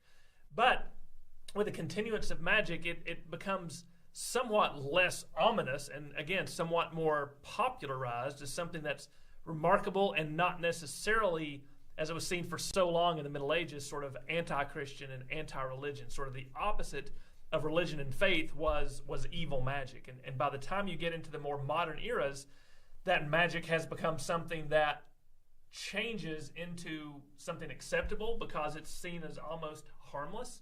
And, you know, even moving into the 20th century, people still wanted to see that type of magic, that type of illusion.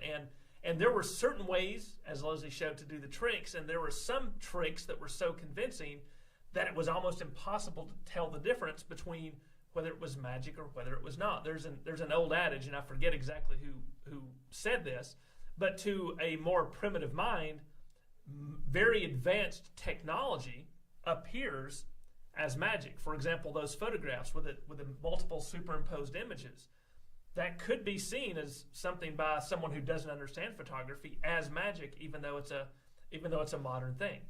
But one of the most famous magicians, illusionists of the 20th century was Harry Houdini. Everyone knows about Harry Houdini. Have you heard of Harry Houdini? Definitely. I've heard of Harry Houdini, and so we've got someone here to share with us some stories about and some special things about this great man who, while he tried to dismiss the idea of real magic, a lot of the things he did and a lot of the illusions he performed seemingly couldn't be explained any other way. So let's go to that presentation. Hello, my name is James Freeman from Freeman and Fugate Oddities Company here in Atlanta, Georgia. I'm also one of the co-curators of the Oddities Market, along with Mike Zahn from the TV show Oddities. And we're here today to talk about Harry Houdini and the history of magic. Houdini, I've been pretty obsessed with Houdini since I was about 6 years old, and I saw the Tony Curtis movie about Houdini where he portrays him. And it's historically completely inaccurate. However, I grew up very, very poor, and Houdini's story of being an underdog and being someone, he was an immigrant Jew from Hungary that came to America, and to me, he's the epitome of the American dream. He rose above complete poverty, starvation, the death of his father, taking care of his mother, to become the world's first Superman. I mean, it's a story it's completely inspiring, and on every level to me. It's a story of the underdog triumphing, being triumphant. And he's just such a fascinating and multifaceted character as well. Well, there had been handcuff escapes before Houdini. Houdini really, he latched on to showmanship more than anything else. What's brilliant about Houdini is that what he was doing may not necessarily have been the hardest thing in the world, but he made it look incredibly difficult. He played the crowd. He would say something like the milk can escape, or the water torture cell, which he called the upside down. He would generally go into this object and something like the milk can, for instance. And anyone can relate to the idea of drowning. Anybody can relate to breathing. We all do it. That's how we live. But what Houdini would do is he would get in the milk can, show that, very dramatically show that it was full of water. More water would be put on top of him. And then a curtain would be drawn across with a clock. There would usually be a large clock on stage, and you invite people to try to hold their breath for as long as he was underwater. Generally Houdini, because with the milk cannon specifically, there were locks on it. The locks were real. They were outside of the can, but he could just push up on the top of the can and pop the top off. So he would quite literally a lot of times escape in the first minute. He would go in handcuffed and all that, and that was legitimate. He didn't use gaffed handcuffs. But he would get out of the can and then sit behind the curtain reading a newspaper for 20 minutes as people go, oh my God, he's dying, let him out. Women would be fainting, men would be screaming, people would be rushing the stage. And what was brilliant about him is he would wait until that absolute right moment to make the biggest effect and pop out behind the curtain. And generally, for good measure, he would collapse once or twice and then stand up and take his bow. And people would go crazy. They would, and this was vaudeville, of course, and people would rush the stage, put him on their shoulders and take him out of the building. I mean, it's just a fantastic scene. You think about that. I have a poster on my wall that belonged to him. It's amazing that I have it. I have no idea how I got it. The last one sold at auction for $25,000, and I got it for a lot less than that. But I have a lobby card from his last performance. It's the printer's proof, so it has the pricing of how much it was going to cost at the top, and it's from 1926, the year he died. It's Halloween themed, but it's all about 3 shows in one. He would do escapes, he'd do magic, usually that'd be the needles, and then he would do false mediums exposed. And if you notice behind me, there's some of the rarest Ouija boards in the world. The one in particular right behind me is Burrito from 1892. And I got into Ouija boards and collecting them because of Houdini and because of his skepticism, because basically it's collecting board games that don't really work. But Houdini wanted to be a believer. He actually had done a false medium show himself in the beginning. Him and his wife Bess did one. And a lot of times what they would do is she would go ahead of time posing as a Bible salesman and see exactly, like, look in the front of the family Bible, and then you would see like these family trees and would talk about death or whatever, and they would go research in cemeteries and find things out, and they would do these readings at the show that night. Well, he didn't really feel great about that, especially after his mother died. He was obsessed with his mother, and she was the most important person in his life, even more so than his wife Bess. And really everything he ever did was himself was really proving himself to his mother and proving that he was above what he came from. But with the spiritualism, it especially started when in Atlantic City, he did a sitting with, he was trying, one of the things he had was an insecurity, and he tried to be friends with all the great minds of the time. One of them was Arthur Conan Doyle, the creator of Sherlock Holmes. And Sir Arthur was a huge proponent for spiritualism, believed in everything, even the Cottingham fairies. I don't know if you're familiar with that story. They were cut out fairies on a tree that these little girls took pictures of. They were out of a book. This was the early 1900s, but he fell for everything, basically. Regardless, Lady Doyle, Sir Arthur's wife, was considered a powerful medium. And so they did Houdini and Bess were vacationing in Atlantic City with the Doyles. And Sir Arthur suggested that Lady Doyle try to communicate with Cecilia Weiss, who was Houdini's mother. Well, the seance started out earlier in the day. He found out later that Lady Doyle been grilling Bess about details about Houdini's mother. And she did automatic writing, which I don't know if you're familiar with automatic writing, but the spirit medium would take a pen, put it in their hand, and write on paper. And whatever the spirit told them to do, and they would have their eyes closed and all be in a trance. It was trance mediumship.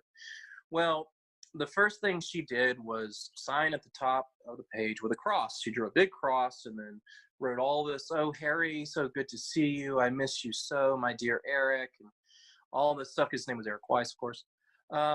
And it went on for about 12 pages, and it was all in English. Well, there's big problems with this, is that his mother was Jewish. There's no way she would have signed with a cross at the top. And number two, she didn't speak English. She spoke Hungarian and Yiddish. And so to see something like that, it really infuriated him. He was nice because the decorum of the time was, you're kind to your host or whatever. But it really sort of set him off on a bit of a bender against fraudulent mediums. And he spent the rest of his life doing that, fighting mediums, going to seances. He had a whole crew of people that worked for him that would go ahead of him to cities and try to find these mediums and then expose them and expose their tricks.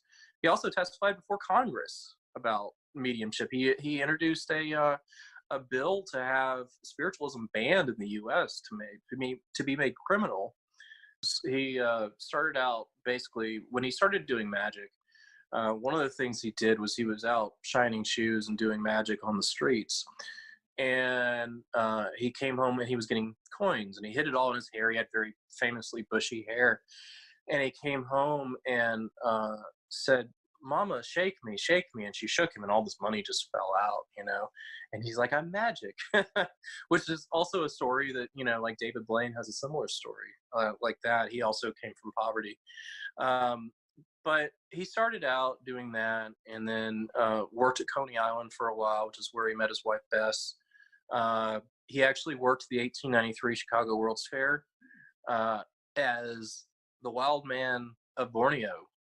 He would put on a furry outfit and attack the bars of the cage in the sideshow. He also played flute badly in some Arabic makeup, wearing a turban outside the Streets of Cairo exhibit, which is very odd. But he started out with cards and coin tricks. He called himself the King of Cards for a while. Some of his earliest, most sought after posters that are worth hundreds of thousands of dollars are him as the King of Cards. And then he started doing this thing called the Challenge Act. And one of his big acts that he started at Coney Island with his brother Theo Hardeen, was the Metamorphosis. And the Metamorphosis was this trick where there's a trunk. The magician is tied up, he's bound, he's put in the trunk in a bag. The assistant gets on top of the trunk. Curtain comes up over the trunk. Curtain drops, the magician's on top. They open the trunk, the assistant's now inside. It's a really brilliant trick, and it happens like that. It's split-second timing. I'm still like, even though I know how it's done, I'm still baffled when I see people do it. But he had the Metamorphosis, he had his card tricks, and then he was doing, vaudeville shows and dime museums, and and he actually still thought of himself as Dime Museum Harry. He was, had a pretty low opinion of himself at this point because things weren't going that well. Um, and then one day he started doing this thing called the Challenge Act. And the Challenge Act was he could escape from anything that was put in front of him. And the brilliant thing about the Challenge Act is he's the one making the challenges a lot of times. He's putting it out there for people to bring these things to him. And he was doing a vaudeville show, and he did his handcuff escape act, which was, I can escape from any handcuffs. And I've got some examples of some period handcuffs too. He could escape from any handcuffs, or nothing on earth can hold Houdini a prisoner. And this guy named Martin Beck, who ran the Orpheum circuit, vaudeville circuit, saw his act, and he said, "I will hire you now." And this is the point where Harry had offered to sell every trick that he had, including his handcuffed act, for a very low amount of money, and nobody took him up on that. At one point, he couldn't afford to put his trunk onto a train that he was traveling, and he ended up realizing if this trunk wasn't taken, then he was done, and him and Bess would be homeless. So he jumped in front of the train and would not leave the tracks until 5 men tried to get him off the tracks, until the trunk was loaded. So he went through some very hard times. This guy Martin Beck saw him and said, "I will hire you for this very high amount of money." I think it was $200 a week or something like that, or $100 a week. It was a lot for the time period. If you just do the escapes.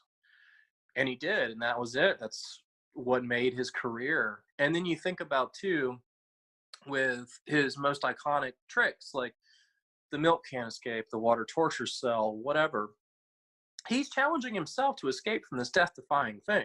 It's not like the world is putting him in this, he's putting himself in it. So of course there's a trick. He's not gonna risk dying in something that he's challenging himself on. But yeah, he started with the challenge escape, which worked out really well for him. And then as time went by, he decided to go to Europe. Ended up, when he went to Europe, he was trying to make a name for himself there. And he didn't really have much money at that point, because, he just really started out. And he's like, well, I'm doing okay in America now after being destitute for so long, and now I'm going to go to Europe and see what I can do. So in Europe, the first thing he did was go to Scotland Yard. Found out when he landed when the ship arrived in the UK, turns out none of the shows were booked. He had no shows. So he went to Scotland Yard, and he challenged Scotland Yard to handcuff him so he couldn't go anywhere.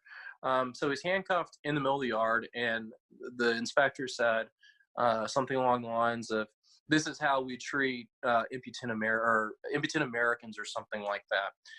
And he said, "I'll see you. I'm going to lunch. I'll see you in a couple hours." And as soon as the guy turned around, Houdini released himself from the handcuffs, said, "I'll join you." And of course, that was so much publicity. All the newspapers latched onto it. And he was really a master of press. One thing he did a lot of times were the public escapes that he didn't charge for. He would be locked in a milk crate or a crate or whatever, handcuffed and thrown into a river or a lake or whatever. And it was always in public, and there was always thousands of people watching.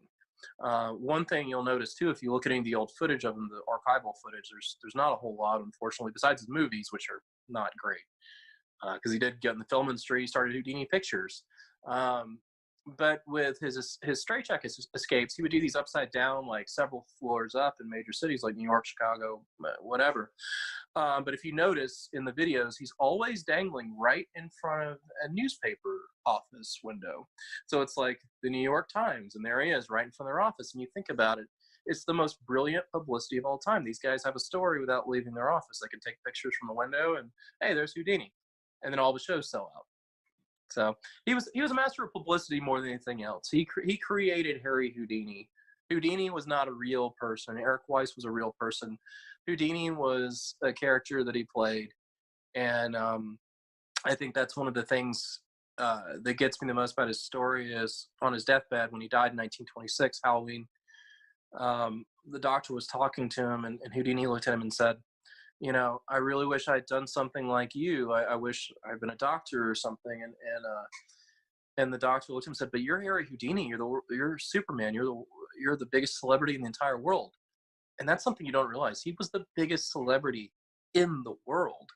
And Houdini looked at him and said, but what you do is real. You help people every day. I, by almost every definition, am a fraud.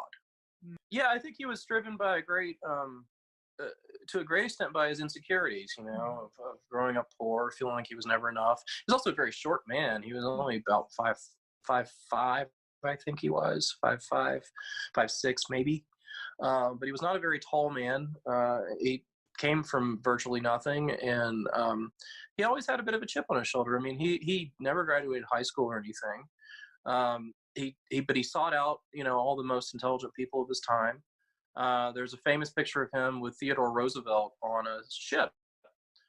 He was crossing the ocean, and Theodore Roosevelt happened to be on the ship, and there were all these other people around Houdini and Roosevelt, but Houdini cut all the other people out to make it look like it was just the two of them together. And that's just the way he was. He was a very driven man, and I believe a lot of it was from insecurity. This is the lobby card I was talking about earlier. This is from 1926, and it's Halloween themed, and he died on Halloween. It's also very unlike the sort of thing that he normally would do, and you gotta love, there's some creasing. This was found, actually, he gave it to a magician named Webster, a mentalist, and this was found in Georgia, believe it or not, which is really bizarre, in a few years ago in the bottom of Webster's vaudeville trunk. It had been folded up for years. And I got it at auction, and I have no idea how I got that. The biggest collectors in the world of Houdiniana are very, very wealthy, very, very wealthy. And you can't compete with them. Like, there are people like David Blaine, David Copperfield, Penn and Teller, and then just people that want to have Houdini stuff. Here's a few pieces. This is signed. I don't know how this is going to work. I'll just pull this out. This is a signed photograph of Houdini, it's an early one as well. And then here you have, this is the letter that he sent on his letterhead with his morning stationery. It's got the black line around the end of it, and it's signed Houdini, and it reads, I was agreeably surprised and pleased to receive a letter from you. Assure you that I fully appreciate the thought which caused you to write. When you say you saw me when I was a mere boy, brings back fond recollections, because at that time, like your boy Clinton, I also had my sweet mother around me. There isn't much more I can say. I'm leaving in the morning for Washington when I return. Trust to have the pleasure of greeting you personally. Kindest regard to you all from Mrs. Houdini. Sincerely yours, Houdini. Oh, wow. And you can see he's even mentioning his mother in that context. Yeah, that was my first signed piece, which honestly, like, when I won it at auction, I couldn't believe it, that I could own something that he had also held. I actually cried when I opened the package. I really was so blown away by just touching history like this. But I love, it's to my old friend R.M. Scott, with compliments and best wishes from the author, Harry Houdini, 1908. May the perusal of my book conjure up pleasant memories of the dim past, Harry Houdini. And that's pretty flowery for him. He must have really liked this person. Here's one of his. Houdini exposes the trick used by the Boston medium Marjorie, who was a very famous medium that went for the Scientific American Prize, of which Houdini was on the board. He was one of the investigators. And then here's a book. This is a copy of A Magician Among the Spirits, signed by Houdini, with compliments of Houdini and best wishes. This book was a present from Houdini, who sent it to me by mail. Rossiter Johnson, he was a newspaper editor. You can check us out, Freeman and Fugate Oddities Company, on Facebook and Instagram. We ship worldwide. We specialize in occult tools and antiques, medical antiques, sideshow antiques, performer-owned pieces, Houdini items, all kinds of rare, fun antiques for any budget. And also, I'm the co-curator of the Oddities Market, along with Mike Zahn, who was the star of the TV show Oddities that was on the Science Channel. Unfortunately, we're put on hold due to what's going on in the world right now. But we'll be coming back eventually. Well, thank you so much, James. This has been fascinating, and I know that our audience is just going to be enthralled as well. So I really appreciate you taking the time. Hey, no problem at all. All right, well, take care. Thank you. Thank you. Bye.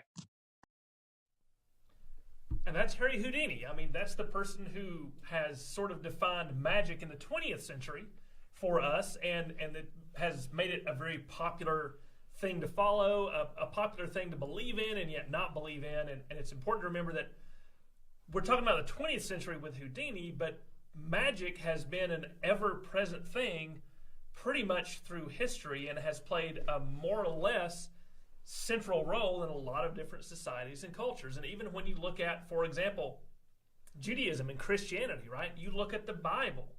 A lot of the things that are shown in the Bible are considered to be, an act of God or a power of God, but there's also stuff in there that's not quite acknowledged to be the power of God. And the thing that stands out in my mind is, of course, when Moses is trying to convince the Pharaoh to let the Israelites go, they talk about the Pharaoh's magicians doing cheap tricks, and the magicians take their staffs and throw them on the ground, and they turn into snakes. And Moses cast his staff down, and of course his staff, possessing the power of God, consumes the other snakes to show the greater power, but the Bible sort of acknowledges that those magicians could make their staffs turn into snakes, right?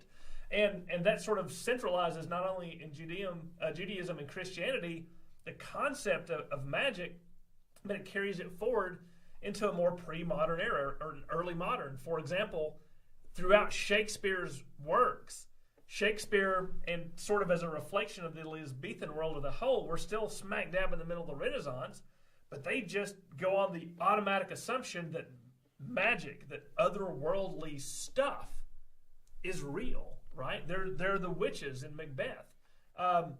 There's magic everywhere. There's in the Tempest, and even Hamlet himself says there are more things in heaven and earth, Horatio, than are dreamt of in your philosophy.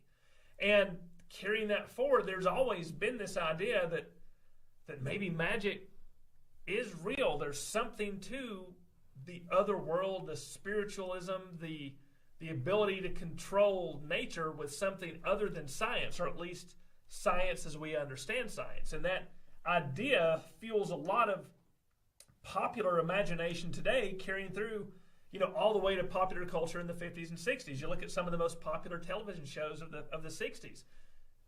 My Dream of Jeannie, right? Jeannie herself is a totally magical creature. Bewitched, that wonderful show with Samantha.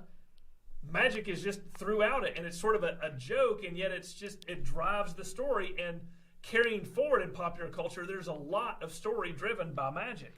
So if you look at any of the Disney movies that are popular, from the beginning of Snow White and the Evil Queen and the poison apple that she creates, and then she changes herself from this beautiful queen into an old hag to go, see Snow White, up through you have, Cinderella and her fairy godmother, who comes and changes her rags into a beautiful dress and a pumpkin into a carriage with the use of her magic wand, and she sings bibbidi bobbidi boo and says the magic words, and then Cinderella gets to go off with her horse, mice, carriage, pumpkin thing to the ball until midnight, and then all the illusion unravels and she's left again in her rags. And then you have Sleeping Beauty, where you also have Maleficent, she's really scary. Yes. And she changes herself into a dragon. And she also has this, staff that she has at all times, and scary ravens that encircle her. And this idea of evil magic. But you also have good magic. Because, in Snow White and Sleeping Beauty, you have the evil queens, people who are out to get the princess, but then you also have the fairy godmother who has good magic, who's going to help Cinderella.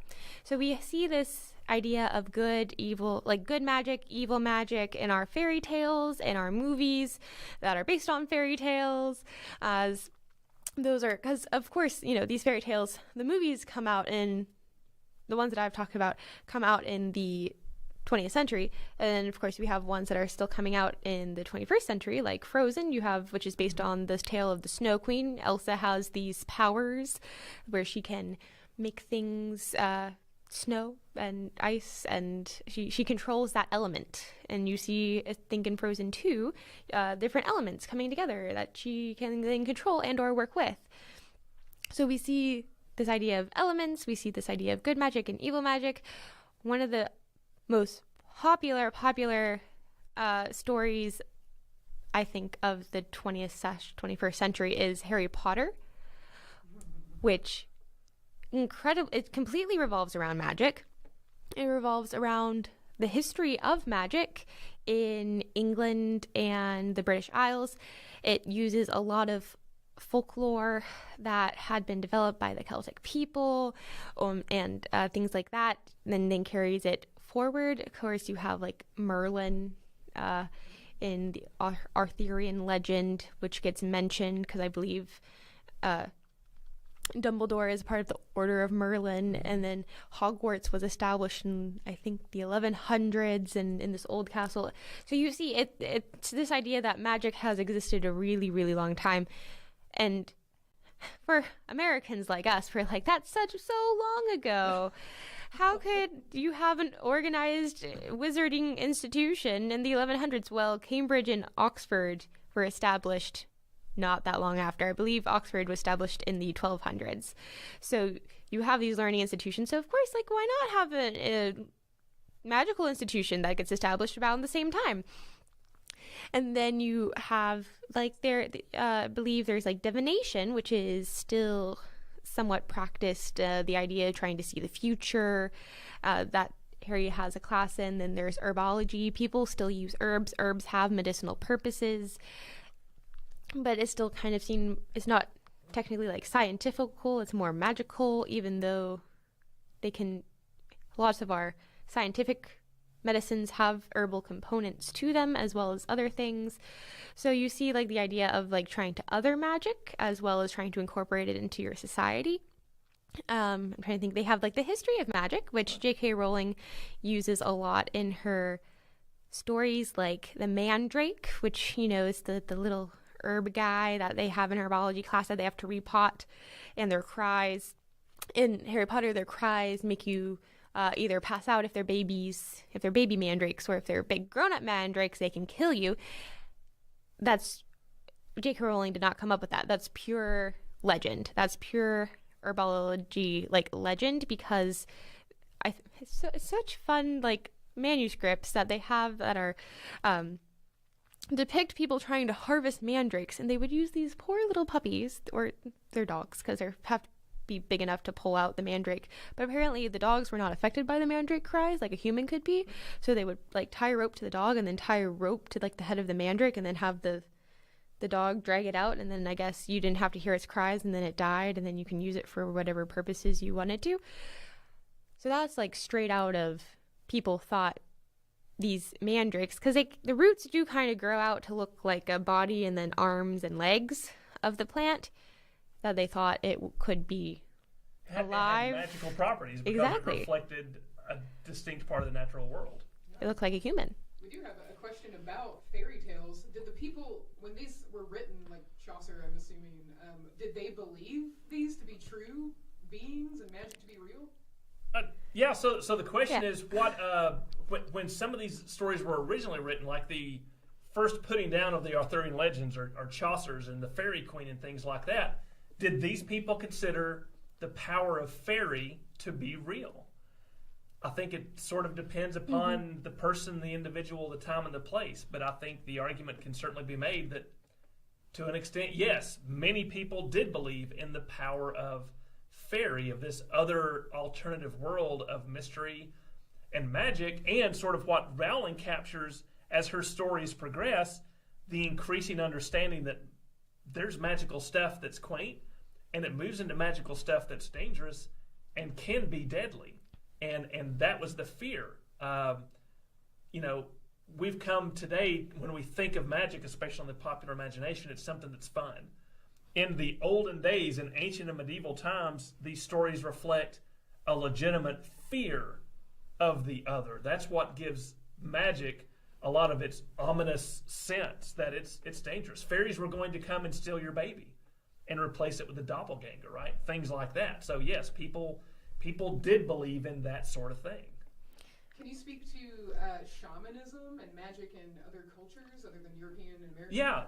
Yeah. So magic, as we're using the term now, did exist in other cultures.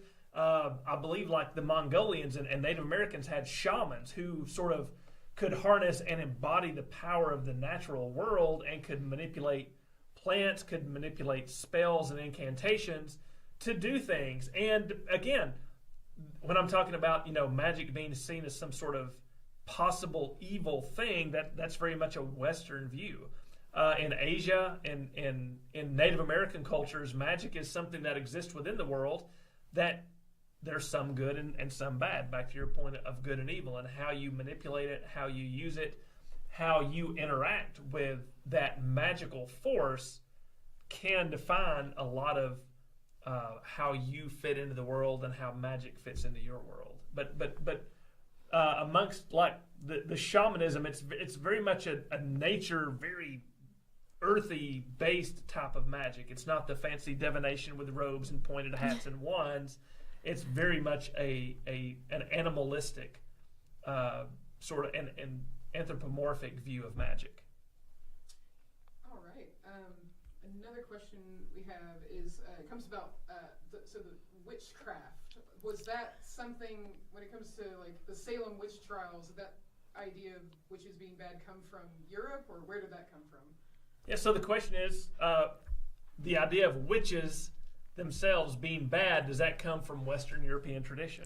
So I guess from when we have the ideas of like the witch trials and the witch hunts, that starts off with James I, who Shakespeare was writing some of these plays for, and how you see witches portrayed in Shakespeare's writing also reflect how he is either playing with or playing to or playing off of this James I, the king's fear of witches. James I wanted to eradicate England of witches and witchcraft, because there's also the idea that witchcraft is devil worship. So that kind of magic that derives not from necessarily nature or God, but from evil, which gives a connotation to evil magic or evil uses of magic. There are women who have fallen under the sway of specifically Satan himself or some of his demons. And therefore you have the idea of like burning these witches to have them stop killing your crops or spreading illness and disease or these other things that they accused them of, but they probably had no part in at all. And you see that somewhat carried over to America when you have the Salem witch trials. If you ever have read The Crucible, which is not necessarily, it's a fictionalization of the Salem witch trials, it's not like, oh, I saw this person doing like this incantation with a wand. It's no, I saw the proctor with the devil and having like fellowship with the devil or a demon, and that being what witchcraft is. So you also have different ideas of what magic is, what witchcraft is, in different time periods and different cultures. So I don't remember. Did that answer the question? Yes.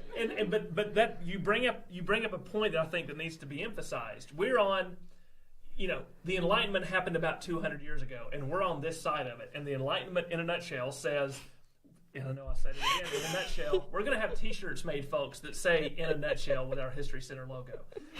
In a nutshell. In a nutshell, the idea of the Enlightenment is that we can explain everything in the world through a rational approach and through scientific examination and experimentation.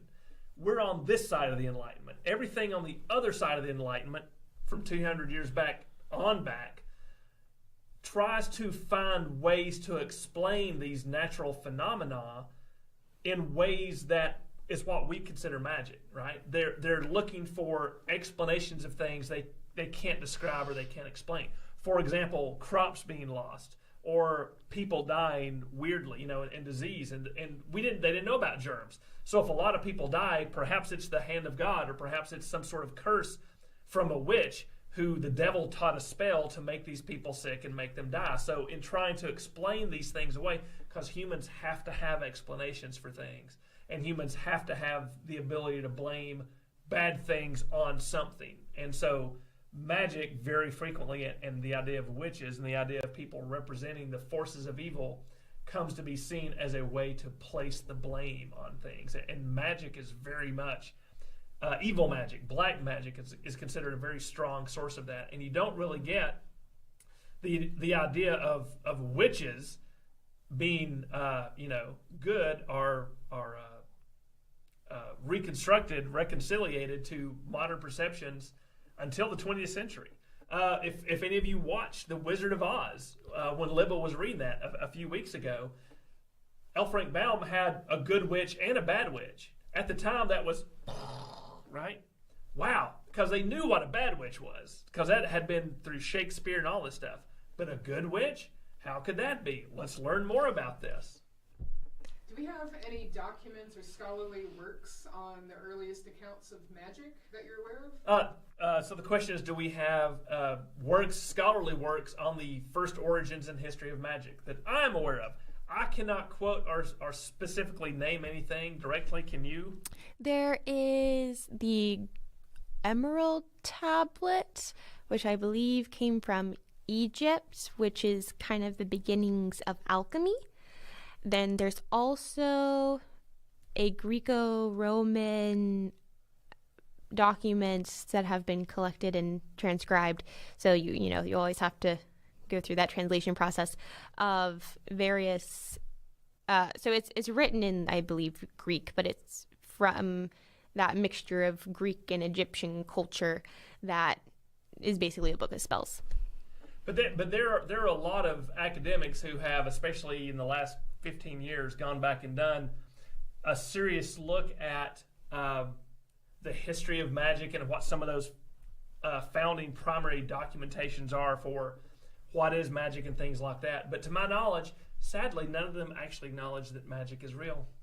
Silly academics and their enlightenment. And we don't have any other questions, but for your research, is there anything else that we missed that you wanted to touch on? Well, and some of the things about magic, I think it's very visceral within the human condition and the human psyche. Even though, again, we're on this side of the Enlightenment, we're in the 21st century with technology that can look up any information using a box in our pocket and satellites that go around the world.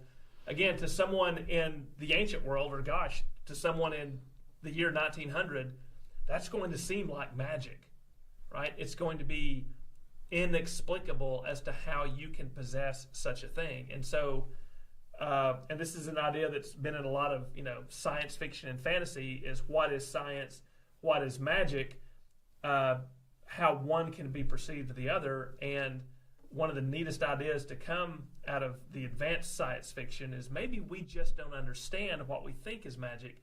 Maybe it really is a scientific part of the natural world that we don't understand, and maybe somehow the closer we go down those paths, maybe they do become intertwined in a certain way, right? So that's an incredibly brief history of magic, of illusion, of some of the great players in the 20th century and the late 19th century as to how it works. But that's all we're going to have time for today. There's Marie again, as always. So glad to have you. And don't forget, this is our last full week of broadcast and live streams. With the academic year ending, we're going to sort of take a step back. But your digital membership, if you want to sign up for that, can keep getting you the content. We're going to do more broadcasts. We're not going to stop doing them completely. We're still going to have broadcasts at least once a week, maybe twice. So go on, click in the chat. There's going to be a link to our digital membership. If you want to just make a donation to help us going, you can always go to our website, click on that donate button. Tomorrow, we're going to have a presentation on some of the weapons through history, swords and some of the earliest firearms. If here in Northeast Georgia the weather permits, we'll be able to do some of that outside. If not, we'll do some things here in the studio that are also a lot of fun. But until then, at 2 p.m. Eastern Standard tomorrow, please join us. Stay safe. Take care. History Center, please hold. History Center, please hold. History Center, please hold. Please hold. Please please hold.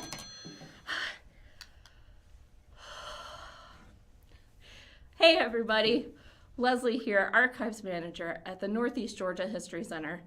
We have so many fascinating artifacts, photographs, and documents in our archives, like all of these super cool phones.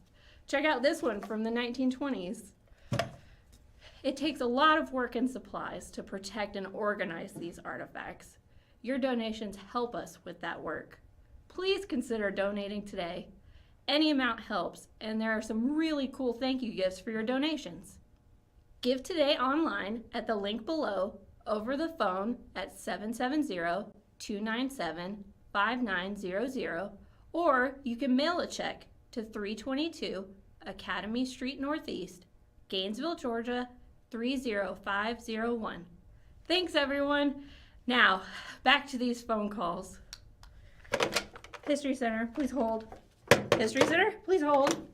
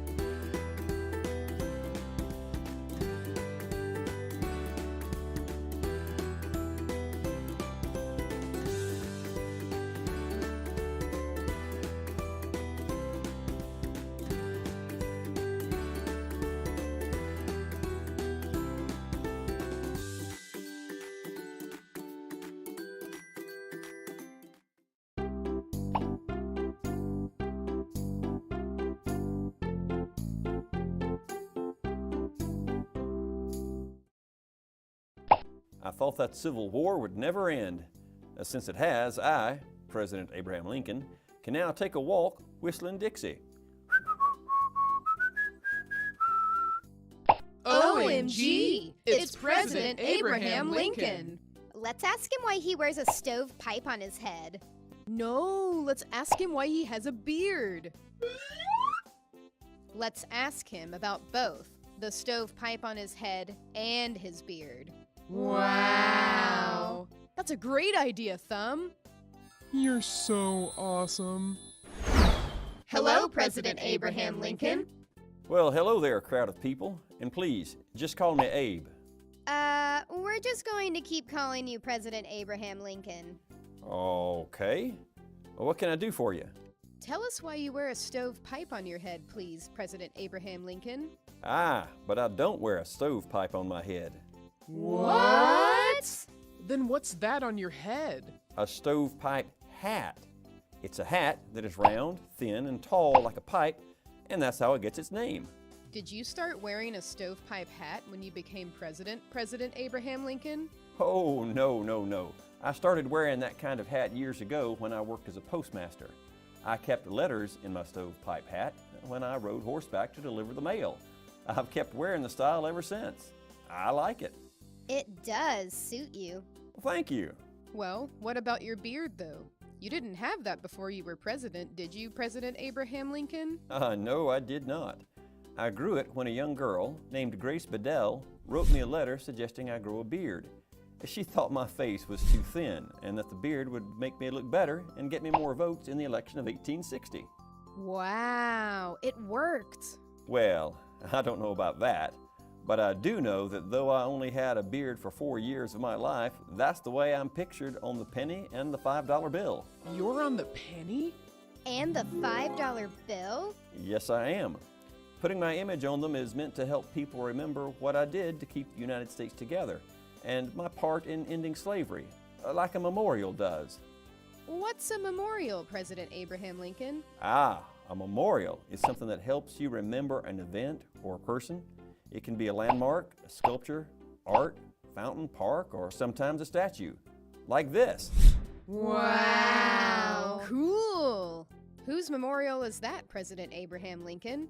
Oh, well, It's mine. It's the Lincoln Memorial in Washington, D.C. You've got a memorial named after you? You're on the penny and the $5 bill? And you still talk to us. Thanks, Abe. You're welcome.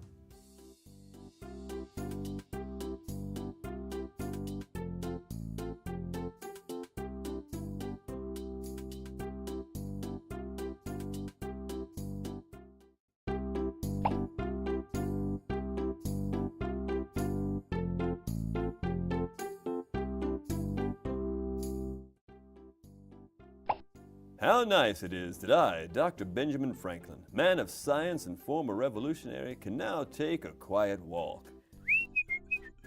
OMG, it's man of science and former revolutionary Dr. Benjamin Franklin. Let's ask him about inventing electricity. No, let's ask him about discovering electricity. No, he invented electricity. Nuh-uh, he discovered electricity. Invented. Discovered. Invented. Discovered. Invented. Like, what are you even talking no, about? he discovered electricity. He found it. Do you even know the difference between inventing and discovering? Come on. You guys, he's right there.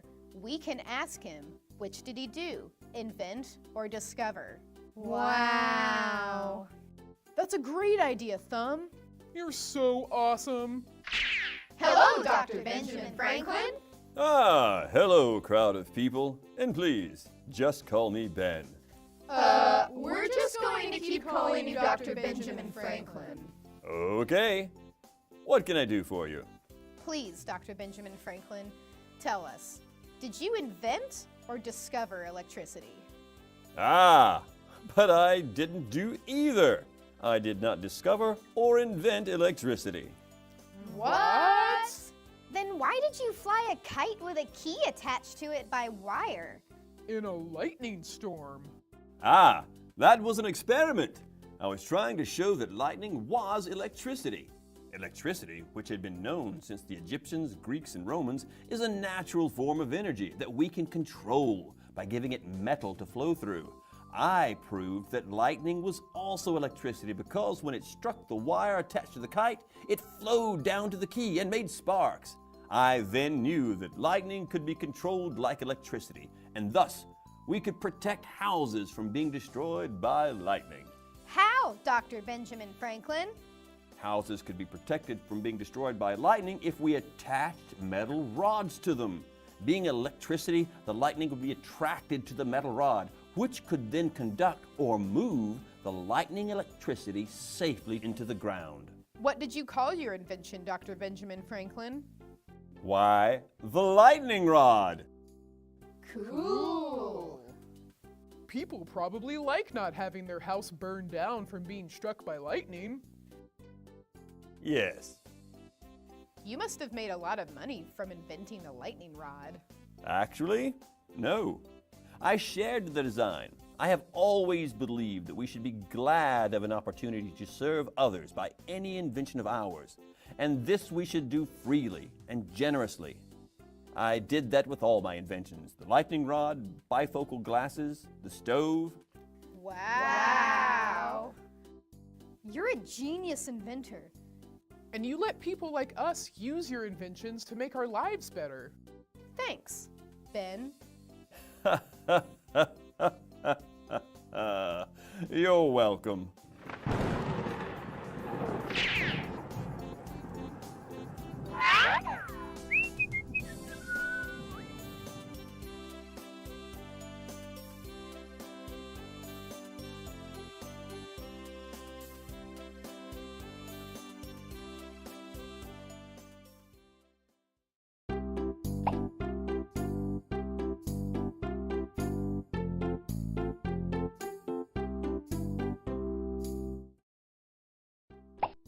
How nice it is that I, Girl Scout founder Juliet Gordon Lowe, can take a healthy walk outside my home.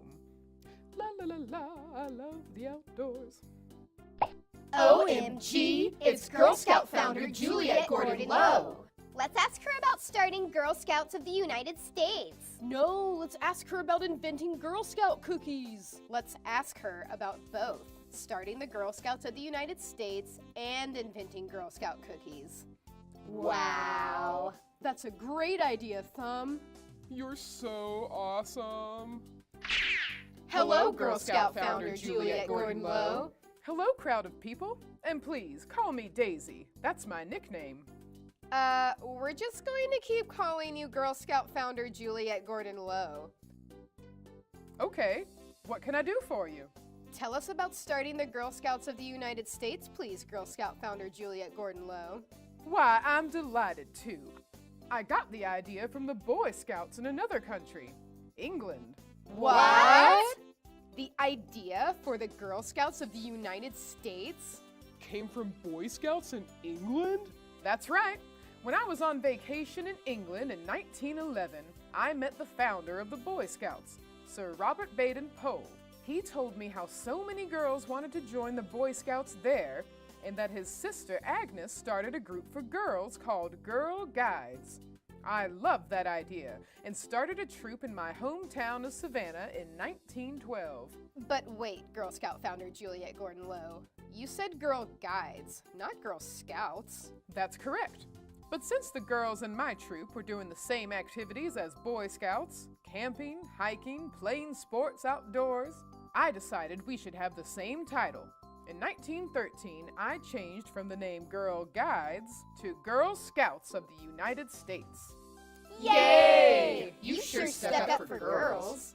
So, Girl Scout founder Juliet Gordon-Low, was it after changing the name to Girl Scouts that you invented Girl Scout cookies? No, because I did not invent Girl Scout cookies. You didn't invent Girl Scout cookies?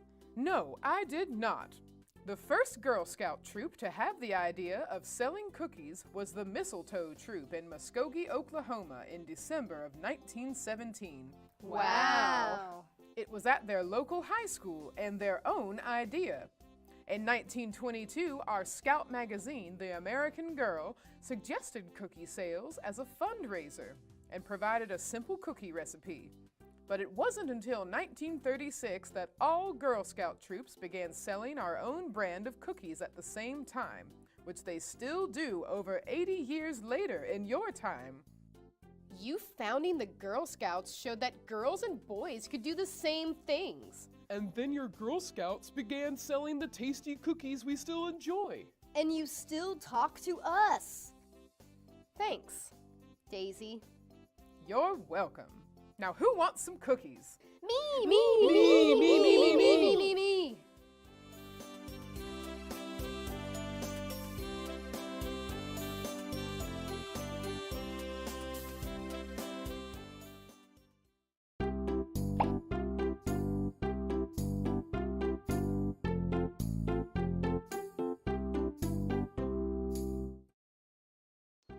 Ah, how nice it is that I, Mary Musgrove, Colonial Georgia's famous cultural mediator and interpreter, can take a nice quiet walk outside. OMG! It's Colonial Georgia's famous cultural mediator and interpreter, Mary Musgrove. Wait, I don't know what a cultural mediator is. Let's ask her what that is. Wait, I don't know what an interpreter is. Let's ask her what that is. Cultural Okay, but maybe mediator, we can that's just way ask more her what an interesting. But I want to know what a interpreter means. Why is it so cultural difficult? We could ask mediator her is. what that What means does that first, even and then mean, maybe a get to your mediator question. I mean, cultural? Hey, why don't we ask her both? What a cultural mediator is and what an interpreter is. Whoa! You're like totally right, Thumb. You're so smart. Hello, Colonial Georgia's famous Mary Musgrove. Hello, crowd of people, and please, call me Mary. We're just going to keep calling you Colonial Georgia's famous Mary Musgrove. All right, what can I do for you? Please, Colonial Georgia's famous Mary Musgrove, tell us what a cultural mediator is. Sure. It's someone who can bring people of different races, countries, or societies together because they have ties to both groups. In my case, my father was an English trader and my mother was a Native American of the Yamakra tribe. That's why I have two names. Mary Musgrove is my English name, and Kusapanakisa is my Yamakra name, which means beautiful. When I was young, I learned to speak Muskogee and English. I learned about the different customs of both the Creek tribe and British customs in the colonies. I even learned about the deerskin trade between Native Americans and English traders when I was a little girl. I then married an English trader named John Musgrove and helped run the business through interpreting. Interpreting. That was our other question. Colonial Georgia's famous Mary Musgrove, what is an interpreter? An interpreter is someone who can speak the language of at least 2 different groups, like I did with Muskogee and English, and tells each group what the other wants to say, like I did with our trading post. I was so good at interpreting trade deals that I eventually ran the post. Wow. Cultural mediator and interpreter Mary Musgrove, where is your trading post? It was at Yamacraw Bluff on the Savannah River. It was known as the Cow Pens and became the center of the English-Indian deerskin trade, which was tribes like the Creek and Cherokee trading the skins of the deer they hunted to us and other English traders for finished goods like guns, copper pots, and iron tools. Is that how you came to know James Oglethorpe? Yes! James Oglethorpe wanted to make Georgia a British colony and needed an interpreter. But I became much more than an interpreter. I was a peace dealer. I helped James Oglethorpe and the chief of the Yamacraw tribe, Tomachichi, create the Articles of Peace and Commerce so that Native Americans and English colonists could trade and live among each other peacefully. You must have been a celebrity in Savannah. I was quite well known. I even went to England to meet King George II. Wow. So without you, the founding of Georgia might not have been very peaceful. There could have been, dangerous misunderstandings. And the English and Native Americans might not have worked together. Thanks, Mary. You're welcome.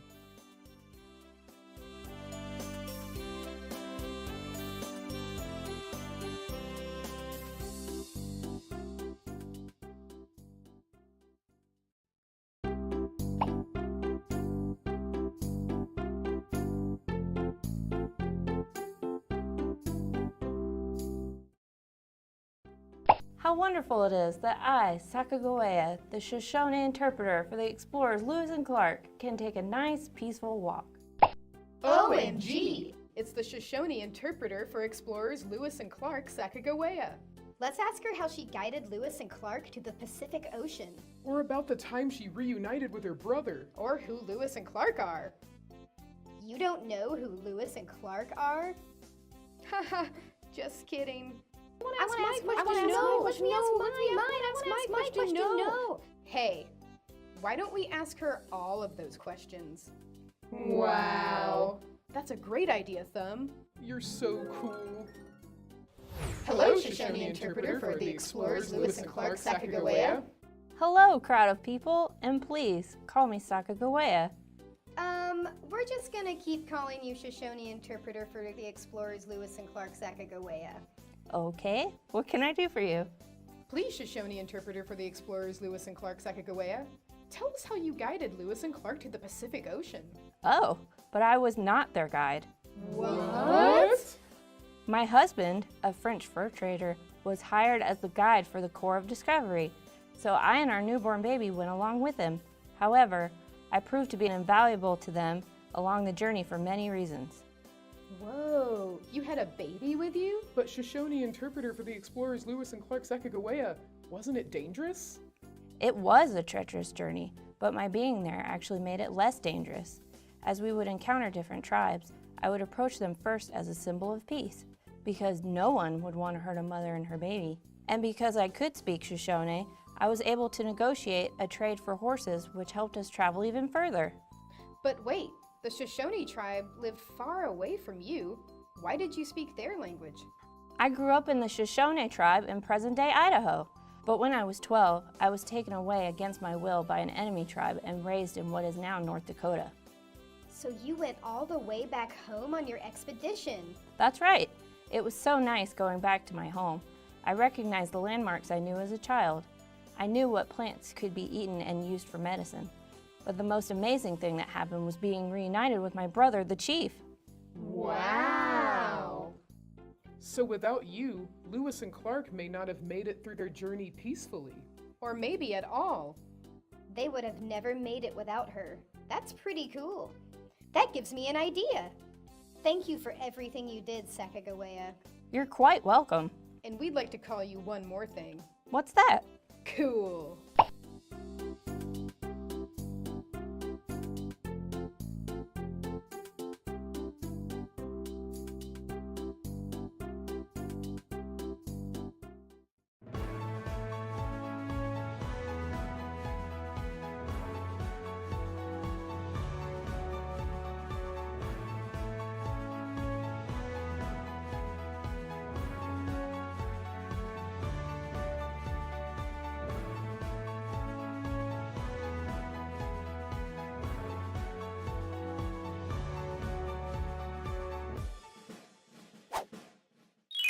Hello, welcome to Quick History.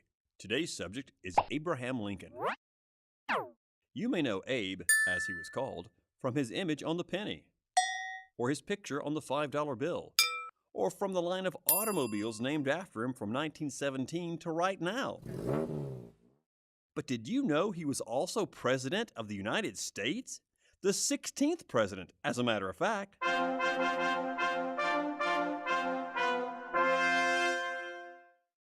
And that for most of his life, he didn't have a beard.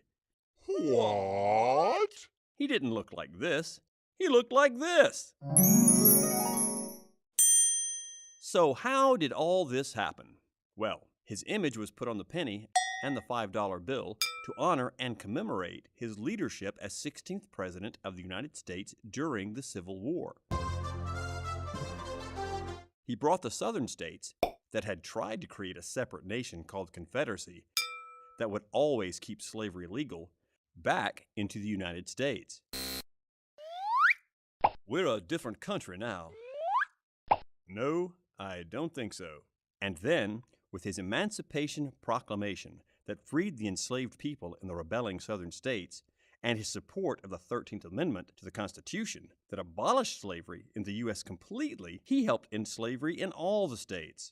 As for those cars that are named after him, Abraham Lincoln was known as Honest Abe because, well, he was really honest. And they thought I couldn't tell a lie. So, in August 1917, businessman Henry Leland, whose first vote for president had been Lincoln back in 1864, named his new company the Lincoln Motor Car Company after Abraham Lincoln because he thought people would trust the car more. Nice car. What's it called? It's a Taft. No thanks. It's a Lincoln. I'll take 2, please. And now, the beard.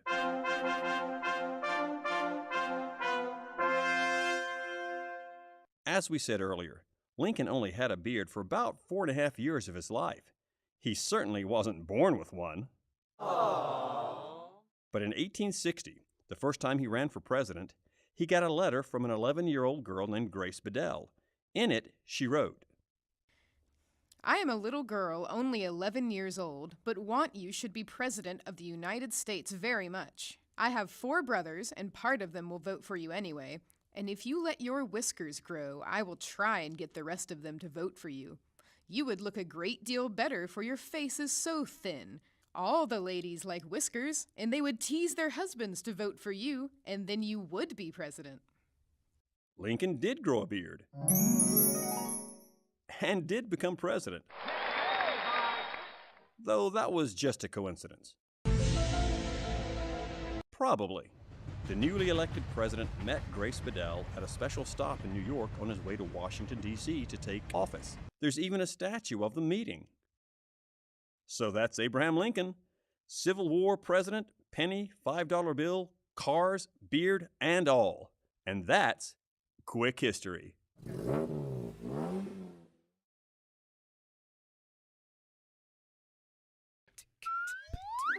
Welcome to Quick History. Welcome to Quick History. Welcome to Quick History. Hello, welcome to Quick History. Today's subject is Harriet Tubman.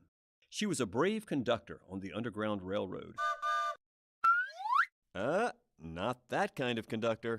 Helping the enslaved escape to freedom. A leader on the Combahee River Raid in the Civil War that liberated over 750 enslaved men, women, and children. And a suffragist who fought for the right to vote for women. All women. Harriet was born into slavery in the year 1820 on the eastern shore of Maryland. For the next 19 years, she was held as human property, a slave, forced to serve as a maid, check muskrat traps in nearby marshes, drive oxen, plow, and haul logs, until she finally escaped to the free state of Pennsylvania in 1849. Once she had her own freedom, Harriet made many journeys to help others become free, and her journeys into the land of slavery put her at tremendous risk. But she used a variety of tricks to avoid deception. She once disguised herself with a bonnet and carried 2 live chickens to give the appearance of running errands. Finding herself walking toward a former owner in Maryland, she yanked the strings holding the birds' legs, and their squawks and flappings distracted him while she walked calmly by. Another time, Harriet recognized a fellow train passenger as a slave owner who knew her. She snatched a nearby newspaper and pretended to read, and since she was known to be illiterate, the man ignored her. Her most daring feat of rescue, though, was during the Civil War, when a United States Army force of black soldiers raided a collection of plantations along South Carolina's Combahee River. Harriet served as an advisor, accompanying the raid. When the steamboats sounded their whistles, the enslaved throughout the area knew they were being liberated, and Harriet was there to help them on board, even when they were carrying pigs. Over 750 people were freed, and the Boston newspaper, The Commonwealth, said, "Colonel Montgomery and his gallant black soldiers, under the guidance of a black woman, dashed into the enemy's country, striking terror into the heart of rebeldom, and brought off nearly 800 slaves without losing a man or receiving a scratch." It was followed by a speech from the black woman who led the raid. For sound sense and real native eloquence, her address would do honor to any man. After the Civil War ended with the United States preserved and slavery ended by the 13th Amendment to the Constitution, Harriet continued to fight for the rights of others. She became an outspoken and active suffragist, a person who fights for the right to vote. In this case, it was the right for all women to vote, since the 15th Amendment had given black men the vote as white men had. Once Harriet was asked whether she believed women ought to have the vote, and she replied, "I suffered enough to believe it." Women of the United States didn't get the national right to vote until after Harriet died, but she had shown the way forward and could still proudly say, "I never ran my train off the track, and I never lost a passenger." So, that's Harriet Tubman, conductor on the Underground Railroad, Civil War leader, and suffragist. And that's Quick History.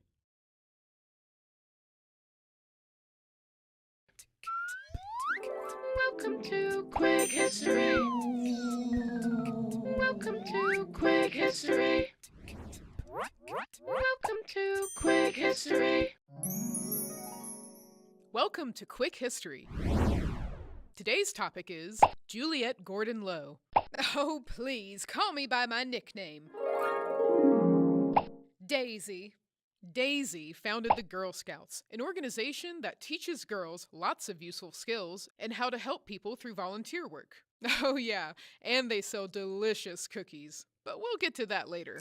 Daisy got the idea in 1911 when she met Sir Robert Baden-Powell, the founder of Boy Scouts.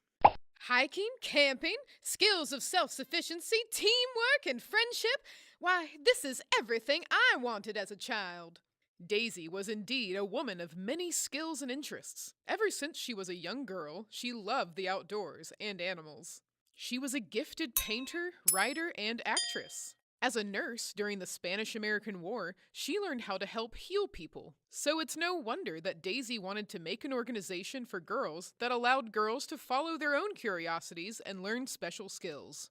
But Daisy had never expected that she would dedicate her life to such an organization. It wasn't until later in life that she had the opportunity. She suffered from hearing loss at the beginning of her marriage. She learned that she could not have children of her own, and her husband had problems of his own that left her feeling neglected and alone. This was a very sad time in Daisy's life. But after she and her husband agreed to live separate lives while still legally married, she discovered a newfound freedom. She was a woman with time and money. She used that time and money to travel the world, volunteer to help the poor, take lessons in art, and she even learned how to blacksmith. It was during this time that she discovered Boy Scouts and learned about a sister organization called Girl Guides. She took this idea back to her home in Savannah and started the American Girl Guides. She led her first troop of 18 girls, playing sports like basketball, learning military drills, nursing skills, camping and hiking, and more. It wasn't very long until her troop thought they deserved the title of Girl Scouts. Daisy agreed, and in 1913 the Girl Scouts of the USA was created, to the dismay of some. Girls can't be scouts. We'll show you. The Girl Scouts grew rapidly over the years, especially as they gained recognition for their volunteer work during World War I. Thank goodness for Girl Scouts. By the 1920s, there were over 150,000 Girl Scouts in America. Daisy would continue to spread the love of scouting all over the country, even as she became ill with breast cancer in 1926. She died at her home in Savannah, where she had started Girl Scouts. Hundreds of Girl Scouts attended her funeral. She was buried in her uniform with a note from her scouts that read, "You were the first Girl Scout and the best Girl Scout." The Girl Scouts was a very progressive organization for its time, but it was still during a time of segregation. The first African American Girl Scout troop formed in 1917. Soon after, troops for American Indians, Mexican Americans, and troops for the physically disabled formed. By the 1950s, Girl Scouts began to desegregate troops. The Girl Scout cookie fundraising model began in 1917, when a troop baked sugar cookies to raise money. The fundraising model grew in popularity, and by the 1950s, Girl Scouts began mass-producing a variety of cookies for troops to sell. So, I guess you could say the story of Girl Scouts is pretty sweet. And that's Quick History.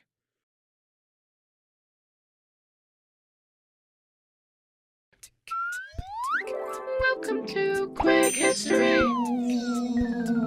Welcome to Quick History. Welcome to Quick History. Welcome to Quick History. Today we're going to learn all about the Mississippian Native American culture.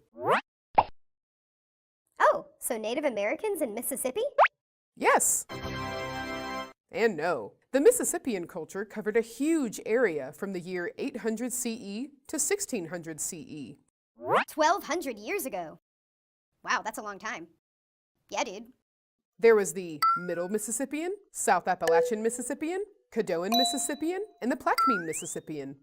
1 Mississippian, 2 Mississippian, 3 Mississippian, 4 Mississippian cultures. All of these cultures had different traditions and ways of life, but they had many things in common. Like what? They built mounds and things on top of mounds. What kind of things? Oh, you know, the chief's house, religious temples, homes, and even dance platforms. Do. Oh, yeah. Mississippians had a social structure known as a chiefdom, in which families were ranked in importance according to how closely related they were to the chief or leader. That sounds familiar. But when the chief died, it was his sister's son that would take his place. In fact, all Mississippian native tribes trace their family lineage through the women in the family. The Mississippians believe in spirits that lived in the other world and the underworld. The middle world had the humans. Welcome to sunny Middle World. They also believe that the chief had a special connection with the spirits. We're tight. For food, Mississippians ate a lot of corn, or maize, Amazing. squash, especially pumpkin, and beans, which grew well with corn.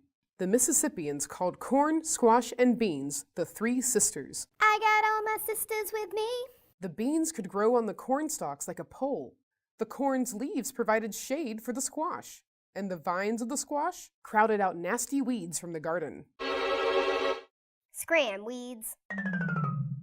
Food would be stored in clay or wooden pots made by the women in the tribe. There were also items for special occasions, like ceremonies. These were made from conch shell, all the way from the ocean.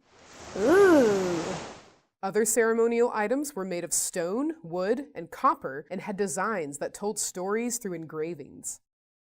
Materials to make special items like shell pottery, arrows, beads, and woodworking tools were traded between tribes across hundreds of miles. Sweet shell. I'll trade you. Okay, that's cool. But what did they do for fun? Mississippians played games like Chunky, in which a player would roll a large stone disc, then toss a wooden spear where they thought the disc would stop rolling. Nice roll, man. They would hang out with their families and tell stories. Men in particular were expected to be great orators or storytellers. Since there was no written language of the Mississippians, storytelling was a very important and entertaining part of life. This way of life changed for the Mississippians in 1540 AD, when Spanish explorers arrived in what they called the New World. Not new to us. Hernando de Soto was the first European explorer to meet Mississippians in current-day Georgia. He and his team of 620 soldiers, or conquistadors, Spanish for conquerors, were in search of gold and other valuables to take back to Europe. As de Soto's team made their way through the lands of Mississippian natives, they did not treat them with respect. Despite their complex societies, the natives were seen as inferior. The explorers took control of villages, stealing their food supplies and even engaging in battle. This resulted in thousands of natives dying. But even more deadly than the fighting were the diseases that de Soto's explorers brought with them from Europe. Measles and smallpox were diseases that were not found in North America, so the natives had no immunity or protection to fight them off. In just a few generations, the Mississippian culture collapsed. With no one to tend to them, the mound complexes became overgrown with trees. With no one to celebrate the spirits of sun, rain, and wind, their ceremonies ceased and their stories were forgotten. Ironically, Hernando de Soto, whose expedition brought disease to the Mississippians, died of disease himself on the banks of the Mississippi River, his mission a failure. The Mississippian natives that did survive eventually developed nations like the Creek, who were joined in former Mississippian lands by the Cherokee migrating southward. These two nations, along with other tribes, would later have conflict with European settlers, which we'll talk about in another episode. Today, we have archaeologists dedicated to preserving the little that is left of the Mississippian culture. You can be a part of keeping their history alive by visiting the sites that still exist, like the Etowah Mounds, Rock Eagle Effigy Mound, the Nacoochee Mound, and others, all located in Georgia. Thanks for watching. Catch you next time for another Quick History. Woohoo!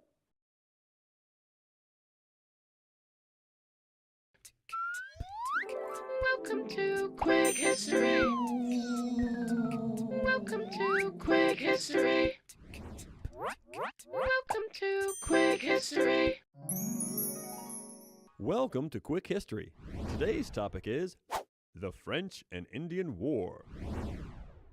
The French and Indian War took place in North America beginning in the year 1754, when the 13 original states of the United States, yay, America, were still British colonies. Not yet America. Hurrah, Britain! Now, from the name, you might think that France was fighting Native Americans, En garde. but they were actually on the same side. Tasty baguette. Thanks. And some Native Americans fought for the British. Ah. The British colonists called it the French and Indian War because that's who they were fighting. Here now, why can't we be friends? Because you keep trying to take our lands from us. Let's fight our common enemy, the British, together. Uh-oh. While in Britain, it was called the 7 Years' War because that's how long the fighting lasted in Europe. It's actually called the 7 Years' War. Right, mate. I mean, Your Majesty. But how did it all start? Please. Yes. How? Well, because Great Britain and France both claimed the land between the borders of their colonies, which of course already had Native Americans living there. And then George Washington, no, not that George, no, not that George, yes, that George, a 22-year-old officer in the Virginia militia was sent by the colonial Virginia governor, Robert Dinwiddie, to spy on what the French were up to on the frontiers. Shh, be very quiet. We're spying on the French. When Washington got suspicious of what the French were doing, he fired on one of their scouting parties, which resulted in the death of a French diplomat. Mon Dieu, I am shocked. Uh-oh. The French and their Native American allies then attacked Washington at the stockade he'd hastily built in the middle of a meadow, which he named Fort Necessity. Necessity is the mother of invention, and the name of this fort. It was a terrible fort. It barely had room to fit all the soldiers inside for protection. It was in a meadow surrounded by tree-covered hills, so the French could shoot down at Washington and his men, who couldn't see them to shoot back. Return fire! And then it flooded when it started raining during the battle. Is everyone keeping their powder dry? Washington had no choice but to give up. Can we go home now? That's up to the French. Uh-oh. Signing a surrender document, written in French, which he didn't speak, admitting he was responsible for the death of the French diplomat. This just says, I surrender, right? Oui, that is all it says. Why are you laughing? Which led to France and Great Britain going to war. We declare war on you. No, we declare war on you. We declared first. Ah, you admit you started it. No, your Judge Washington started it when he caused the death of our diplomat.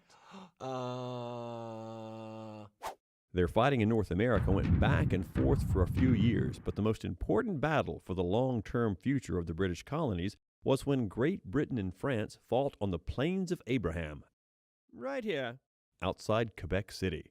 Great Britain won the battle, in which both the British General Wolfe and the French General Montcalm died. We won. I die a hero. We lost. I die disgraced. This victory effectively meant Great Britain won, confirmed by the Treaty of Paris in 1763. But the war also cost a lot of money. And to pay the war debt, new taxes were imposed by Parliament in London, right here, over the colonies, right here. But the colonies felt their own colonial governments should decide what taxes they should pay to help get rid of the war debt. Also, Parliament forbid the colonies from expanding into Native American lands. Thanks. Which the colonists also didn't like. Grumble, grumble, grumble. The conflict between Parliament and the colonies would lead to another war. Not right away, but soon.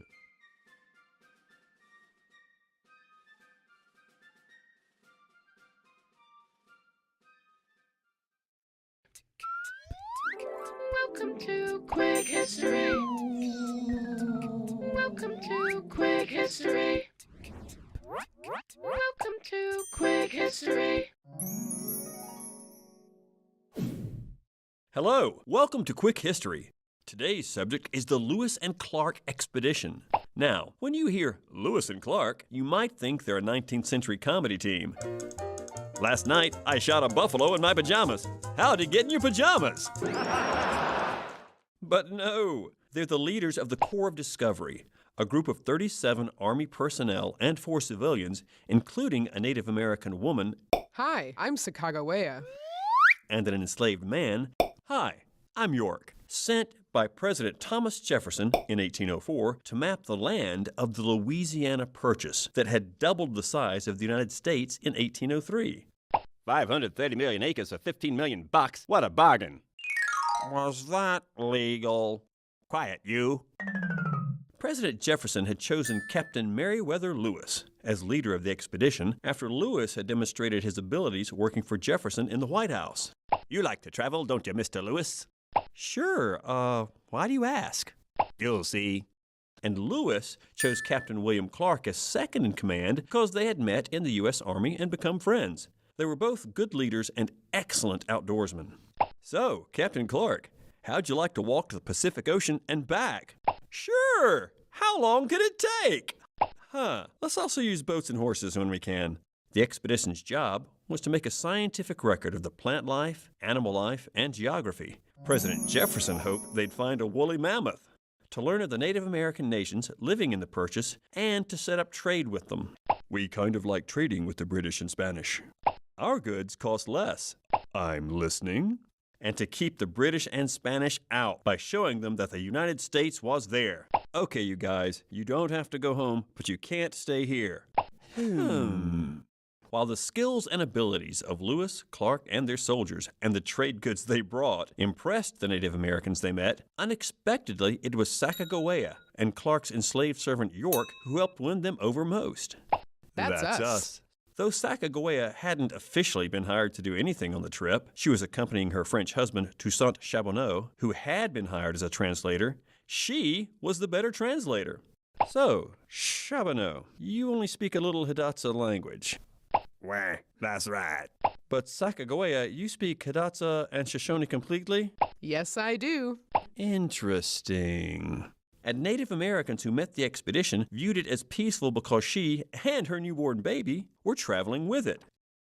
A woman with a party of men is a token of peace. And York, hi, I'm York, Clark's enslaved servant, helped in a different way. Though he excelled at going on scouting trips and trading trips, like Sacagawea, his presence made a strong impression.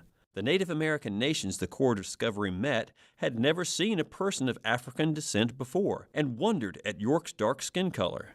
In their traditions, his skin color, along with his muscular frame, meant that he was special, imbued with what we might call a kind of magic. This guy's all right, and so are his traveling companions. And that meant the expedition was special too. So York and Sacagawea both helped keep relations peaceful along the way, making the expedition a success. Yay! In a time when the enslaved, people of color, and women did not have a public voice, Lewis and Clark treated Sacagawea and York as equal members of the Corps of Discovery, giving them equal vote in important decisions, such as where the Corps would live over the winter. Glad we voted to stay here and not travel in the winter. Huzzah! The smart and fair leadership of Captains Meriwether Lewis and William Clark, the hardiness of their U.S. Army volunteers, and the special skills and value of York and Sacagawea all helped make the expedition a success, mapping thousands of miles, recording new plants and animals, meeting new Native American nations, and marking borders with the Spanish and British. But sorry, President Jefferson, no woolly mammoths. Ah, shucks. So, that's the Lewis and Clark expedition, and that's Quick History.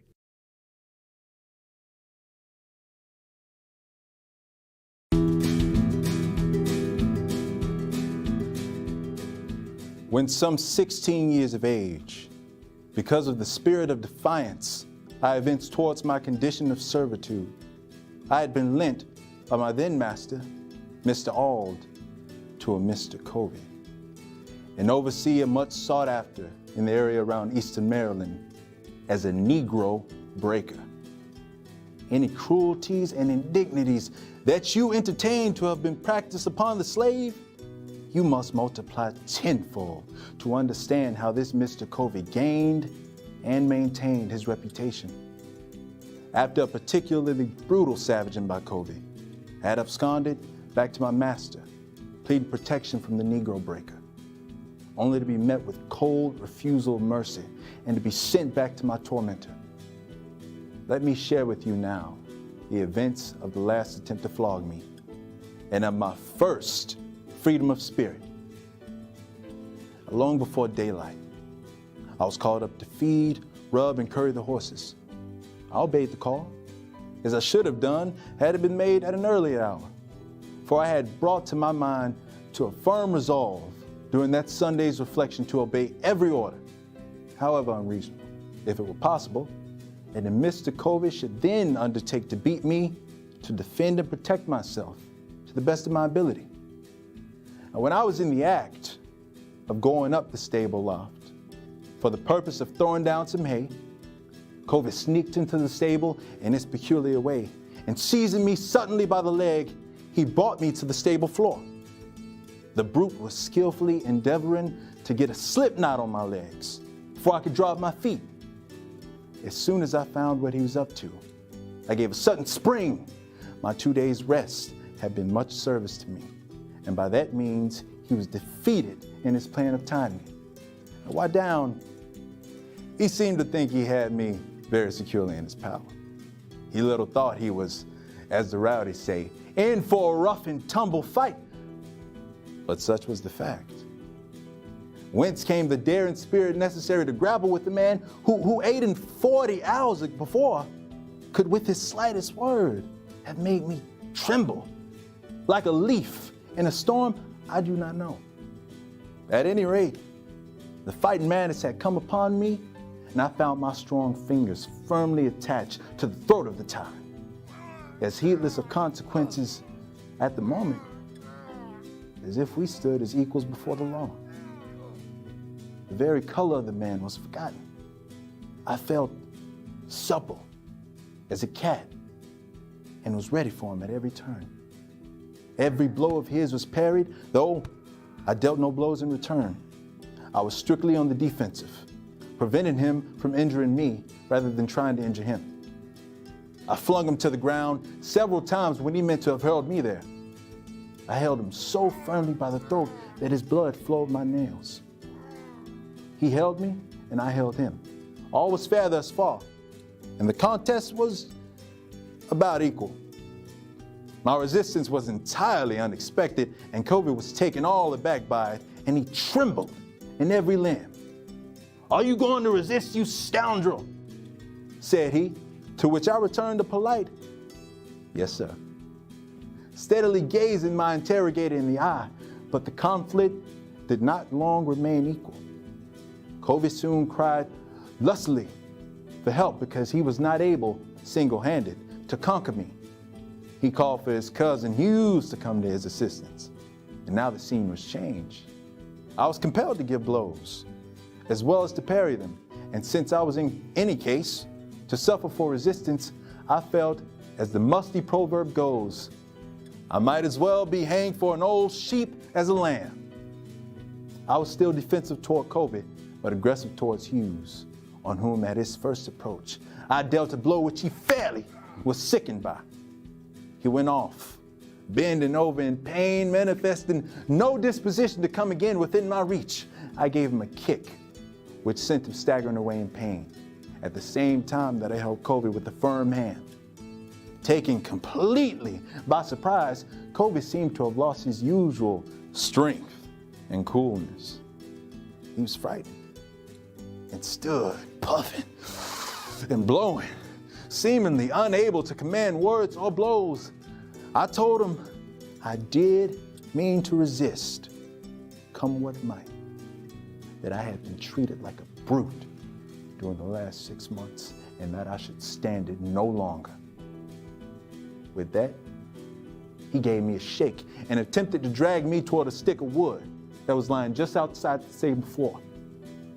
He meant to knock me down with it, but just as he leaned over to get the stick, I seized him with both hands by the collar, and with a vigorous and sudden snatch, I threw my assailant his full length onto the floor. We were on the not so clear ground, for now we were in the cow yard. By this time, Bill, the hired man, came home. He had been to Mr. Helmsley's to spend Sunday with his nominal wife. Kobe, holding me, called upon Bill to assist him. The scene here had something comic about it. Bill, who knew precisely what Kobe wished him to do, affected ignorance and pretended he did not know what to do. "What shall I do, Master Kobe?" said Bill. "Take hold of him, take hold of him," said Kobe. With a toss of his head peculiar to him, Bill replied with spirit, "Indeed, Master Kobe, I want to go to work. My master hired me to work and not to help you with Frederick." It was my turn to speak. "Bill," I said, "don't you put your hands on me." To which he replied, "My God, Frederick, I ain't gonna touch you." And Bill walked off, leaving Kobe and myself to settle our differences as best we might. But my present advantage was threatened when I saw Caroline coming to the cowshed to milk, for she was a powerful woman and could have mastered me, easily exhausted as I was. As soon as she came near, Kobe attempted to rally her to his aid.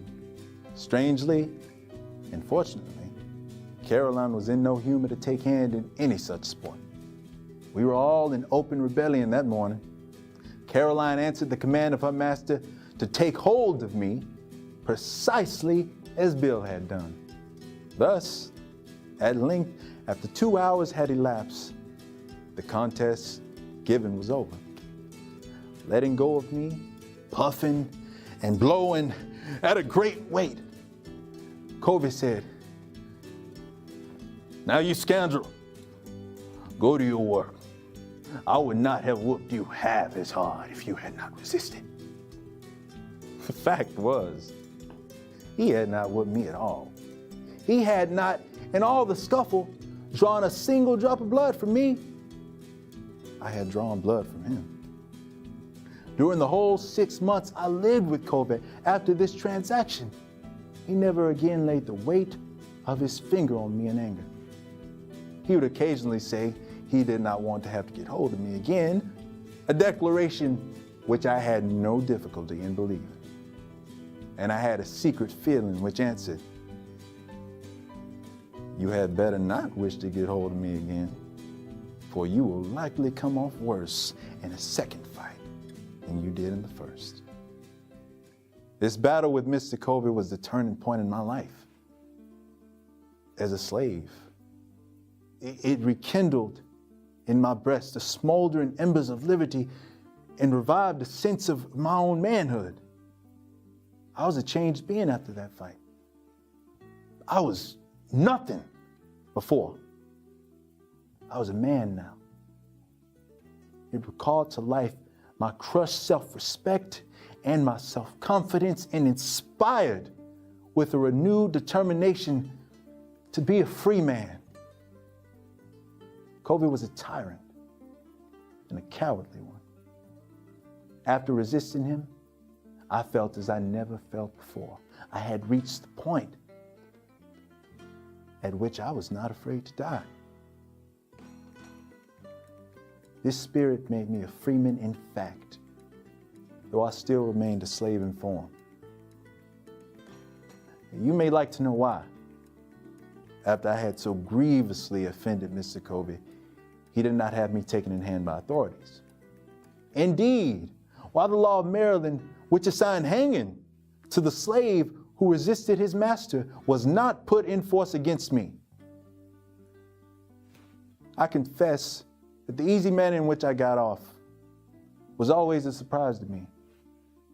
The probability that Covey was ashamed to have it known that he had been mastered by a boy of 16. He enjoyed the unbound and very valuable reputation of being a first-rate overseer and Negro breaker.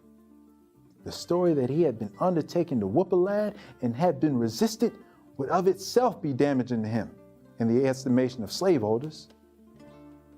It is perhaps not altogether credible to my natural temper that after this conflict with Mr. Covey, I did at times purposely aim to provoke him to an attack, but I could never bully him to another battle. Hereditary bondmen, know ye not, who would be free, themselves must strike the blow.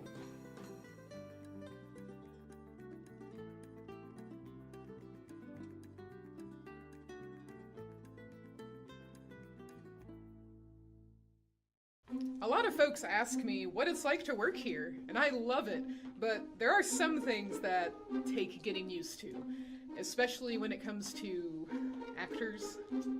Our liberty must be maintained, preserved, and inspired for all time. All right, Glenn, it's time for a sound check. Who? Surely you mean President Adams. See what I mean? Excuse me, President Adams, we need to do our sound check. Sound check? Why would you check my sound? Are you some sort of tyrant again? All right, we're good, Mr. Adams. President! Glenn.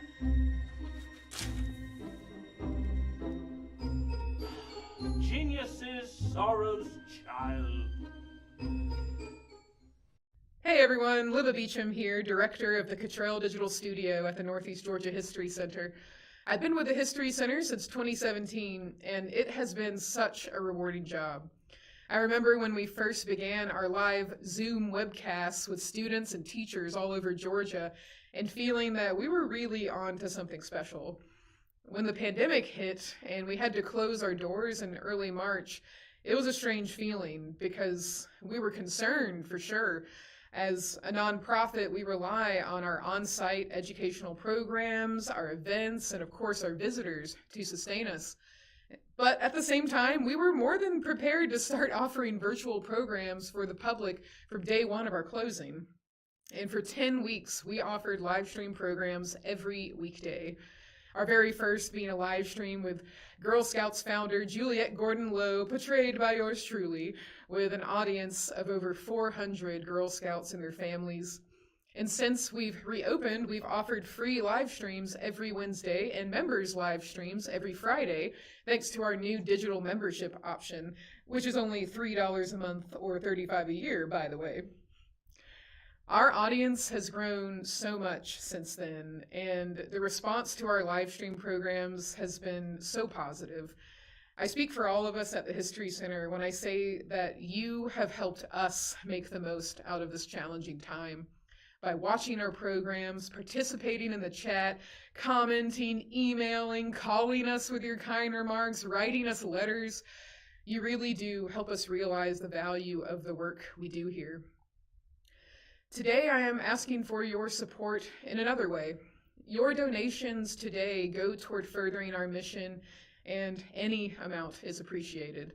And there are lots of great thank yous for your donation. So please give today at the link below, or you can call Leslie over the phone at 770-297-5900. Stop by or mail us a check to 322 Academy Street Northeast, Gainesville, Georgia, 30501. Thank you so much. And as they say, the show must go on.